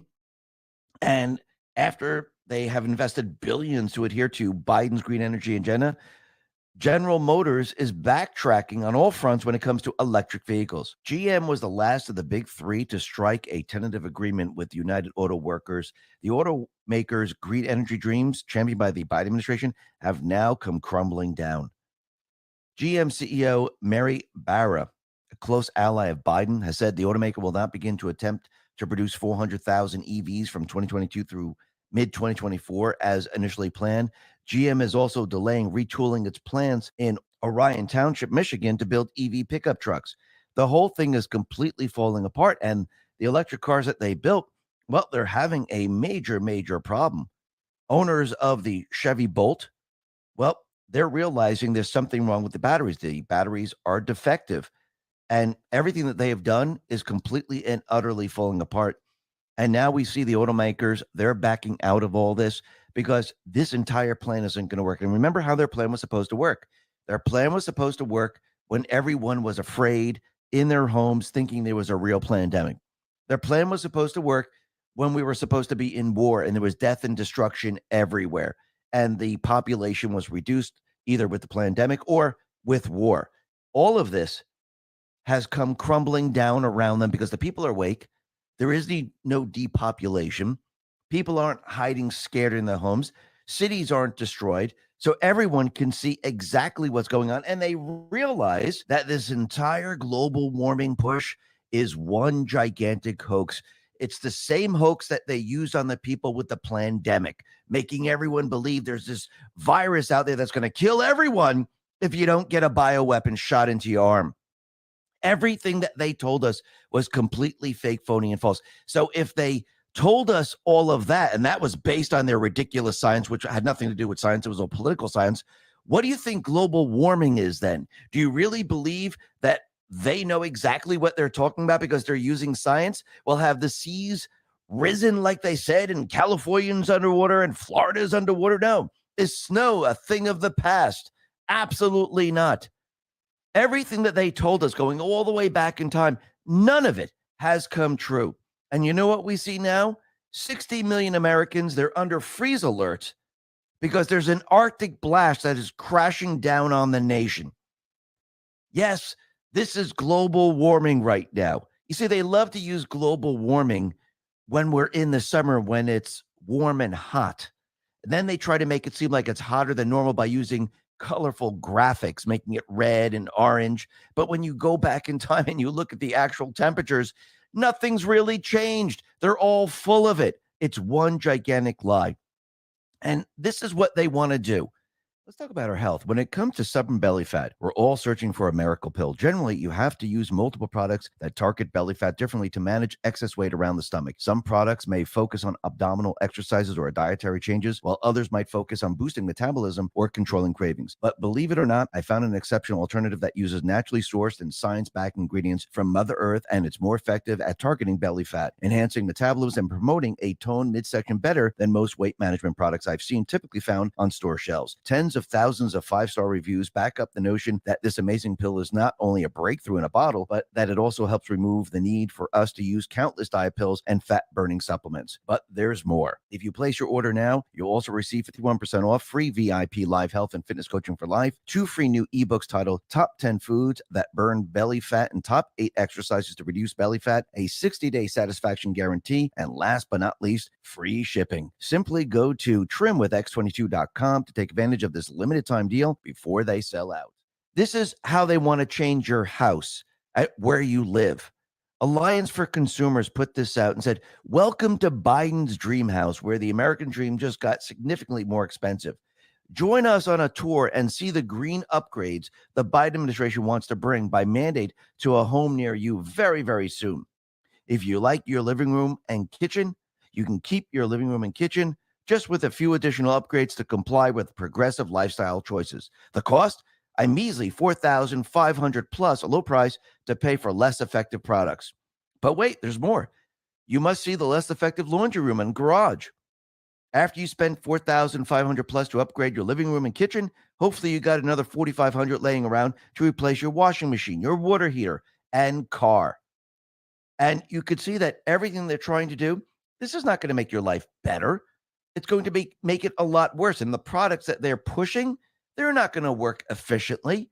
You're going to pay a lot for it, just like you're paying a lot for an EV, where these systems break down. You can't travel very far. Well, the same thing is going to happen with all these different appliances that they're trying to push, because remember, they want us to move completely away from gas furnaces, hot water heaters that's powered by gas. Eventually, they're going to make you pay for the new gas furnace, but eventually they're going to try to shift you into electric only, where they can control everything. And I think the people, they get it. They're realizing it. And this plan is dead in the water. Yes, if we were all scared and hiding, it would have worked. But Trump and the Patriots, they knew they had to counter it. That just like the central bank digital currency, just like they're countering the entire Great Reset. And the only way to do this was to show the American people exactly what they had planned. To show the American people, look, is this something that you want? Because if you don't, then you got to vote for Trump, because he will reverse everything that they're trying to do. And he will reverse the recession, depression that we're heading in. But we can see that's already started. Out in Canada, we can see Canada's in big trouble. And I do believe this is why Trudeau is backing off on the carbon taxes and things like that, because the entire country is completely and utterly falling apart. Genevieve Roque-Decter on X put this out and said, Canada enters technical recession, Q3 GDP negative 0.1%, Q2 GDP negative 0.2%. And we can see that Canada, well, it looks like their entire country is imploding. We're going to see this throughout Europe. I do believe it's going to happen all outside of the United States first. And then as all that completely comes tumbling down, just like during the depression of 1930s, everything happened in Europe and other countries first, and then it came here to the United States. I think we're seeing the exact same playbook now, where it's going to happen in other European countries, out in Canada. Their entire economic system is going to break down, and eventually that's going to roll into the United States, and the United States is going to hit a great recession, actually depression. I do believe we're already in a recession right now. And I do believe this is just going to get worse and worse and worse. But you can see it is getting worse already. Out in California, you know, the template for the Green New Deal. Well, it looks like California has slashed the state tax revenue outlook ahead of bond sales. October revenue collections came in $24 billion below estimates. I wonder why. Is it because businesses are leaving? Is it because people are leaving? Is it because of the high taxes? Is it because of the Green New Deal? Yes. Basically, California, the leaders of California, or the installed individuals of California, they are destroying their state, and the people, they see it. Now, the other thing that's very interesting is we could see as the entire economic system falls apart and they don't have the tax revenue to sustain the debt, what do they need to do? Well, it's like a loan shark. They have their foot soldiers, their collectors, their enforcers. They go out and they collect their money. We saw this going back in time. And who are the enforcers in this country? Well, it was the IRS. Isn't it amazing how the IRS was created when the central bank came into existence? Why would that be? Because if you're loaning money to the people and there's interest attached, you got to make sure they pay it back. And the only way you make sure they pay it back is you need your enforcers. Yeah, they might not be roaming around the streets, you know, beating people and dragging them off, but they decided to do it in a different way. We'll just make everyone do what we want and they'll just pay taxes. And if they don't pay taxes, we'll issue penalties. We'll throw them in jail eventually. It's the same enforcers. They just did it in a different way to make it seem like, oh, no, this is how it's supposed to be. But you can see Janet Yellen, she has lashed out at Republicans for introducing a bill that provides aid to Israel using funds allocated for the IRS. Now, she knows that the tax receipts coming into the government, that is going to dwindle, just like out in California. And they know they need the IRS. That's why they want 80,000 IRS agents. They know they're going to have to collect. They know they're going to need their enforcers. So if you're removing the money from the IRS, is this going to make it a lot more difficult? Absolutely. And this is why she's panicking. I think this is a fantastic idea. Let's take it from, you know, studying bees on highways. Let's take it from, you know, gender studies out in Pakistan. Let's take it from the IRS, because these are all programs we don't need. And we should be taking all the money from these programs and actually putting it back here into the United States, rebuilding our infrastructure. And I do believe this is what Trump and the Patriots are going to do in the end. But you can see everything is falling apart. The bank system's falling apart. And you can see the Treasury, they need to continually borrow and borrow and borrow. And as we head into this depression, they're going to have to borrow even more. EJ Antoni, a PhD, put this out on X and said, from Treasury, borrowed $1 trillion last quarter, expects another $776 billion this quarter. Would be miraculous since it borrowed $500 billion in this month alone. Then $816 billion in the first quarter of 24. So on track to borrow $3+ trillion this fiscal year as projected, interest going to the moon. So that's a $1.6 trillion deficit in just first half of this fiscal year, almost as much as the $1.7 trillion deficit from the entire previous fiscal year. Yeah, we have major problems. So why is the Treasury borrowing all this? Because the banks are in trouble. Wall Street Silver put this out and said the following: the banks began to collapse earlier this year, and the Federal Reserve started a backstop program to inject liquidity, which of course has become the methadone treatment for our regional banking system. The emergency lending facility is still at its highest level ever, with no sign of it winding down. And yes, that means the banks are actually already in trouble. It's just going to get worse and worse as time goes on. And this is all heading to one point in time, which is going to be a depression, which means the central bank, they're going to be in trouble. They're going to try to move us to the central bank digital currency. They're going to try to push the Great Reset. But I do believe Trump and the Patriots, they have all the leverage during this point, because the central bank, they usually use crashing the economy as their leverage. But if they're already crashing their own economy, because that's what we're in, it's their economy, and they're destroying their own economy to bring us into their new economy. If they're doing this, they don't have the leverage. And Trump then actually has the leverage. Actually, we the people actually have the leverage, because we can use this against them. Because who caused this? Was it Trump? No, it was Biden. It was the Secretary of Treasury. It was the Federal Reserve. It was the World Economic Forum with their Green New Deal plan. So who's responsible for all of this? It's them. So this way, Trump can come in with solutions. That's why he's giving out solutions. And he can easily convince the people, because the people have been with him since the beginning, and it's building and building and building as time goes on. And he's been giving solutions as time goes on. He can tell the people, listen, they're the ones who told you everything was great. They're the ones who told you they had everything under control. They lied this entire time. I'm the one who said we're going to a depression. I'm the one who told you that this is going to be a disaster and this is what we're going to have to do. This is how we're going to have to fix the economy. So what do you think the people are going to do in the end? The people are going to say, let's fix the economy. Let's get rid of the central bank. Let's get rid of all of these individuals. And I do believe Trump and the Patriots, in the end, they're going to have the leverage, even with the young generation, because they're seeing the problems. They're realizing, listen, I got a job. I can't make ends meet. This doesn't work for us. The bozo in office is telling us that everything is fine, but we have this other guy that I don't like that much is telling us we're heading to a depression. They see it, they feel it, and in the end, I do believe the youth is going to go along with Trump too, and also those people that are retired, because they're getting hit with inflation. I think everyone in the end will see the truth. They will see the central bank economy. And I think this is what this was all about. It was about showing everyone this is a central bank system. They started it in 1913. They took it over in 71, and they took complete and utter control in 2008, 2009. And since this time, their system has always been breaking down. You just haven't seen it. So I'm going to show it to you. I want you to see it firsthand, and I'm going to compress it into a 3-4 year period so you can actually see it. And I really need to wake the young people up. I need to wake the older population up, and I need everyone to see exactly what is happening. This way you can see the system. And once you see the system and you see how it doesn't work and you see the liars, it's going to be that much easier, where we're going to have the leverage to move away from the central bank system. And not just in this country, but around the globe. Because remember, other countries are looking at the United States. If the United States falls, the world falls. If the United States is able to push off the central bank and push off the deep state players, the world will be better off, and countries will follow suit.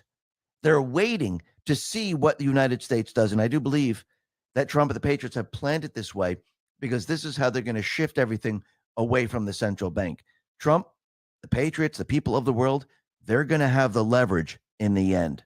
Listen, everyone, thanks a lot for listening. Be well, be safe, and especially be prepared.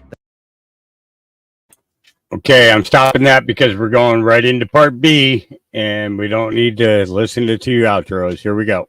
Part B.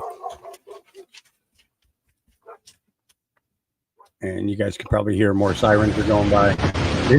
Anyway.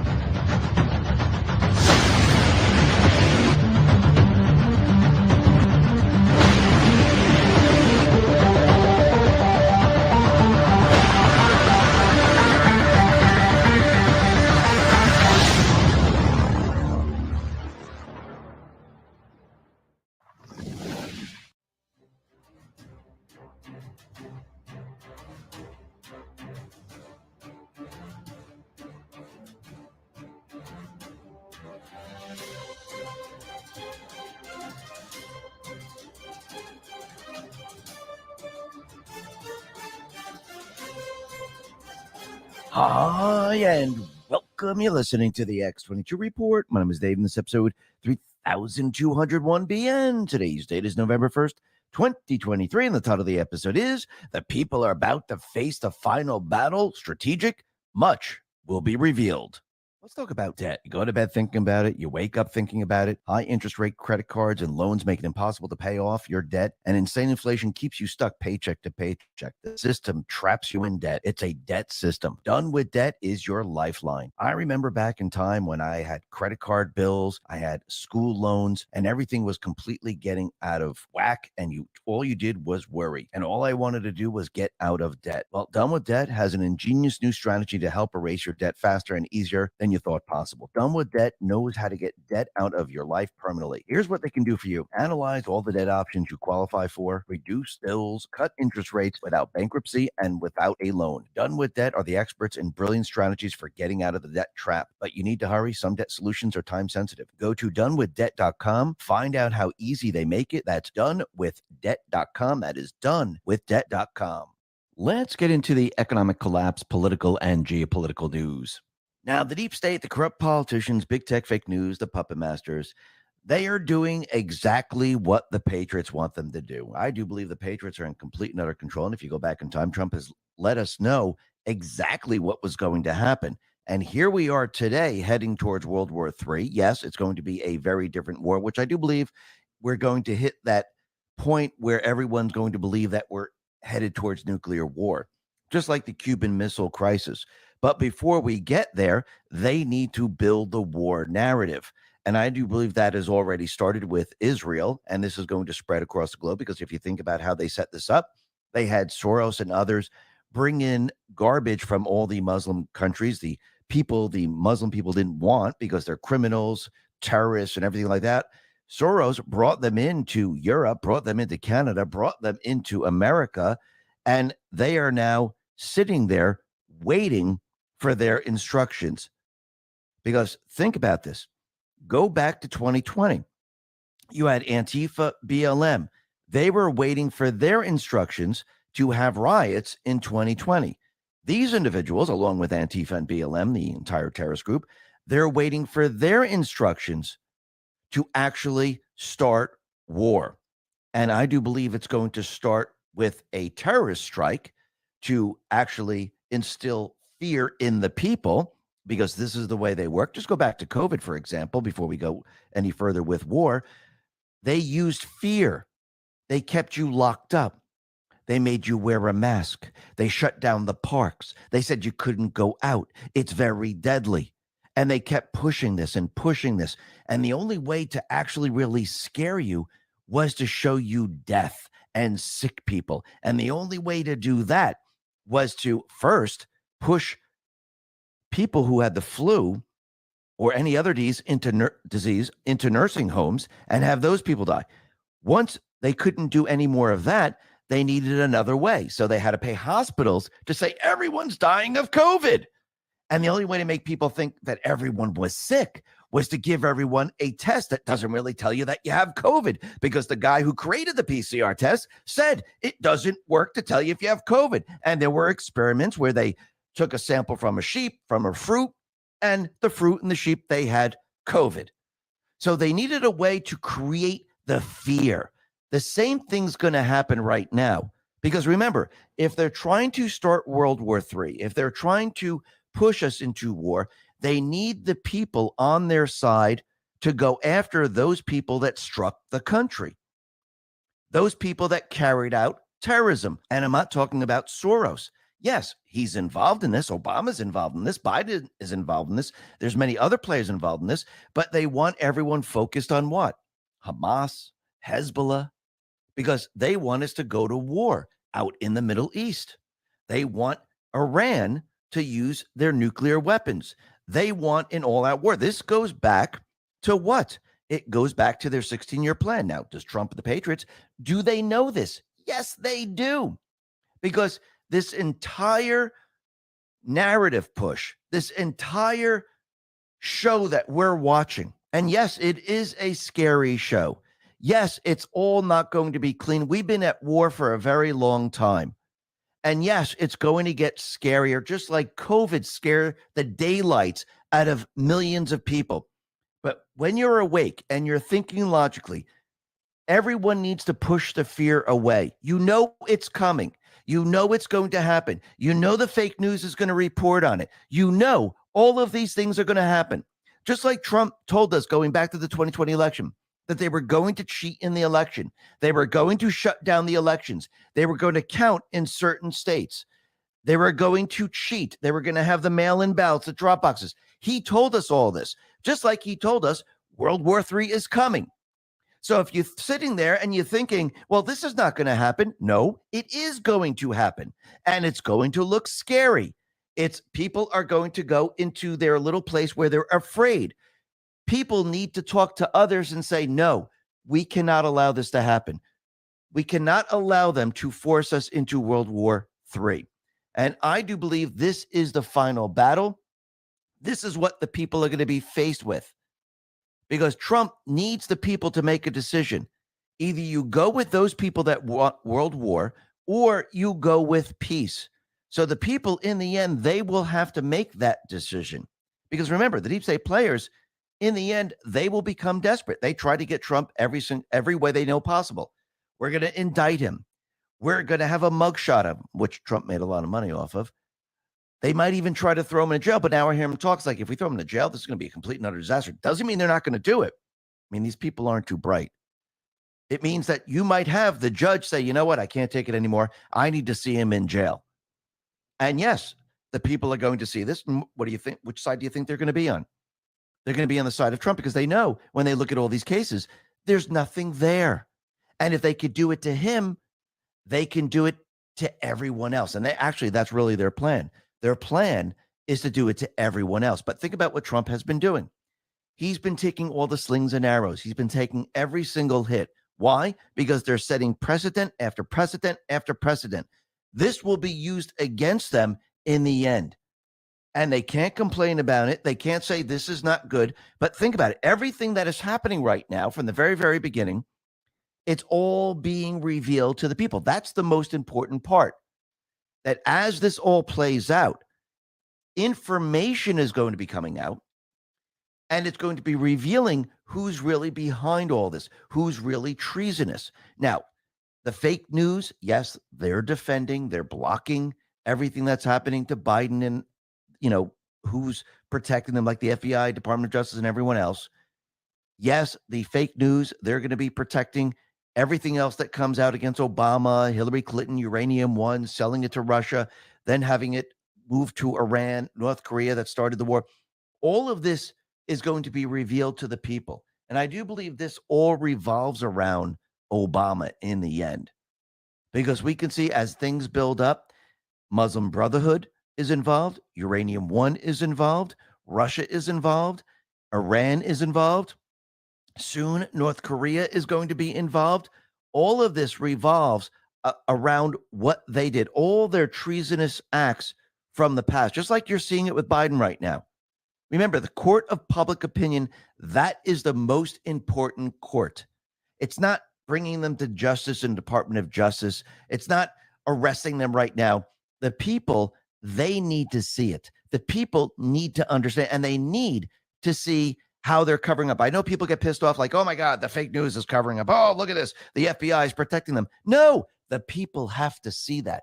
They have to see it every step of the way, so the people understand what the system is, because the people wouldn't believe it if they were told. They need to see every single part of it. And yes, as we approach the precipice of destruction, nuclear war, yes, you're going to see events. Yes, it's going to look very, very scary. Yes, we're going to see it here in the United States. The war is not going to be fought. It's not going to be out in a far-off land where you see it on TV. It's going to be here in this country, almost like our founding fathers had the war on this land.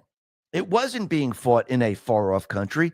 It was right outside their doorsteps. It was right in their fields, on their farms. They saw it. They felt it. They understood it. And they understood, if we allow this to happen, we will not have our freedom. So we must fight for our freedom. Why do you think the battle is coming here? This is the second revolution. The battle will be fought here on this land. And the people, instead of using fear and allowing the deep state to push fear, the people need to be awake. And that's why Trump spent this entire time waking the people up so they wouldn't be brainwashed. See, when you're awake, you start to research, you start to understand, you start to look and say, okay, I know what they're going to do. If you know what they're going to do, it doesn't come as a surprise, right? If you know what they're going to do, you realize, hey, wait a minute. I see what they just did here. I understand because I knew it was coming. I knew what they were going to do. And now I can think logically and not use fear and my emotions to get in the way, which means the people will have the upper hand in the end. They'll be able to fight this information war. They'll be able to fight against all of this. And this is why it was so important where we needed to wake everyone up. Everyone needed to wake up at all different levels. And I do believe that this level right now is the last level where people are going to be slapped in the face so they understand what is happening. And the others, those people that have been awake, they understand what is coming.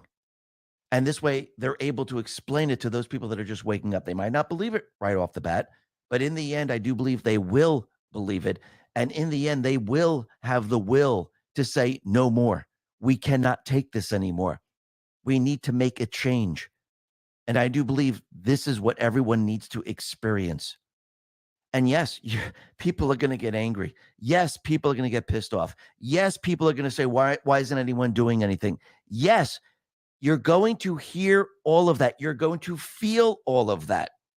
But in the end, what the people need to do, the people, the majority, who are no longer silent, need to come together and push out the tyrannical government, not by force, not by looting and pillaging, by doing what the Constitution says we must do. Now, again, the deep state players, they don't want you to do it that way. They want the looting. They want the pillaging. They want terrorism. They want destruction. They want a civil war in the end. But I don't believe the people are going to give it to them. I think the people are going to say, no, we have a better way. We're going to use our power. And this power that we yield is so powerful that you will not be able to stop it. Now, they're going to try to stop it. They're going to try to cheat, number one. When they can't do that, they're going to probably try to postpone it because they don't want people to yield their power. They don't want the people to say no more. And they don't want the world to see it. That is their biggest fear. That's what they fear the most, an uprising of the people. And I don't mean coming after them with pitchforks and knives and shovels, which they would do in the old days. Today, I think we'd have AR-15s and other weapons, but that's not what I mean. I mean by voting. And this is what they're afraid of. Why do you think they have a cheating system? Why do you think they spent years and years and years creating this cheating system? Because they knew if they didn't have the ability to cheat, they wouldn't be in these positions. They wouldn't be able to hold these positions. And I do believe Trump, in the end, this is why he's pushing us to go outside of their cheating system. And I do believe that's why we're heading down this path. And the people need to see it all. And the people will accept it when he makes the suggestions because people are seeing it all. And people, they want someone to fight against what's happening. And yes, there's going to be a lot of people waking up. Now, we're going to be talking a lot more about terrorism inside this country, what is about to happen. But first, let's talk about the young generation, because every step of the way, what are we seeing? We're seeing more and more groups wake up with what is happening. The Black Hispanic community is waking up, moving towards Trump's side as they push indictments, as they take his mugshot. I do believe if they actually put him behind bars, you're going to see a lot more on his side. We see the younger generation who've been promised, hey, you know something, go to college, learn gender studies or any other study. You're going to make a great living and you'll be able to live your life. And the people are going out there getting jobs and they're realizing, well, that's not true. You lied to us. And the younger generation, they're becoming more and more angry as time goes on. They're getting pissed off. And I do believe in the end, when Trump tells them that it doesn't have to be this way, they lied to you. We can do it a completely different way. Now, they're going to resist. But in the end, I do believe they're going to fold because they're going to find the will to change in the end. And we're already seeing the Arab population in this country. All of a sudden, they're going to the side of Trump. Why? Because what's happening out in Gaza and Israel, and especially when there's a terrorist attack here in this country. So every step of the way, Trump, with all of this, is going after every single group and bringing him to his side. Strategy is absolutely unbelievable. But first, let's talk about the Zoomers and the millennials, and Ian Miles Strong put this out on X and said, so many Zoomers and millennials are coming out with testimonials about how much they're struggling financially today. This isn't the result of bad financial planning on their part. The economy has simply gone down the drain. It's in a doom spiral. So as they get angrier, as they get pissed off, they're going to want someone to give them solutions. Is Biden going to give them a solution? No, they can't give them a solution. Why? Because they're telling you everything's okay. If he's telling you everything is okay, why would he then give you a solution? He wouldn't. The only person that would give you a solution is the person that's telling you that everything is not okay. And I have a solution to fix it. And people, well, they're going to start to wake up, and they're going to wake up pretty darn fast. And people are waking up in regards to Biden because they're seeing his criminal activities. They're seeing how the FBI, the DOJ, they're all involved in this. And the people are wondering, why aren't they doing anything? Now, if anyone expects these individuals to come down hard on Biden, arrest him, and remove him and throw him in jail, well, I think people are going to be waiting a very long time, because this is they're all part of the criminal syndicate. If the criminal syndicate goes after Biden, then they're going to have to go after Obama. If the criminal syndicate goes after Obama, they're going to have to go after Hillary Clinton. They're going to have to go after Soros and all the way up the chain. Do you really think they're going to do that? No, because there's a direct connection with Biden, Obama, Hillary, and the rest. So I don't believe they're going to do anything like that. And actually, if they actually came out and proved that Biden was treasonous, that he was been doing this entire time, well, wasn't he Obama's vice president? Didn't Obama say his administration was scandal-free? That would all completely and utterly fall apart. So I do believe in the end, they're going to have to remove him in another way. And I do believe that time is coming. But we can see that the FBI, they're all involved in this. They've been covering for these people for a very, very long time. Paul Sperry on X put this out and said, the FBI's Foreign Influence Task Force used Brian Auten's false disinformation assessment to discredit 40-plus Biden informants. Flashback, meet the Russiagate prober, Auten, who couldn't verify anything in the Steele dossier, yet never told FISA court. And we can see they were all part of this. And the evidence against Biden is coming out like we've never seen before. I mean, it was drip, drip, drip. Now it's like a flood. I mean, we've come to learn that Hunter Biden received $250,000 loan from a Chinese business associate during the 2020 election. First wire sent to Hunter Biden was dated July 26, 2019, was for $10,000 from an individual named Miss Wang Jin. There is a Miss Wang Jin listed on the website for BHR Partners. It is unclear if the wire came from Wang Jin. The second wire transfer sent to Hunter Biden dated August 2nd, 2019, was for $250,000 from Li Zheng, also known as Jonathan Lee, the CEO of BHR Partners, and Ms. Tan Ling. And they're trying to figure out Ling's role in all of this. And it turns out Hunter Biden didn't pay back the loan. Not one Biden paid back the so-called loan from Li Zheng, Jonathan, also known as Jonathan Lee. It turns out Hunter's lawyers and Democrat megadonor Kevin Morris assumed the debt in 2021 after he took a stake in Hunter's Bohai Harvest. So right now, all these loans, they haven't been paid back or anything. And the other thing that's very interesting is that an AT&T email from February 8th, 2018 notified Hunter Biden that more than 300 had been racked up in international charges on a phone linked to Joe Biden. At the time of the phone calls, Joe was still listed as the key card holder for Hunter's shared office with the CEFC business partner in Washington, D.C. The alert came just days before the president received $200,000 from his brother, Jim Biden, who got the funds from his healthcare business, AmeriCorps. And every step of the way, more and more evidence is being built against Hunter Biden. You would think the FBI, DOJ, they would be all over this, and we would have indictments, and there'd be charges all over the place. You would think that's what would be happening, but it's not. And add on top of this, the National Archives, they were sued because they weren't handing over certain information. Even when they requested a Freedom of Information Act request, they didn't hand over the information, so they had to be sued. So the Patriots could get the information on what Biden was doing with the National Archives. And thanks to Hunter Biden's laptop, they learned in 2021 that while serving as vice president, Biden used several private email accounts from which he would sometimes forward or receive government correspondence. So now we know that 3 of them in particular, RobinWare456 at Gmail and JRWWare at Gmail, and Robert L. Peters at PCI.gov, sent or received 82,000 pages worth of emails.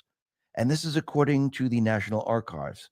Far more than 33,000 emails former Secretary of State Hillary Clinton illegally deleted from the private server. The reason we know all of this is because the Southeastern Legal Foundation, they had to sue the National Archives. They weren't just handing this information over. So now we know they've done all of this. Hollins put this out on X and said, wow, Nara previously disclosed that Biden's office of vice president exchanged more than 20,000 emails with accounts connected to Hunter's businesses. But now we've got a massive hold. My beer moment, 82,000 emails using Biden's pseudonyms. So once again, people are seeing this. They're looking at all this 20 shell companies, doesn't produce, sell anything except for information, has all these different email accounts. I should tell you right off the bat that this guy was trying to hide something, especially with the 20 shell companies that he never divulged before. And now he's using fake email accounts to talk to NARA back and forth. I mean, really think about this. This is how criminals actually conduct business. They try to hide everything and cover it all up. And again, the cover up always gets you. Trump responded to all of this and said, wow, not covered by the Presidential Records Act. Everything that he did was illegal. Let's say he was a senator. He took records, illegal. He was vice president, took records, it was legal. Talking to NARA with all these different email accounts wasn't part of the Presidential Records Act. Everything that he did was completely in violation of the Presidential Records Act. And where is her? I mean, this is like an open and closed case here. It's not like you have to be a brain surgeon. It's open and closed here. You know he's guilty. But with Trump, who was the president, where everything that he did was covered under the Presidential Record Act, they're going after him. I think the people of this country are seeing this very, very clearly now, that we definitely have a 2-tier justice system. And the people are starting to get it. Just like they're starting to get that open borders, that leads to disasters. Cheating in the election leads to disasters. There's always consequences for these actions. And I do believe this is what Trump and the Patriots needed to show the people. Look what happens when you cheat and you overthrow the United States government. Look what happens when you push these agendas. Look what happens. You bring us to war. You bring in terror. You put the people in harm's way. You destroy the economy. This is what the people are seeing right now. And as more and more come into this country, the people are getting angrier and angrier. And Wokeness put this out and said, while they have us distracted, a massive caravan is marching to storm our border. This is not a crisis. It's an invasion. And it is an invasion. And what's very interesting, and Wokeness put this out too, is that the man leading the massive caravan of illegal migrants to the U.S., he admits that this crisis is coordinated attack on the United States, and Biden is allowing it. So really think about this for a second. This is actually planned. Biden is coordinating all of this. We've known that the deep state players, this is what they wanted. Just look out in Europe. The same thing's happening there. It's happening here in this country. Why? Because their main goal was what? To bring each of these countries to a third world status, to bring us to war, and it was infiltration instead of invading the country with armed forces. So this way, they brought everyone into the country, they infiltrated the country, they weakened the country, and now they're going to go physical. That's what's happening right now. And Trump told us this from the very beginning, that the borders are open, terrorists are already in here, something's going to happen. This shouldn't come as a surprise to anyone. We've known that they were going to bring us to war. We've known the borders were open.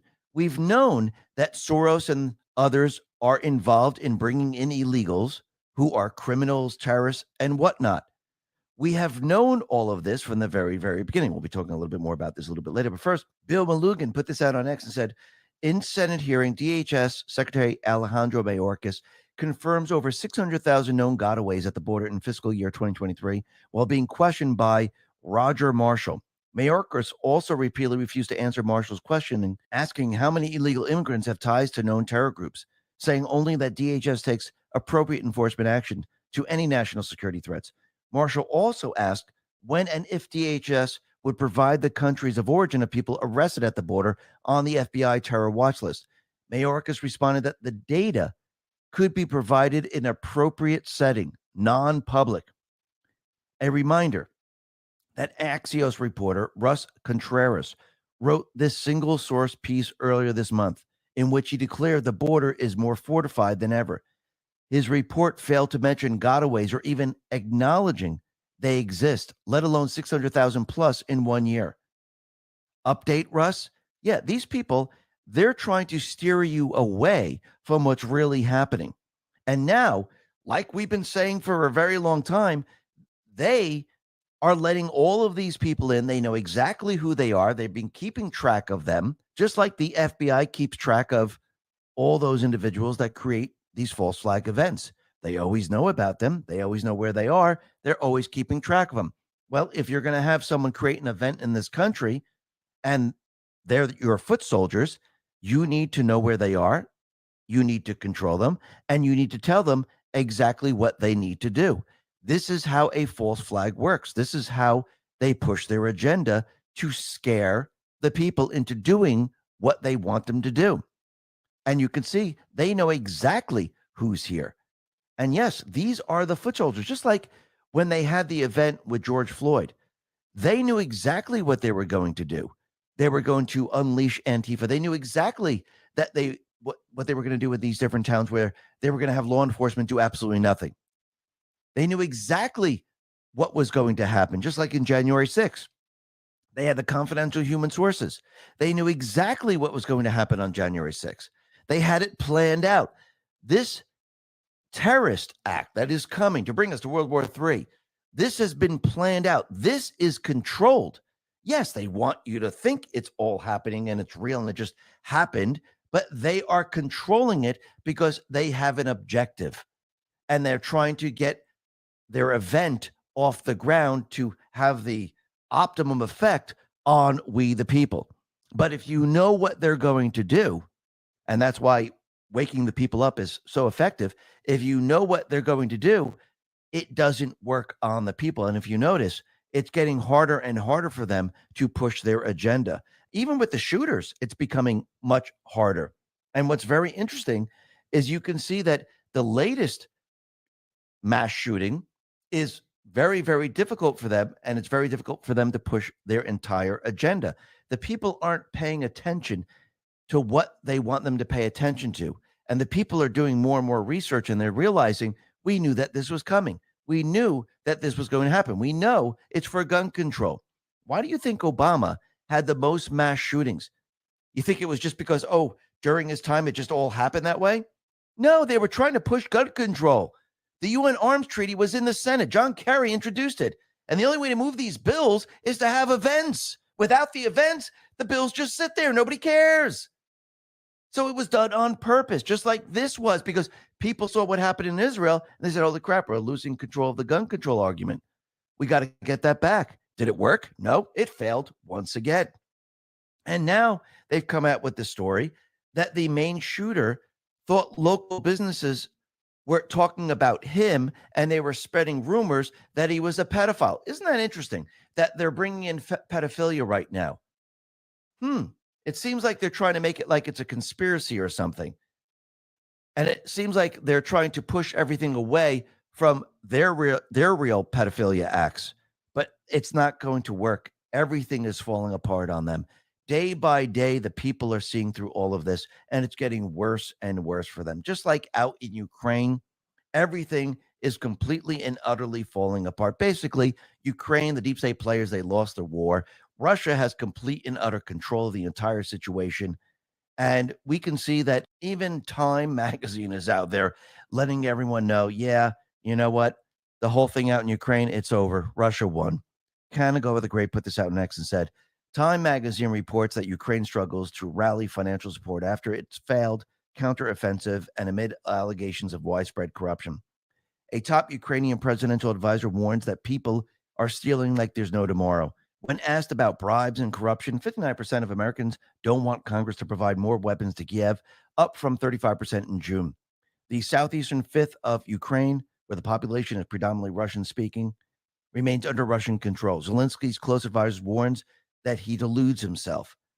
We're out of options. We're not winning. But try telling him that. Ukraine's shortages of soldiers is more dire than its deficits in arms and ammunition. Draft officers pull men off of trains, buses, and send them to the front. The death toll has long surpassed 100,000 on each side of the war, forcing the draft of elderly, raising the average age of a Ukrainian soldier to around 43 years. Corruption remains widespread despite Zelensky's firing numerous officers and the defense minister. Zelensky is worried that the focus of Ukraine's allies in the U.S. and Europe and of the global media has already shifted to Israel, Palestine, and the Gaza Strip. Why are Time magazine and the corporate media starting to throw Ukraine and Zelensky under the bus?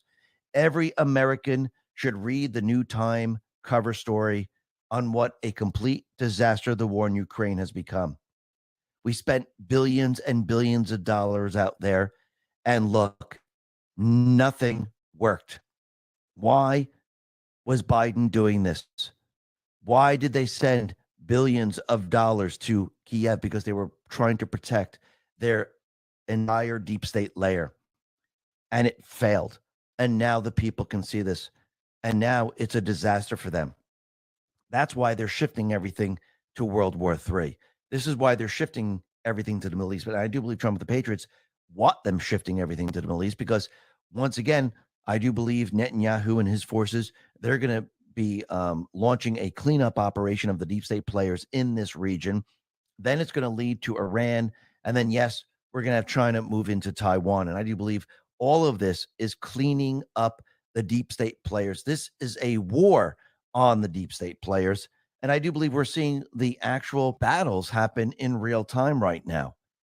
And remember, I don't believe that the deep state player is in control of this. I do believe this is the mission of the Patriots going in and destroying all of this. Now, again, this is also going to bring everyone to the precipice because as their terrorists are being destroyed, just like out in Ukraine, their bioweapons, they were destroyed, they were exposed.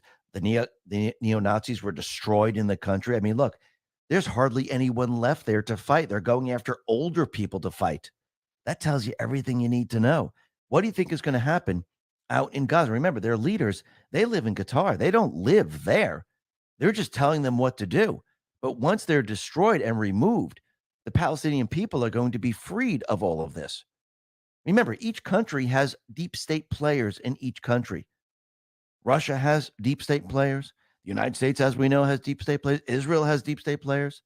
And yes, let's talk about protecting ourselves online. A popular DNA ancestry site is under fire for allegedly not notifying their users in a timely manner of a data breach that stole millions of pieces of personal data. In fact, it wasn't until the hackers advertised the stolen data on forums that the public became aware of the breach, which has since sparked a class action lawsuit. The stolen data was reportedly leaked for political and racially motivated reasons, and it included name, sex, date of birth, geographic location, profile photos, and genetic ancestry results. This is why I protect myself with Virtual Shield One. Virtual Shield One offers an all-in-one digital security suite with its most notable features of being a military-grade VPN, identity theft protection, antivirus, and even the ability to remove my personal information from sites after data breaches like this one. Plus, it comes with a $1 million insurance policy for identity theft protection to secure myself even further. Countless 5-star reviews back up the notion that Virtual Shield One is the most effective way to help prevent government, corporate, ISP, hacker spying while simultaneously protecting your personal data. But there's more. If you sign up for Virtual Shield One now, you'll receive a 60-day risk-free trial, unlimited data usage across all devices, access to Virtual Shield's One's 24/7 customer support, and more. Simply go to virtualshield.com/X22 to take advantage of this limited time deal before their free trial offer ends. This is an operation of getting rid of the deep state. That's what we're experiencing right now. And we could see out in all different countries right now, all the garbage that was brought in, that's the terrorist groups, the criminals, and everything else, they're now starting to create chaos around the world. Out in Germany right now, we can see that the German police, they deployed special arrest units and they brought out the water cannons and they're going after these people. I do believe this is going to get worse and worse as time goes on. Netanyahu put out a post on X actually saying, why did the generals not warn him about Hamas? Why didn't that information come out? Then he removed the post. So were there deep state players inside of Israel saying, yeah, let's not tell them what's going on. Let's have this happen. And remember that post where it says Israeli intelligence stand down? It's all starting to make sense now, isn't it? That's very interesting. Now, the other thing that's very interesting is that we could see that the terrorists in Gaza, the Hamas, even Hezbollah, they're probably joining in. Iran is helping them. They're going to continually push this war as hard as they possibly can. And what's very interesting is that Gaza Report put this out and said, residents are claiming that several minutes after an Israeli airstrike, the ground around them began to collapse, leading to massive casualties, many of whom fell into sinkholes along the structural frames of the apartment buildings.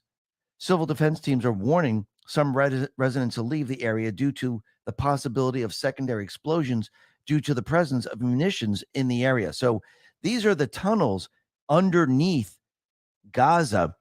They stored explosives under there and other weapons. Israel is striking these areas and the tunnels are collapsing, and basically it might set off some munitions. So the people need to leave these areas. And then you can see why Israel has told the people, the Palestinian people, to leave certain areas, because what do the terrorists normally do? Just think about Ukraine. They always set up shop where the civilians are. So this way they can blame it on the attackers. But they're the ones who are putting these people in harm's way. Dr. Eli David put this out and said, Hamas official Abu Marzouk said the tunnels in Gaza were built to protect Hamas fighters, not civilians. Protecting Gaza civilians is a responsibility of the UN and Israel. So that's very interesting. So the tunnels were built to protect the terrorists. And who cares what happens to the civilians? Because if the terrorists are down below, the civilians are up top, and you're getting information that this is where everything is, well, they can use that to blame it on Israel. And that's exactly what they do. Now, the other thing that's very interesting is that Egypt came out, and the prime minister came out and says that the country is prepared to sacrifice millions of lives to ensure no one encroaches upon its territory. Don Jr. responded to this on X and said, so we are clear. Egypt is willing to sacrifice millions of lives to not have to take Palestinian refugees. I wonder why that is. Seems pretty harsh unless they know something we don't. Yeah, because they know the terrorists are going to be trying to get into that country, and they don't want the terrorists. And the other thing that's very interesting is that during the entire Ukraine war, have you ever heard the protesters or anyone out there who had the Ukrainian flag say ceasefire, ceasefire? It's funny that they're all out there. That same exact group who was rooting for Ukraine is now rooting for Hamas and the terrorist groups. They're calling for ceasefire. Do they need a ceasefire to replenish everything that they need? Do they need a ceasefire to regroup? It's starting to seem that way. And I do believe this is most likely why they're trying to push a ceasefire. Now, the other thing that's very interesting is that while all this is playing out in the Middle East and we have terrorists in this country, another group is now moving to the side of Trump and moving away from Biden. If you look at every step of the way here, you can see that at every single type of event, no matter if they're indicting Trump or taking his mugshot or doing anything else, the people are coming to his side. So what's very interesting about this, since this whole thing with Israel started, it seems that Trump is now leading Biden 40 to 17% among Arab Americans. So the support for Biden has collapsed, and the Arab population is now moving towards Trump. And they're watching this all play out, and his popularity is completely and utterly plummeting with the Arab Americans. So it means that people are losing faith in Biden. I don't even know why they had faith, but they're like, you know, the guy that we elected, he's not doing a good job. We don't trust him with what's going on here. He might even start World War III. And that's exactly what people are saying. They're saying that this guy cannot handle what's going on right now. Rasmussen Reports on X put this out and said, how concerned are you that the current conflict between Israel and Gaza will lead to a major war in the Middle East? Concerned? Very, 50%. Somewhat, 36%. Not very, 9%. Not at all, 2%. Not sure, 2%. So 50 plus 36 is 86% that, yes, what's happening right now is going to lead to a major war, and it's going to come back to the United States. Here's another poll by Rasmussen Reports, and it says, compared to most recent presidents, is President Biden a stronger commander-in-chief for the military or a weaker one? All voters, strong, 29%. 53% say weaker. About the same, 15%, not sure, 3%. So right now, 53% say he is weaker as the commander-in-chief for the military. So if we're headed towards World War III, and it's the N word, which is nuclear, and it kicks off with a terrorist attack in this country because we have open borders, what do you think is going to happen with these percentage numbers? Do you think the people are going to say, holy crap, this is the guy that we need to charge us into World War III? Or the people are going to go, holy crap, this guy caused all of this to happen? Remember, every step of the way, everything that Biden does, it all comes back to him that he is the guy with Obama in the basement and Soros. They started World War III. And look what Biden is about to do right now. The Biden administration announced plans to develop a nuclear weapon 20 times more destructive than the one Harry Truman ordered dropped on Hiroshima in 1945. And this comes days after it was revealed that China planned to double its nuclear warheads by 2030. China currently possesses at least 500 nuclear warheads, so doubling its arsenal would mean more than 1,000. And to make matters worse, this announcement also comes as Russia was largely expecting to announce it was pulling out of the 1966 Comprehensive Nuclear Test Ban Treaty. This was designed to ban nuclear explosions anywhere in the world, though it was never ratified by China, India, Pakistan, North Korea, Israel, Iran, and Egypt. Very interesting. So does everyone trust Biden now? And actually, Trump has told us that we're heading into nuclear war.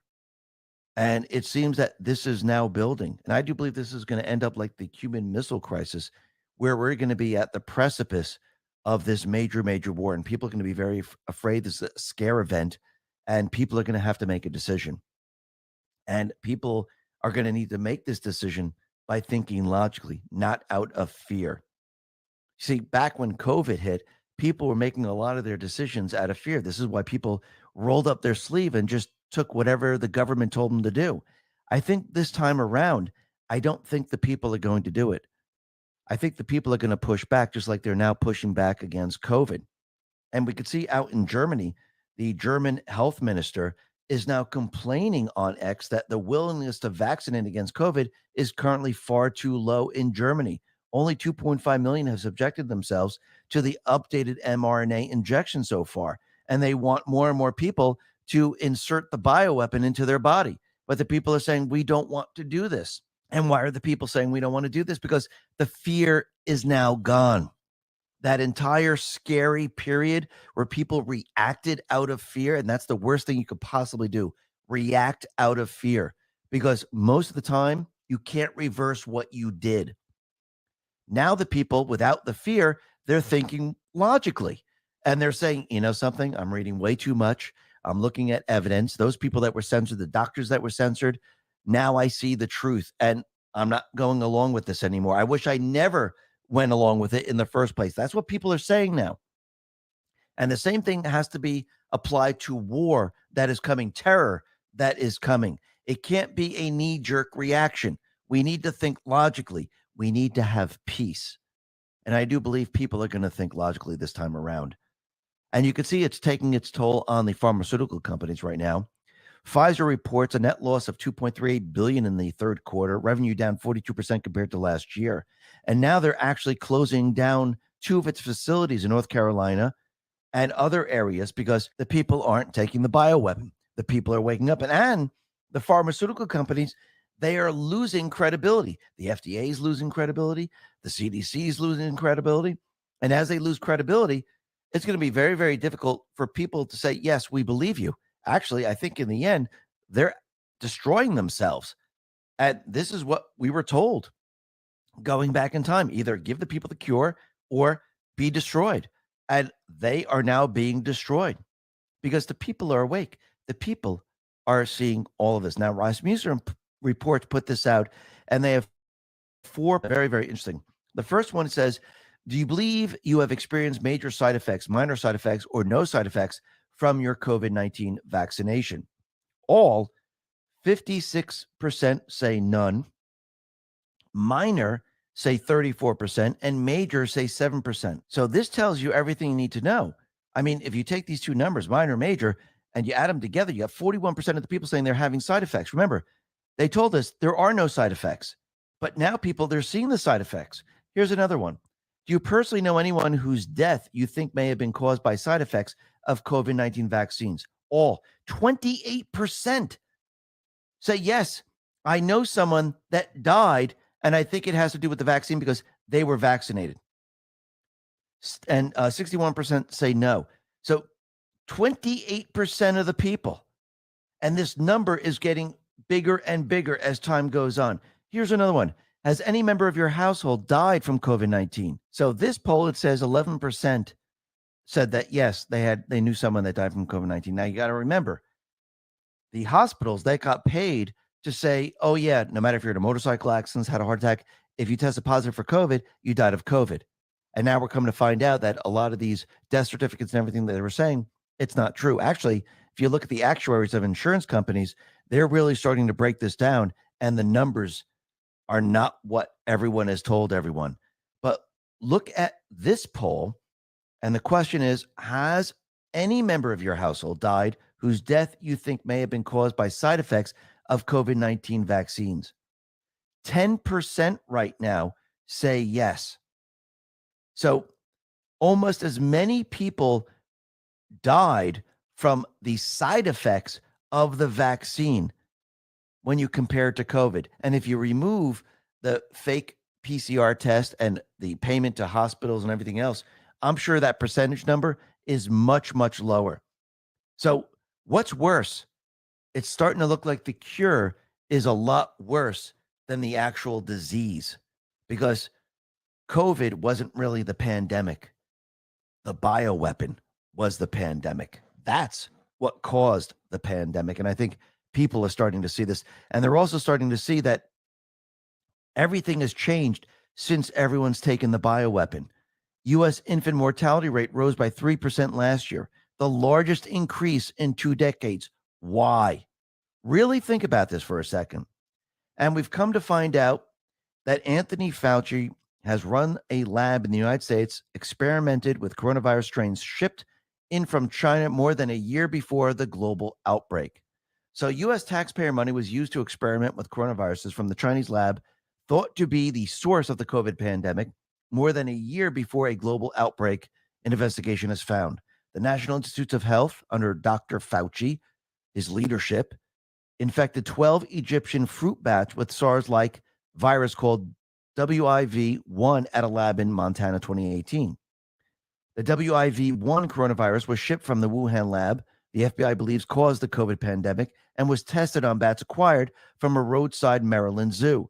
The research revealed this week by a campaign group determined the novel virus could not cause a robust infection, but the research is more evidence ties between U.S. government and the Wuhan lab, as well as the funding of dangerous virus research across the globe.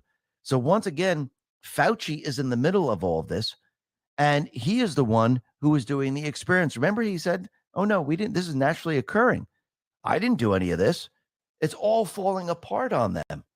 Everything that they have done is now being exposed, and the people are now seeing the truth. Remember, they released this on the public just so they can get Trump out of office. That was their main mission. Yes, the Great Reset, the Green New Deal, depopulation, injecting everyone with the bioweapon. Yes, that came after, but their main focus was to get rid of Trump, because they knew if they didn't get rid of Trump, they couldn't continue on with their mission, with their agenda. And now the people are seeing all of this, and the people understand that they use this to cheat in the elections. And now Trump and the Patriots know how they cheated in the elections, which means they caught them all. They have all the evidence. This is why Trump is going to reveal irrefutable evidence during the trials. And what do you think the deep state's going to do? Well, you always need a distraction if evidence comes out, which means I wouldn't be surprised if we see maybe a terrorist attack during that period of time. Because how would you distract the public? You'd have terrorist attacks around the world, so no one would know what the world, I'm talking about the bad people, the bad guys, did, where they overthrew the United States government. Now, that doesn't mean we're gonna have a terrorist attack before then. We might have a small one, which leads up to a bigger one. We'll have to see how this all plays out. But the other thing that's very interesting is we could see with all the Soros DEAs and prosecutors and everyone else that they put in these positions where they're allowing crime to run rampant. And remember, criminals like other criminals running around because they're criminals themselves. And this is why they don't want these individuals to be jailed. Plus, they're being used as their foot soldiers. Well, it seems that the Alameda County DA, Pamela Price, she recently said that she feels safe in Oakland. But then her car got broken into and her laptop was stolen. So 1 minute she's telling everyone how safe she feels. The next minute, they stole her laptop. Once again, this tells you everything you need to know. And by the way, auto burglaries are up 36% in Oakland this year. So does she really feel safe? I doubt it. And the people are now seeing this, and the people are saying, you know what, these people, they shouldn't be in these positions. I mean, look what's happening out in New York. While they're going after Trump, crime is running rampant. But the other thing that's very interesting is this is with Black Lives Matters. Black Lives Matters fraudster who used donor money to fund her lifestyle has been jailed for 2.5 years now. Isn't that interesting? They were leading this entire push and these protests, which actually were riots, telling us that, oh, we need to remove the statues. They need reparations. They were taking the money and they were living it up. They weren't donating it to anyone. This whole thing is a scam. And they scammed the people of this country. And I think the people now, they're really starting to figure this out. And we can see that as more and more happens, and as people are awake, their entire narrative, their entire push is completely and utterly falling apart. Now, the other thing that's very interesting is that we could see that Biden has having a little bit of a problem right now. Remember, they're not going to New Hampshire. Remember, he's going to skip that. He's not going to register there. And now it seems like it's turning into much more of a problem for him because now it looks like his supporters, they're initiating a write-in campaign to save him. And New Hampshire is saying he must comply with the state's party rules. As a result, there will be 21 names on the Democratic ballot in the granted state, but Biden will not be among them. This is why supporters of Joe Biden launched an effort to have his voters write his name in. So are they leaving the door open for other people in New Hampshire? It's starting to seem that way because think about why would he go down this path? It makes no sense whatsoever, unless they're going to sneak someone else in a different way. And it seems that's exactly what's happening. Now, the other thing that's very interesting is Representative Kay Granger, the top Republican ringleader who fought Jim Jordan. She decided, you know something? I'm not running for re-election anymore. I'm done here. And of course, she lost the battle. She realizes everything's about to change. And now she's saying, I am out. I do believe we're going to see, and we have been seeing a lot of these people drop out. And I think we're going to see a lot more of these people drop out. And it's going to be a complete and utter disaster.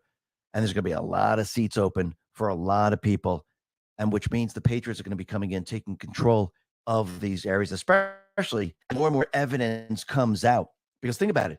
The people that say they're not running for election, and as the evidence comes out and shows the corruption, shows who these people really are, do you think the people are going to say, hey, you know something, we need another person like this? Or are they going to look for the patriot? Actually, all Trump has to do is say, I endorse this person, this person, this person.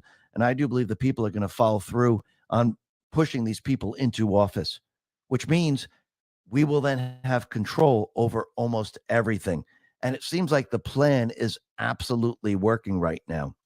And the other thing that's very interesting is we can see that they're bringing all these indictments against Trump. He's on trial right now. He's going to New York. We have one in Colorado. All of this is happening at the same time.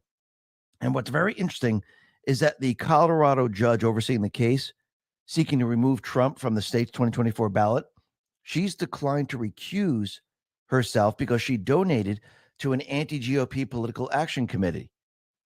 Mike Davis explains on X and said the following. New Denver District Judge Sarah Wallace, a Democrat donor, commits reversible error by refusing to recuse from Trump January 6 case after donating to anti-Trump January 6 PAC. On August 18th, 2022, Democrat Governor Jared Polis appointed Democrat donor Sarah Wallace as a Denver District Judge starting on January 10, 2023. On October 15, 2022, Judge designee Sarah Wallace donated to the Colorado Turnout Project, a political action committee formed to vote out Republicans who support Trump on January 6, 2021. This week, Judge Wallace is holding highly unusual and unconstitutional trial to determine whether to disqualify Trump from the ballot based upon his activities on January 6. Judge Wallace previously rejected all of Trump's legal arguments, including the only way to disqualify for insurrection under the Section 3 of the 14th Amendment is to win a federal criminal conviction under the federal insurrection criminal statute Congress passed to execute Section 3. Today, Judge Wallace, admitting to making the anti-Trump January 6 PAC donation, she said she didn't remember making it, but despite her donation, she claims she can be fair. But her subjective belief in her ability to be fair is not the correct legal standard. The standard is an objective one. Will the public reasonably believe she can give Trump a fair January 6 related bench trial after she donated to an anti-Trump January 6 PAC? The answer is clearly not. This is the reversible error, but will the Democrat-controlled Colorado Appellate Court correct this? Well, they should, but again, we're dealing in a corrupt system. And all these judges that they have chosen, they're all corrupt, and they all want Trump out, and they will do anything and everything to do this. They will not follow the rule of law because they are part of the criminal syndicate. And I think people can see this very, very clearly. And everything that they're doing with Trump out in New York, well, they are setting a red line because they are now setting a precedent that can be used for other businesses in New York. And it looks like they're doing this on purpose because if they want to just shut down a business or they want to collect money, they can use this on any political opponent that has a business there, or they can use this to push people into doing things that they want them to do. This is a very, very scary situation of what they're trying to do. Now, do I believe that they're going to actually succeed in all of this? Most likely not, but we'll have to see how this all plays out. Trump, he put this out on Truth and said, Judge Engoron is a political hack who ruled against me before the trial even started. He's doing the dirty work for the Democratic Party. I was not given the option of a jury. This rigged case should never have been brought, but since it was, it should have been in the commercial division, but Engoron would not let go of it. He fought us, sanctioned us for no reason, fined us big money, never gave us even a one-day delay. This is the big chance, and he was not going to let it go. In the meantime, they lost their start witness, and my financial statements are great. There was no fraud, so they're working with the corrupt AG, whose campaign was, I will get Trump, to develop something, anything. They even go back to 2014, past the statute of limitations, to look at lowball offer I made for the Buffalo Bills. Someone else offered much more. So what? Now they come up with something called disengorgement. I never heard of the term. Witch hunt. Election interference. Then he put this out. We won against Engoron in the appeals court, knocking out a big part of the case, but he then refuses to accept the decision. He just said no. He has often overturned one of the most and couldn't care less. I don't believe we even won one single motion during this entire excursion into the wilderness of crazy. The state won 100% of their motions, including the fastest trial date for such a case in memory, with no extensions for anything. I'm being railroaded at a level never seen before. When Cohen admitted the whole case was a lie, he didn't care. Think of it. We had a Perry Mason moment with their star witness, and the judge acted like nothing had happened and then started screaming at us. And then he put a ridiculous gag order on me, which we will appeal. He finds me at levels never seen before. The AG's people are thrilled, but can't believe it is happening. Engoron is crazy, totally unhinged and dangerous. Our judicial system has gone to hell. Absolutely. And the people are watching this play out. And the people, they see the corruption. They see the two-tier justice system. They see the criminal syndicate. And that's what this is all about. Remember, this is not about a 4-year election. This is about destroying the deep state. First, you have to expose the deep state. You have to expose who's part of the deep state. in order to then destroy the deep state. So people need to see all of this play out, and the people are seeing this play out. Now, what's very interesting is that we know we are leading up to a period of time where everything's going to start to build. And I do believe the Biden administration, the deep state players, they are going to become very, very desperate, and they'll probably start to arrest Trump supporters, even if they just, blink the wrong way. And I do believe that is what's going to happen as time goes on. So you're going to see them come after the Trump supporters very, very hard. And we know that this is part of their plan, because what have they been saying? That Trump supporters, MAGA or MAGA extremists, they're domestic terrorists. And I do believe they're going to try to push us in that direction. While that is happening, they're also going to try to bring us to war. And they're going to try to push it as hard as they possibly can. Now, one thing that's very important here is that there was another mass shooting that was set up, but it was averted out in Colorado's Glenwood Caverns, the adventure park. And this individual had weapons, he had EID, he had all this stuff ready to go. And he was ready to have an all-out war in this area, because he had explosives and everything. But it seems that this individual, he committed suicide, and this whole thing was shut down, and they found everything that he had ready to go. So this is very interesting. Now, the other thing that's very interesting is that Christopher Wray, the FBI director, he was in front of Congress, and he was letting everyone know that, yes, there will be domestic and foreign-inspired terrorist attacks on U.S. soil and in other countries. How does he know this? Because I do believe, just like with everything else, like the insurrection, like the mass shootings, they have certain people that they know about, certain people that they are controlling, certain people that are terrorists, and they allow them over the border. And the number of extremist elements aligned in support of Hamas is visible in the protests that have erupted nationwide. You can't even unsee it. And Director Wray, he knows this. The FBI organization does not and will not do anything to block this, impede, or stop the terrorist attacks that come from the ideological protected category of the personage. Just like with the BLM riots, they're not going to stop these people. They know that they're going to do this. They know that they're going to create a terrorist act. This is the criminal syndicate. This is what you see playing out. They know all the information. They knew that there were riots going on back in 2020. They knew they were burning everything down. They knew they were killing people. They did nothing about it. They know the terrorists are in here. You see them protesting in the streets. It's the same exact people. They just brought a lot more of them in.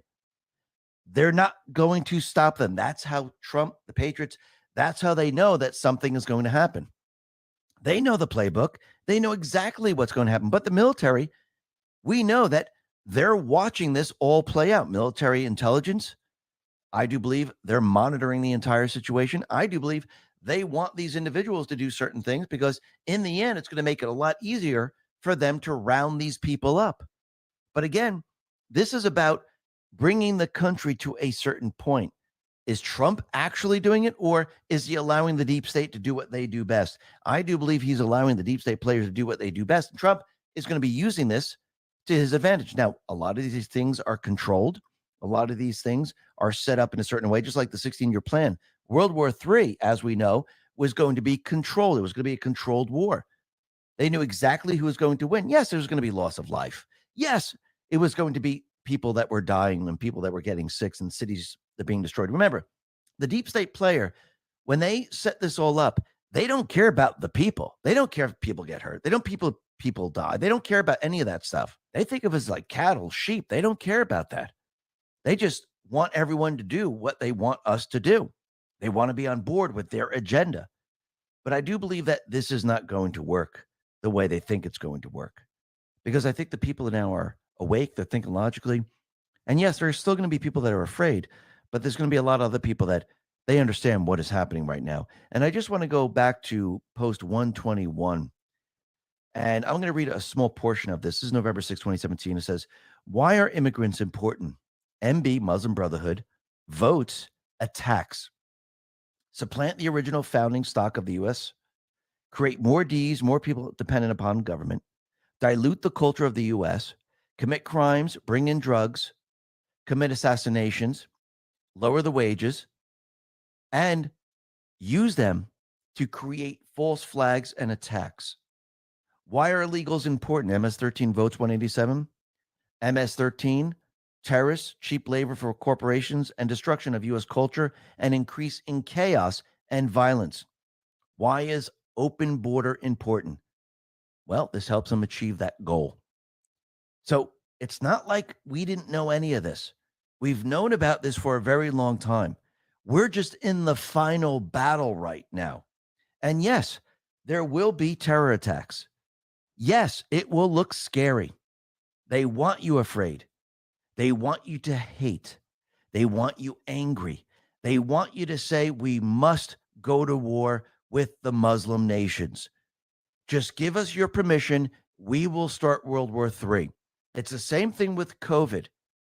They got people afraid, and the people said, we want a vaccine, inject us, we don't care. You gave them your permission. Do not give them your permission for war, because that's what this is all about, just like 9/11. 9/11 happened, and the people said, yes, we must go find them in Afghanistan, Iraq, even though the CIA did it. See how this works? And this is what they're going to try to do. This is how they're going to try to push the people. But the people must push back. And I do believe Trump and the Patriots in the end, well, they know the people in the end, they're not going to want to go to war. And the people, they're going to say, no, we're not going along with this. Remember, this is not a war fought off in a foreign land. This is going to be a war that's fought here, even with nuclear weapons. And I do believe we're going to even see that, because I do believe this is going to happen in phases right now. Now, I just want to go back in time, and Patriots on Control and Telegram put this out. Remember, Trump has always told us what was going to happen. Back in November 1st, 2020, Trump, speaking to reporters, predicts exactly what ended up happening on election night with mail-in ballots. You're going to have 1 or 2 or 3 states, depending on how it ends up, where they're tabulating ballots and the rest of the world is waiting to find out. And I think there is great danger to it. And I think a lot of fraud and misuse can take place. 2 days later on election night, multiple states where Trump was winning would inexplicably stop counting votes at the same time overnight. And in the coming days, Biden will receive a slew of ballot dumps and come back to win these states. As Trump foreshadowed in this clip, Biden would overcome a nearly 700,000 vote deficit in Pennsylvania by receiving over 1 million votes after Election Day. They can claim election denial all they want, but Trump laid it out in advance exactly what they were going to do, and we all witnessed it unfold on election night. Why did he let everyone know? Because he let everyone know for a couple of reasons. To let you know he knew about the cheating. I do believe to let us know that they were monitoring the cheating. And he put that out there so when you go back in time, you can see that he told everyone they were going to cheat in the election. And now he's going to prove how they cheated. So if he could tell you all of these things and they've come true, he's also telling you about World War III. So when you really step back and take a look, who's controlling all of this then? And I know people are saying, well, if he knew all about this, why didn't he stop it? Because that wasn't the point of the exercise. The point of the exercise was to have them cheat like they've never cheated before. He needed them to go all out. They never used a mail-in ballots and drop boxes. He needed to make it so obvious. He needed to capture all the information to say, look, they didn't use the Dominion machines, just the Dominion machines. They just didn't use the illegals. They went all out, and we caught them all. I got them. And there's no way they can explain this, because it's not just one agency that got them. We got them with multiple agencies. And I even told you in the beginning how they were going to do it. That was the whole point of the exercise, is to show how they cheated. This is why we needed the red wave. And yes, there was a red wave. But the point of the red wave was not to bring Trump back in as the president. Remember, this is not about a 4-year election. This is not about, this is about destroying their system. He needed this to happen this way because this is one gigantic controlled operation to wake the people up and take back the system. Let's go back to Post 27. It says the following. This is November 1st, 2017. Not everything can be publicly disclosed because so much ties back to foreign heads of state. Much will be revealed. We want transparency, but not at a cost we can't recover from.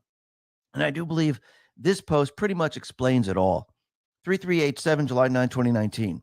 First is a link to the YouTube video where he told you exactly what the plan was, that we were going to take back the country. We're going to take back and destroy the special interest groups.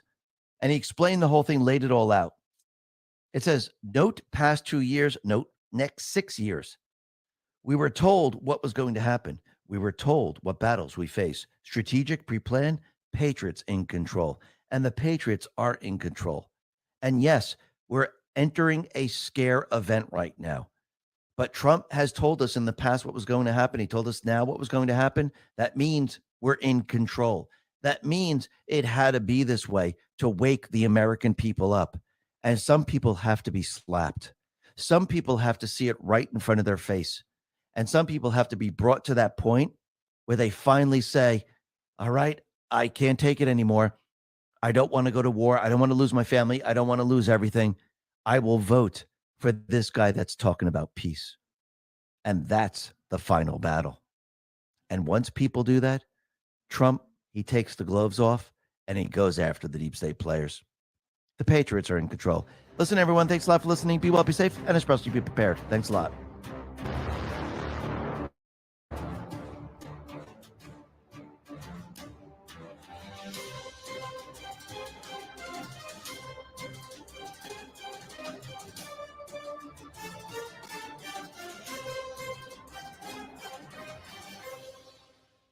All right. That was Dave from X22, both part A and B. Well, we got through a lot already. 5 hours, 42 minutes in. If you missed any of the beginning, we had And We Know, did a couple of Nicholas Viniamin, did Melissa Red Pill, and a couple other things. So if you need to catch up, I would get a cracking, because give me cracked corn. Okay. All right. Nothing new came up during that process. Now what we're going to jump into is my Twitter or my Truth Social. Oh, boy. Oh, here we go. My Truth Social feed. I can't really make this any bigger than what it is, can I? Let me see. Oh, maybe I can.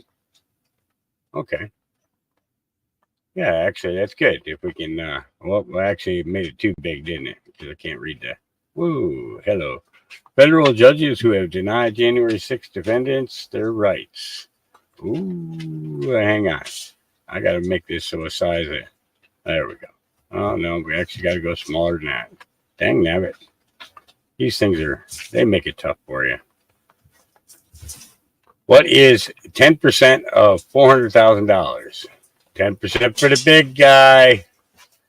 Yeah. 40,000 for the big guy. That's all going to come out. It's all going to come out in the wash. And, we've been getting a pretty steady drip. We went from a drip to a drip. But we ain't got the flood yet. I think the flood is going to be a very, very big enlightenment. Absolutely. This Southern Poverty Law Center breaks silence on Hamas terrorist attacks, then makes stealth edit to statement. Yeah, they've been everybody's pretty much been doing that. Yeah, these guys. Oh, you know what? Let me I want to back this up a little bit more. I want to see what that 2017. Oh boy. Yeah. Okay. How's that sanctuary city status working out for you, Chicago? Let's take a peek.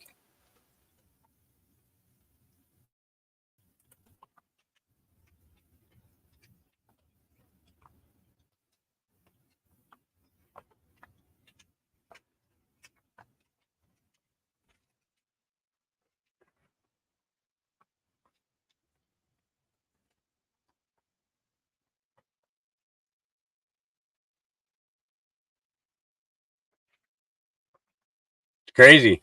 that these people are having to live like this. You know what I mean? But they came here. We didn't ask them to.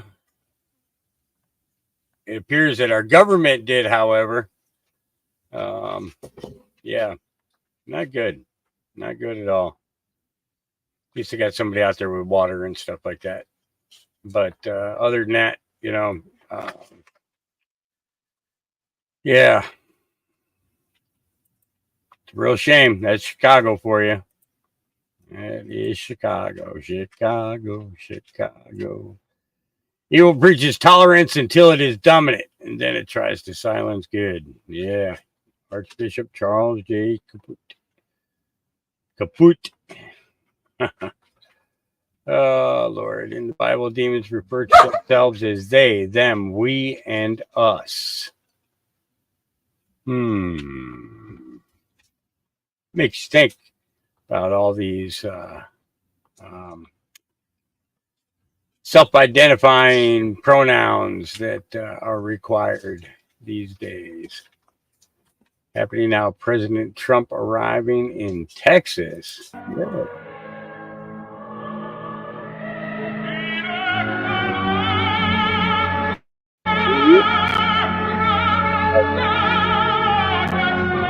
Turn that down because I'll get a copyright for it, don't you know? If Donald Trump likes it, there's going to be a copyright. I'm sorry, but that is it's a combination of private security. Yeah, it's private security and Secret Service there. Yeah. Yeah. Oh boy. The things we see today. I don't know why I have to click on that 5 times in order to get it started. Massive caravan of illegals marching to the U.S. on Joe Biden's open border invitation. Let's see. Let's see if it's if there's anything really important in there. Let's see.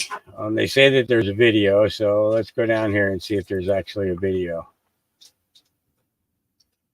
This is the only way I can do a Twitter thing is if I'm doing it through StreamYard. Caravan of nearly 5,000 people making their way to the United States from southern Mexico.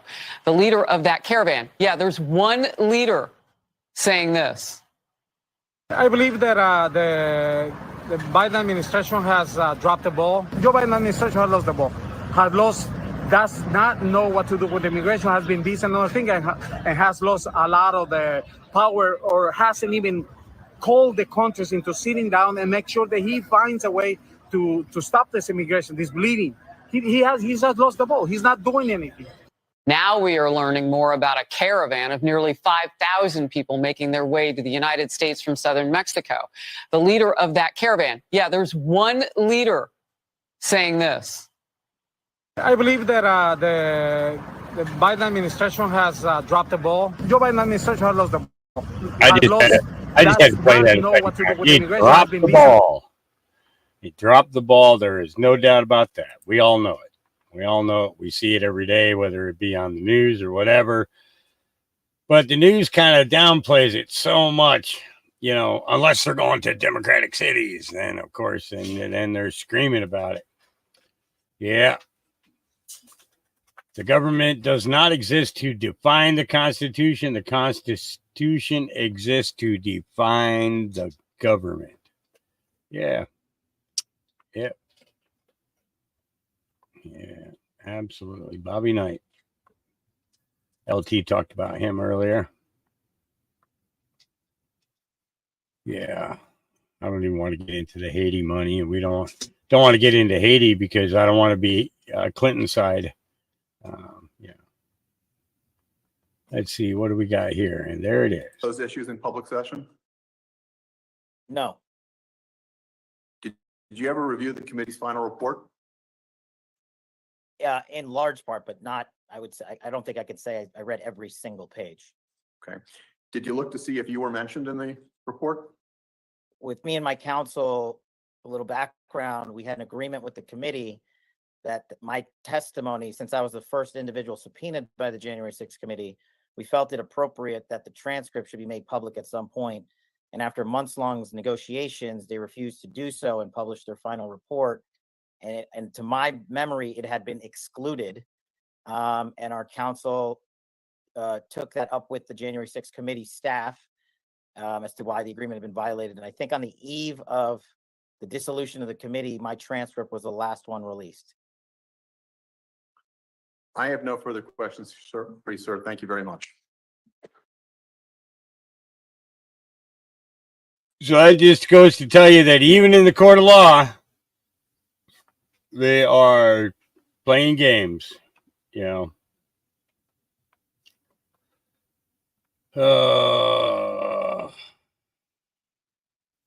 Yep.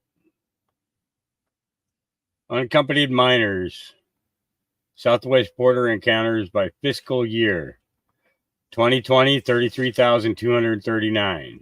2021, 146,925. 2022, 152,057. And 2023, so far, 137,275. Yeah, not good. No welfare for illegal aliens. Let's see what he's got to say.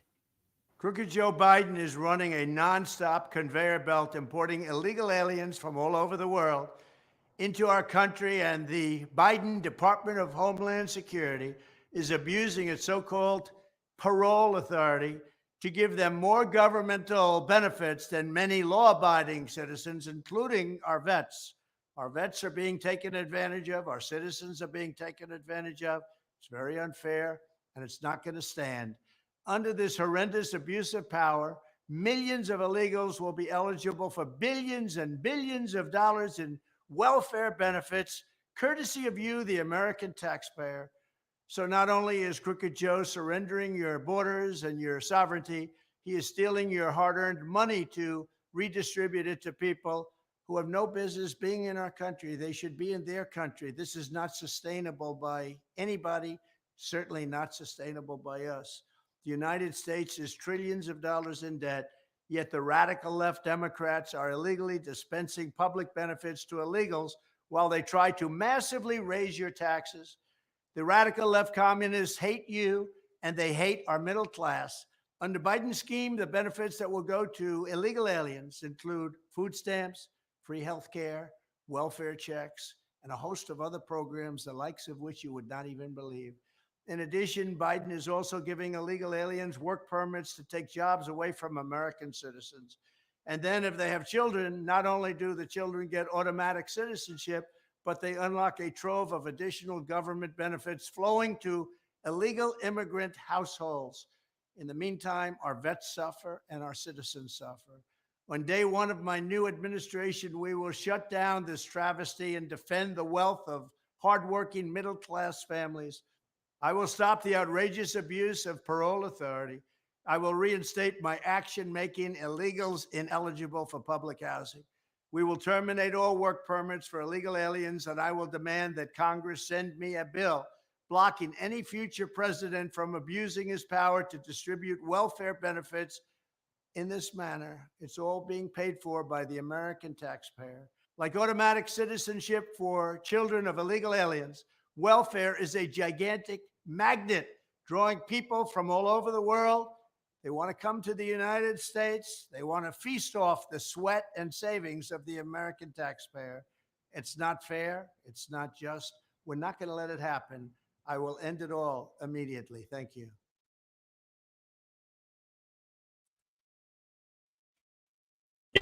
Yeah, let me tell you, he's 100% right. And let me tell you the things that a single white guy in Oregon cannot get. You can't get welfare. You're damn lucky if they accept your application for food assistance or anything like that. I've been turned down for SNAP multiple times. And what's crazy is I have documentation that basically that I should have been given my Social Security a long time ago. But they fight every bit of it. Every bit of it. You got to spend years in court with them before they finally approve you. Now, if you're a homeless junkie or you're an illegal alien, they'll automatically start you off at $720 a month, and within a $100 increase for the first 5 years, I think it is, per month, and all that. It's crazy. It's crazy. I've been fighting them for years, but I just said to hell with it. It's crazy. House votes to table Tayyip's censure resolution after the demonstration. Green called Tayyip a terrorist sympathizer and said she followed Hezbollah's orders for a day of unprecedented anger. The House of Representatives on Wednesday voted to table a censure resolution against Michigan Democrat Representative Rashida Tlaib. The chamber voted 222 to 186, with 23 Republicans joining with Democrats to table the resolution. Georgia Republican Marjorie Taylor Greene introduced the resolution last week after the Democrat participated in Israel-Palestine pro-ceasefire demonstration that saw participants stage a sit-in in the Cannon office building at the Capitol Hill. After the demonstration, Green called Tlaib a terrorist sympathizer and said she followed Hezbollah's orders for a day of unprecedented anger. Tlaib is of Palestinian background and is a vocal supporter of Palestinians. After what she did today, I expect even Democrats will join in. She is an Israel-hating, American-hating woman who does not represent anything America stands for, Green said at the time. Tlaib said attracted scrutiny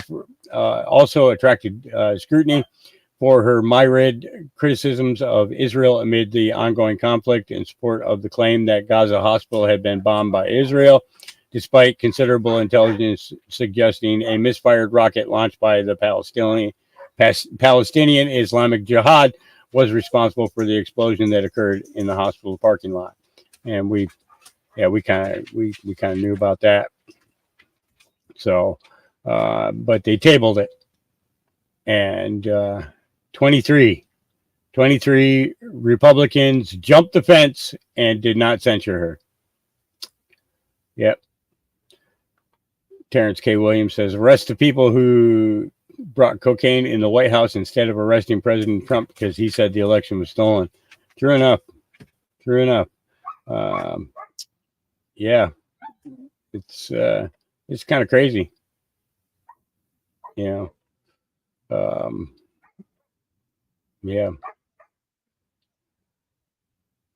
kind of almost done, like, with listening to talking about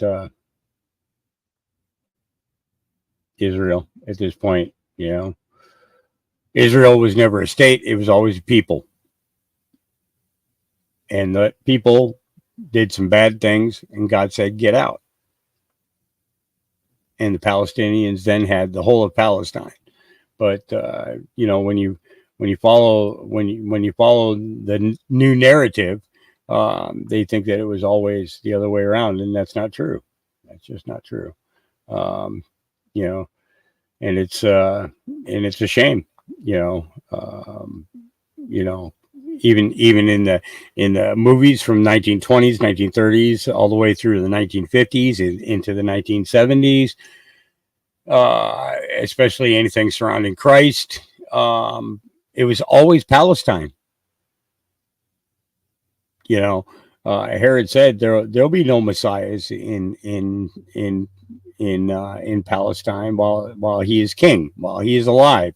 And he said that if any arrived, that he would crush them underfoot, crush them under heel or whatever, and then the new star came. And when the new star came, what did he do? He ordered what was called the slaughter of the innocents, and that was all children from the age of 2 years old and younger. And newborn were to be slaughtered, and it was the slaughter of the innocents. It's so when you look at all of that, you begin to realize that certain things that Jesus was a Palestinian. And I'll say this, I said this before, and I will say it again. He who controls Palestine controls all religions. All religions are controlled from that land. All of them. Sure, we may have the Pope in Rome and the Orthodox Jews of Russia, things like that. But the fact of the matter is when it boils down to it, the Holy Sepulchre, the Mount, Calvary, Mount Zion, Jerusalem, Tel Aviv wasn't even around back then,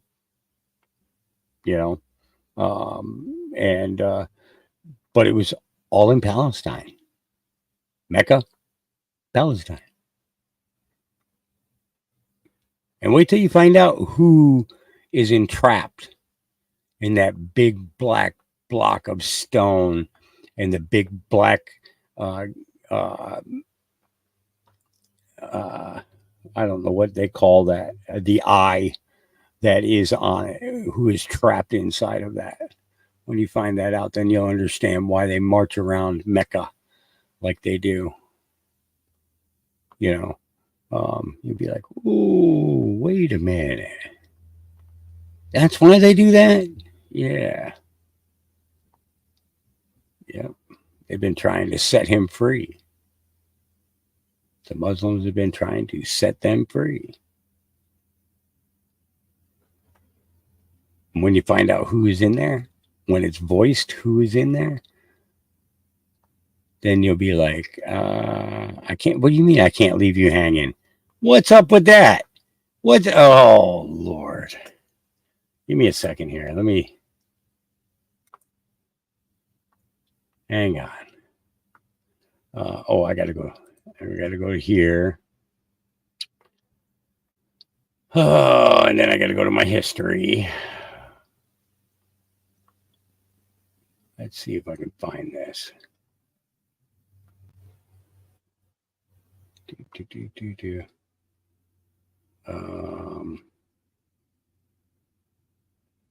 Okay.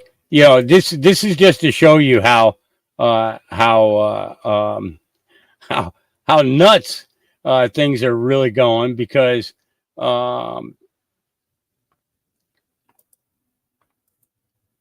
the Kaaba, that's what it is, sealed in the Kaaba. Okay. But first, what we're going to do is I want to show you guys this. We've been talking about the Smith-Mundt Act, and I know Dave has talked about the Smith-Mundt Act on his channel. Okay. It's kind of funny that they just came out with this, and Navy Vet put this up. We're going to play this.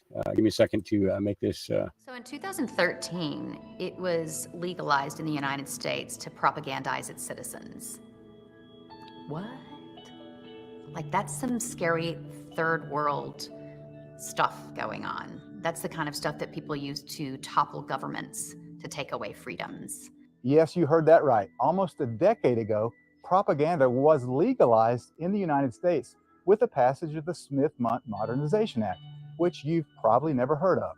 The Smith-Mundt Modernization Act was buried in the 2012 National Defense Authorization Act for a good reason, because it repealed the 1948 Smith-Mundt Act, which authorized the State Department and the mainstream media to engage in propagandizing foreign countries, but it prohibited releasing that same propaganda in America for public consumption. This prohibition was lifted when the Smith-Mundt Modernization Act was signed into law by Obama.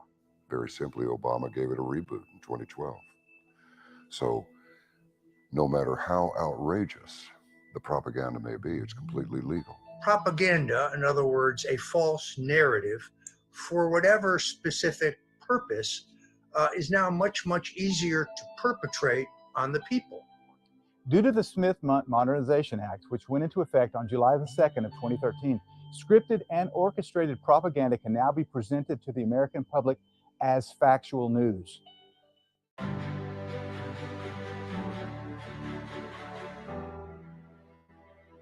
Yeah. And we've been talking about that for years.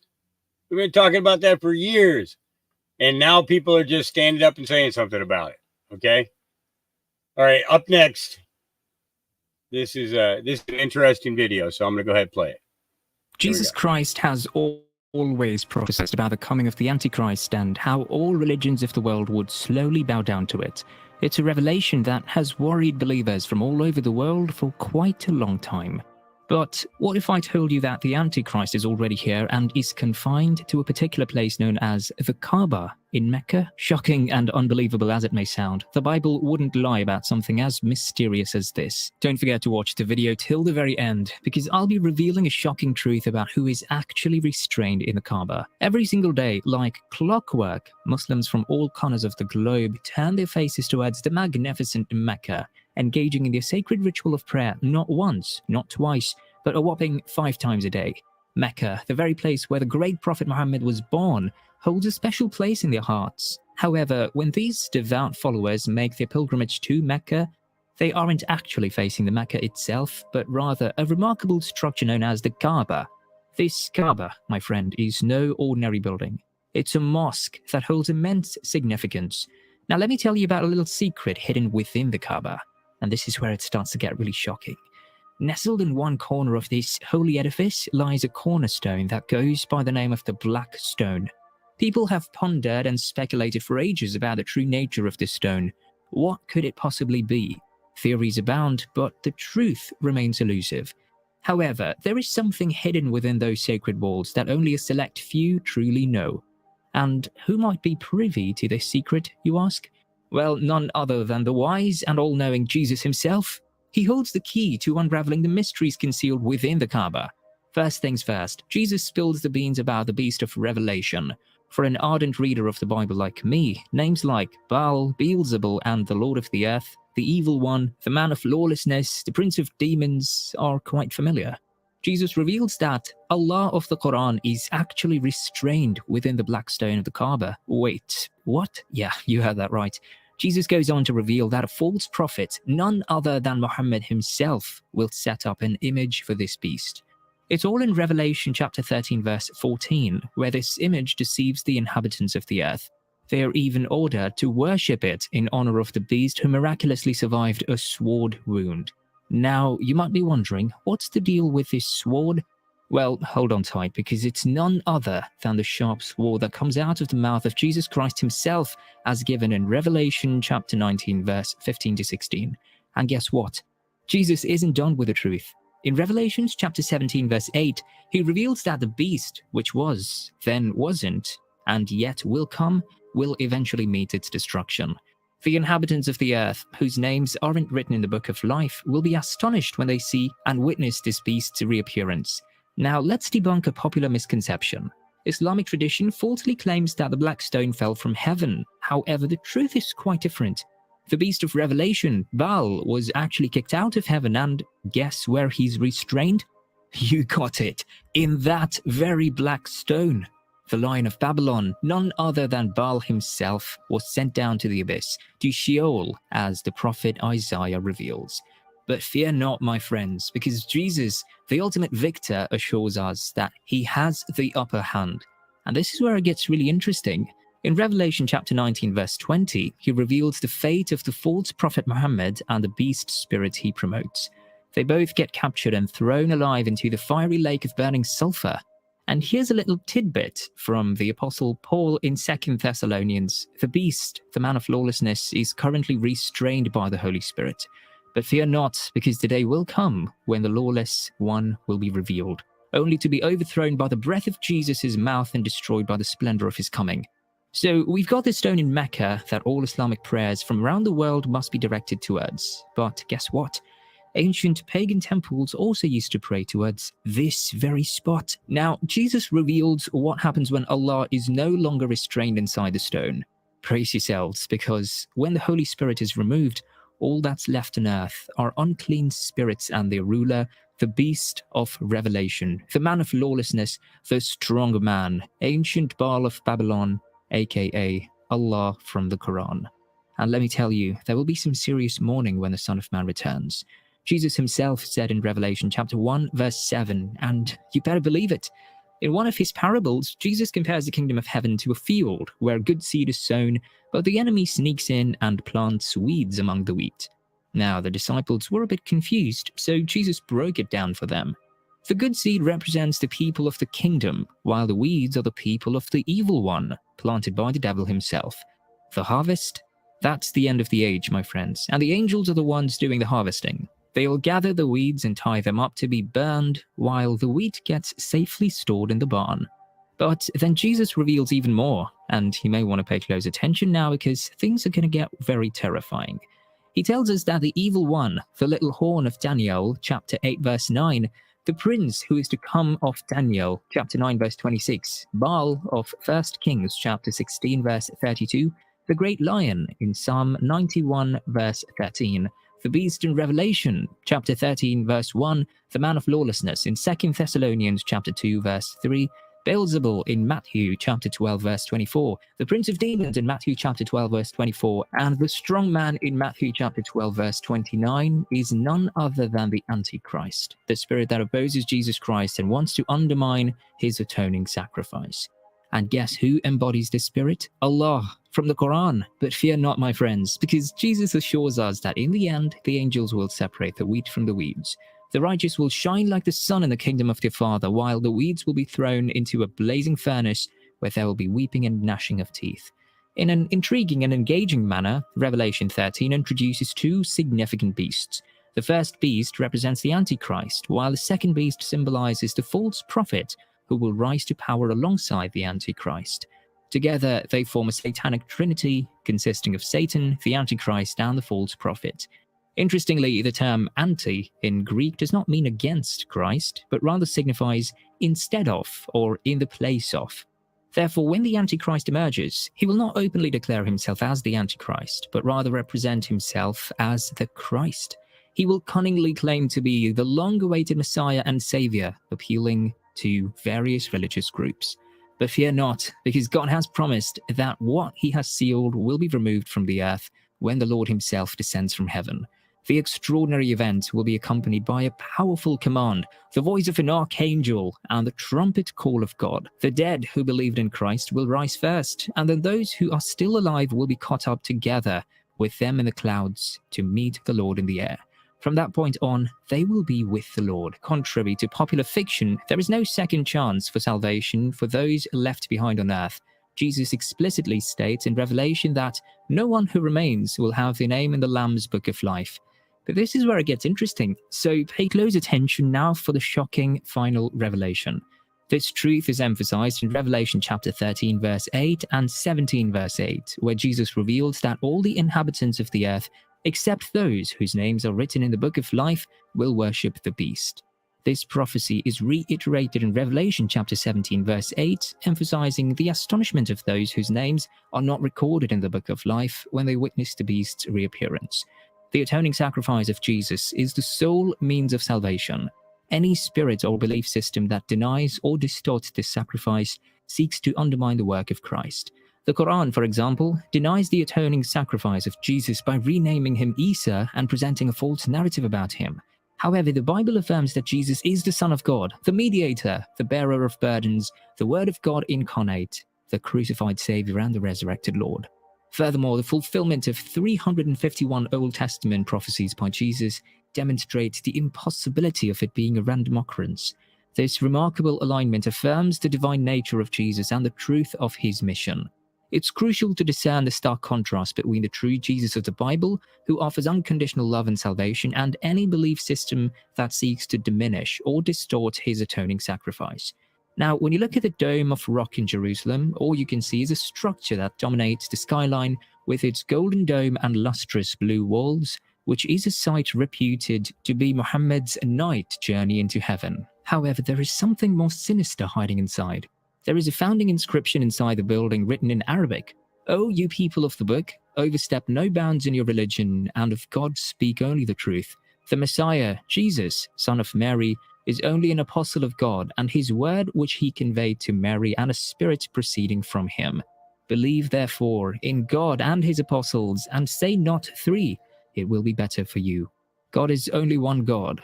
Far be it from his glory that he should have a son. You can see that mocking our Lord Jesus Christ and the Holy Trinity is something only the devils do. This is clearly the work of the beast and nothing else. And this is evident in Matthew chapter 24, verse 1. And Yeshua came out from the temple and was going away when his disciples came up to point out the buildings to him. And he answered and said to them, Do you not see all these things? Truly I say to you, not one stone here shall be left upon another, which will not be torn down. It's no secret that Jesus is coming soon, and when he does, he will surely destroy all false prophets and his disciples who tried to mock and taint the Holy Trinity.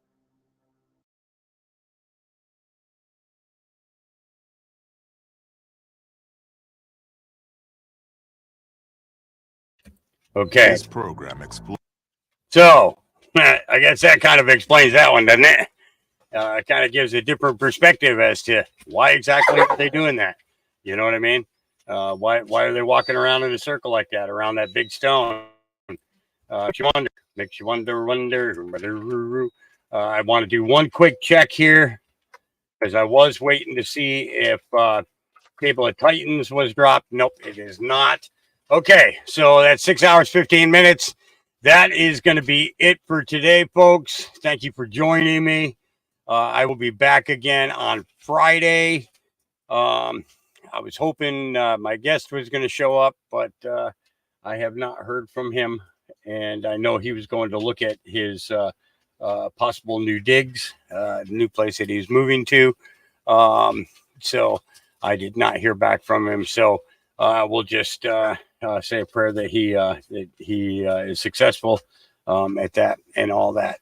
So I will be back with you guys again on Friday, 11 a.m. I'll be starting Pacific Standard Time. And with that, God loves you, Jesus loves you, I love you, and we will talk to you then.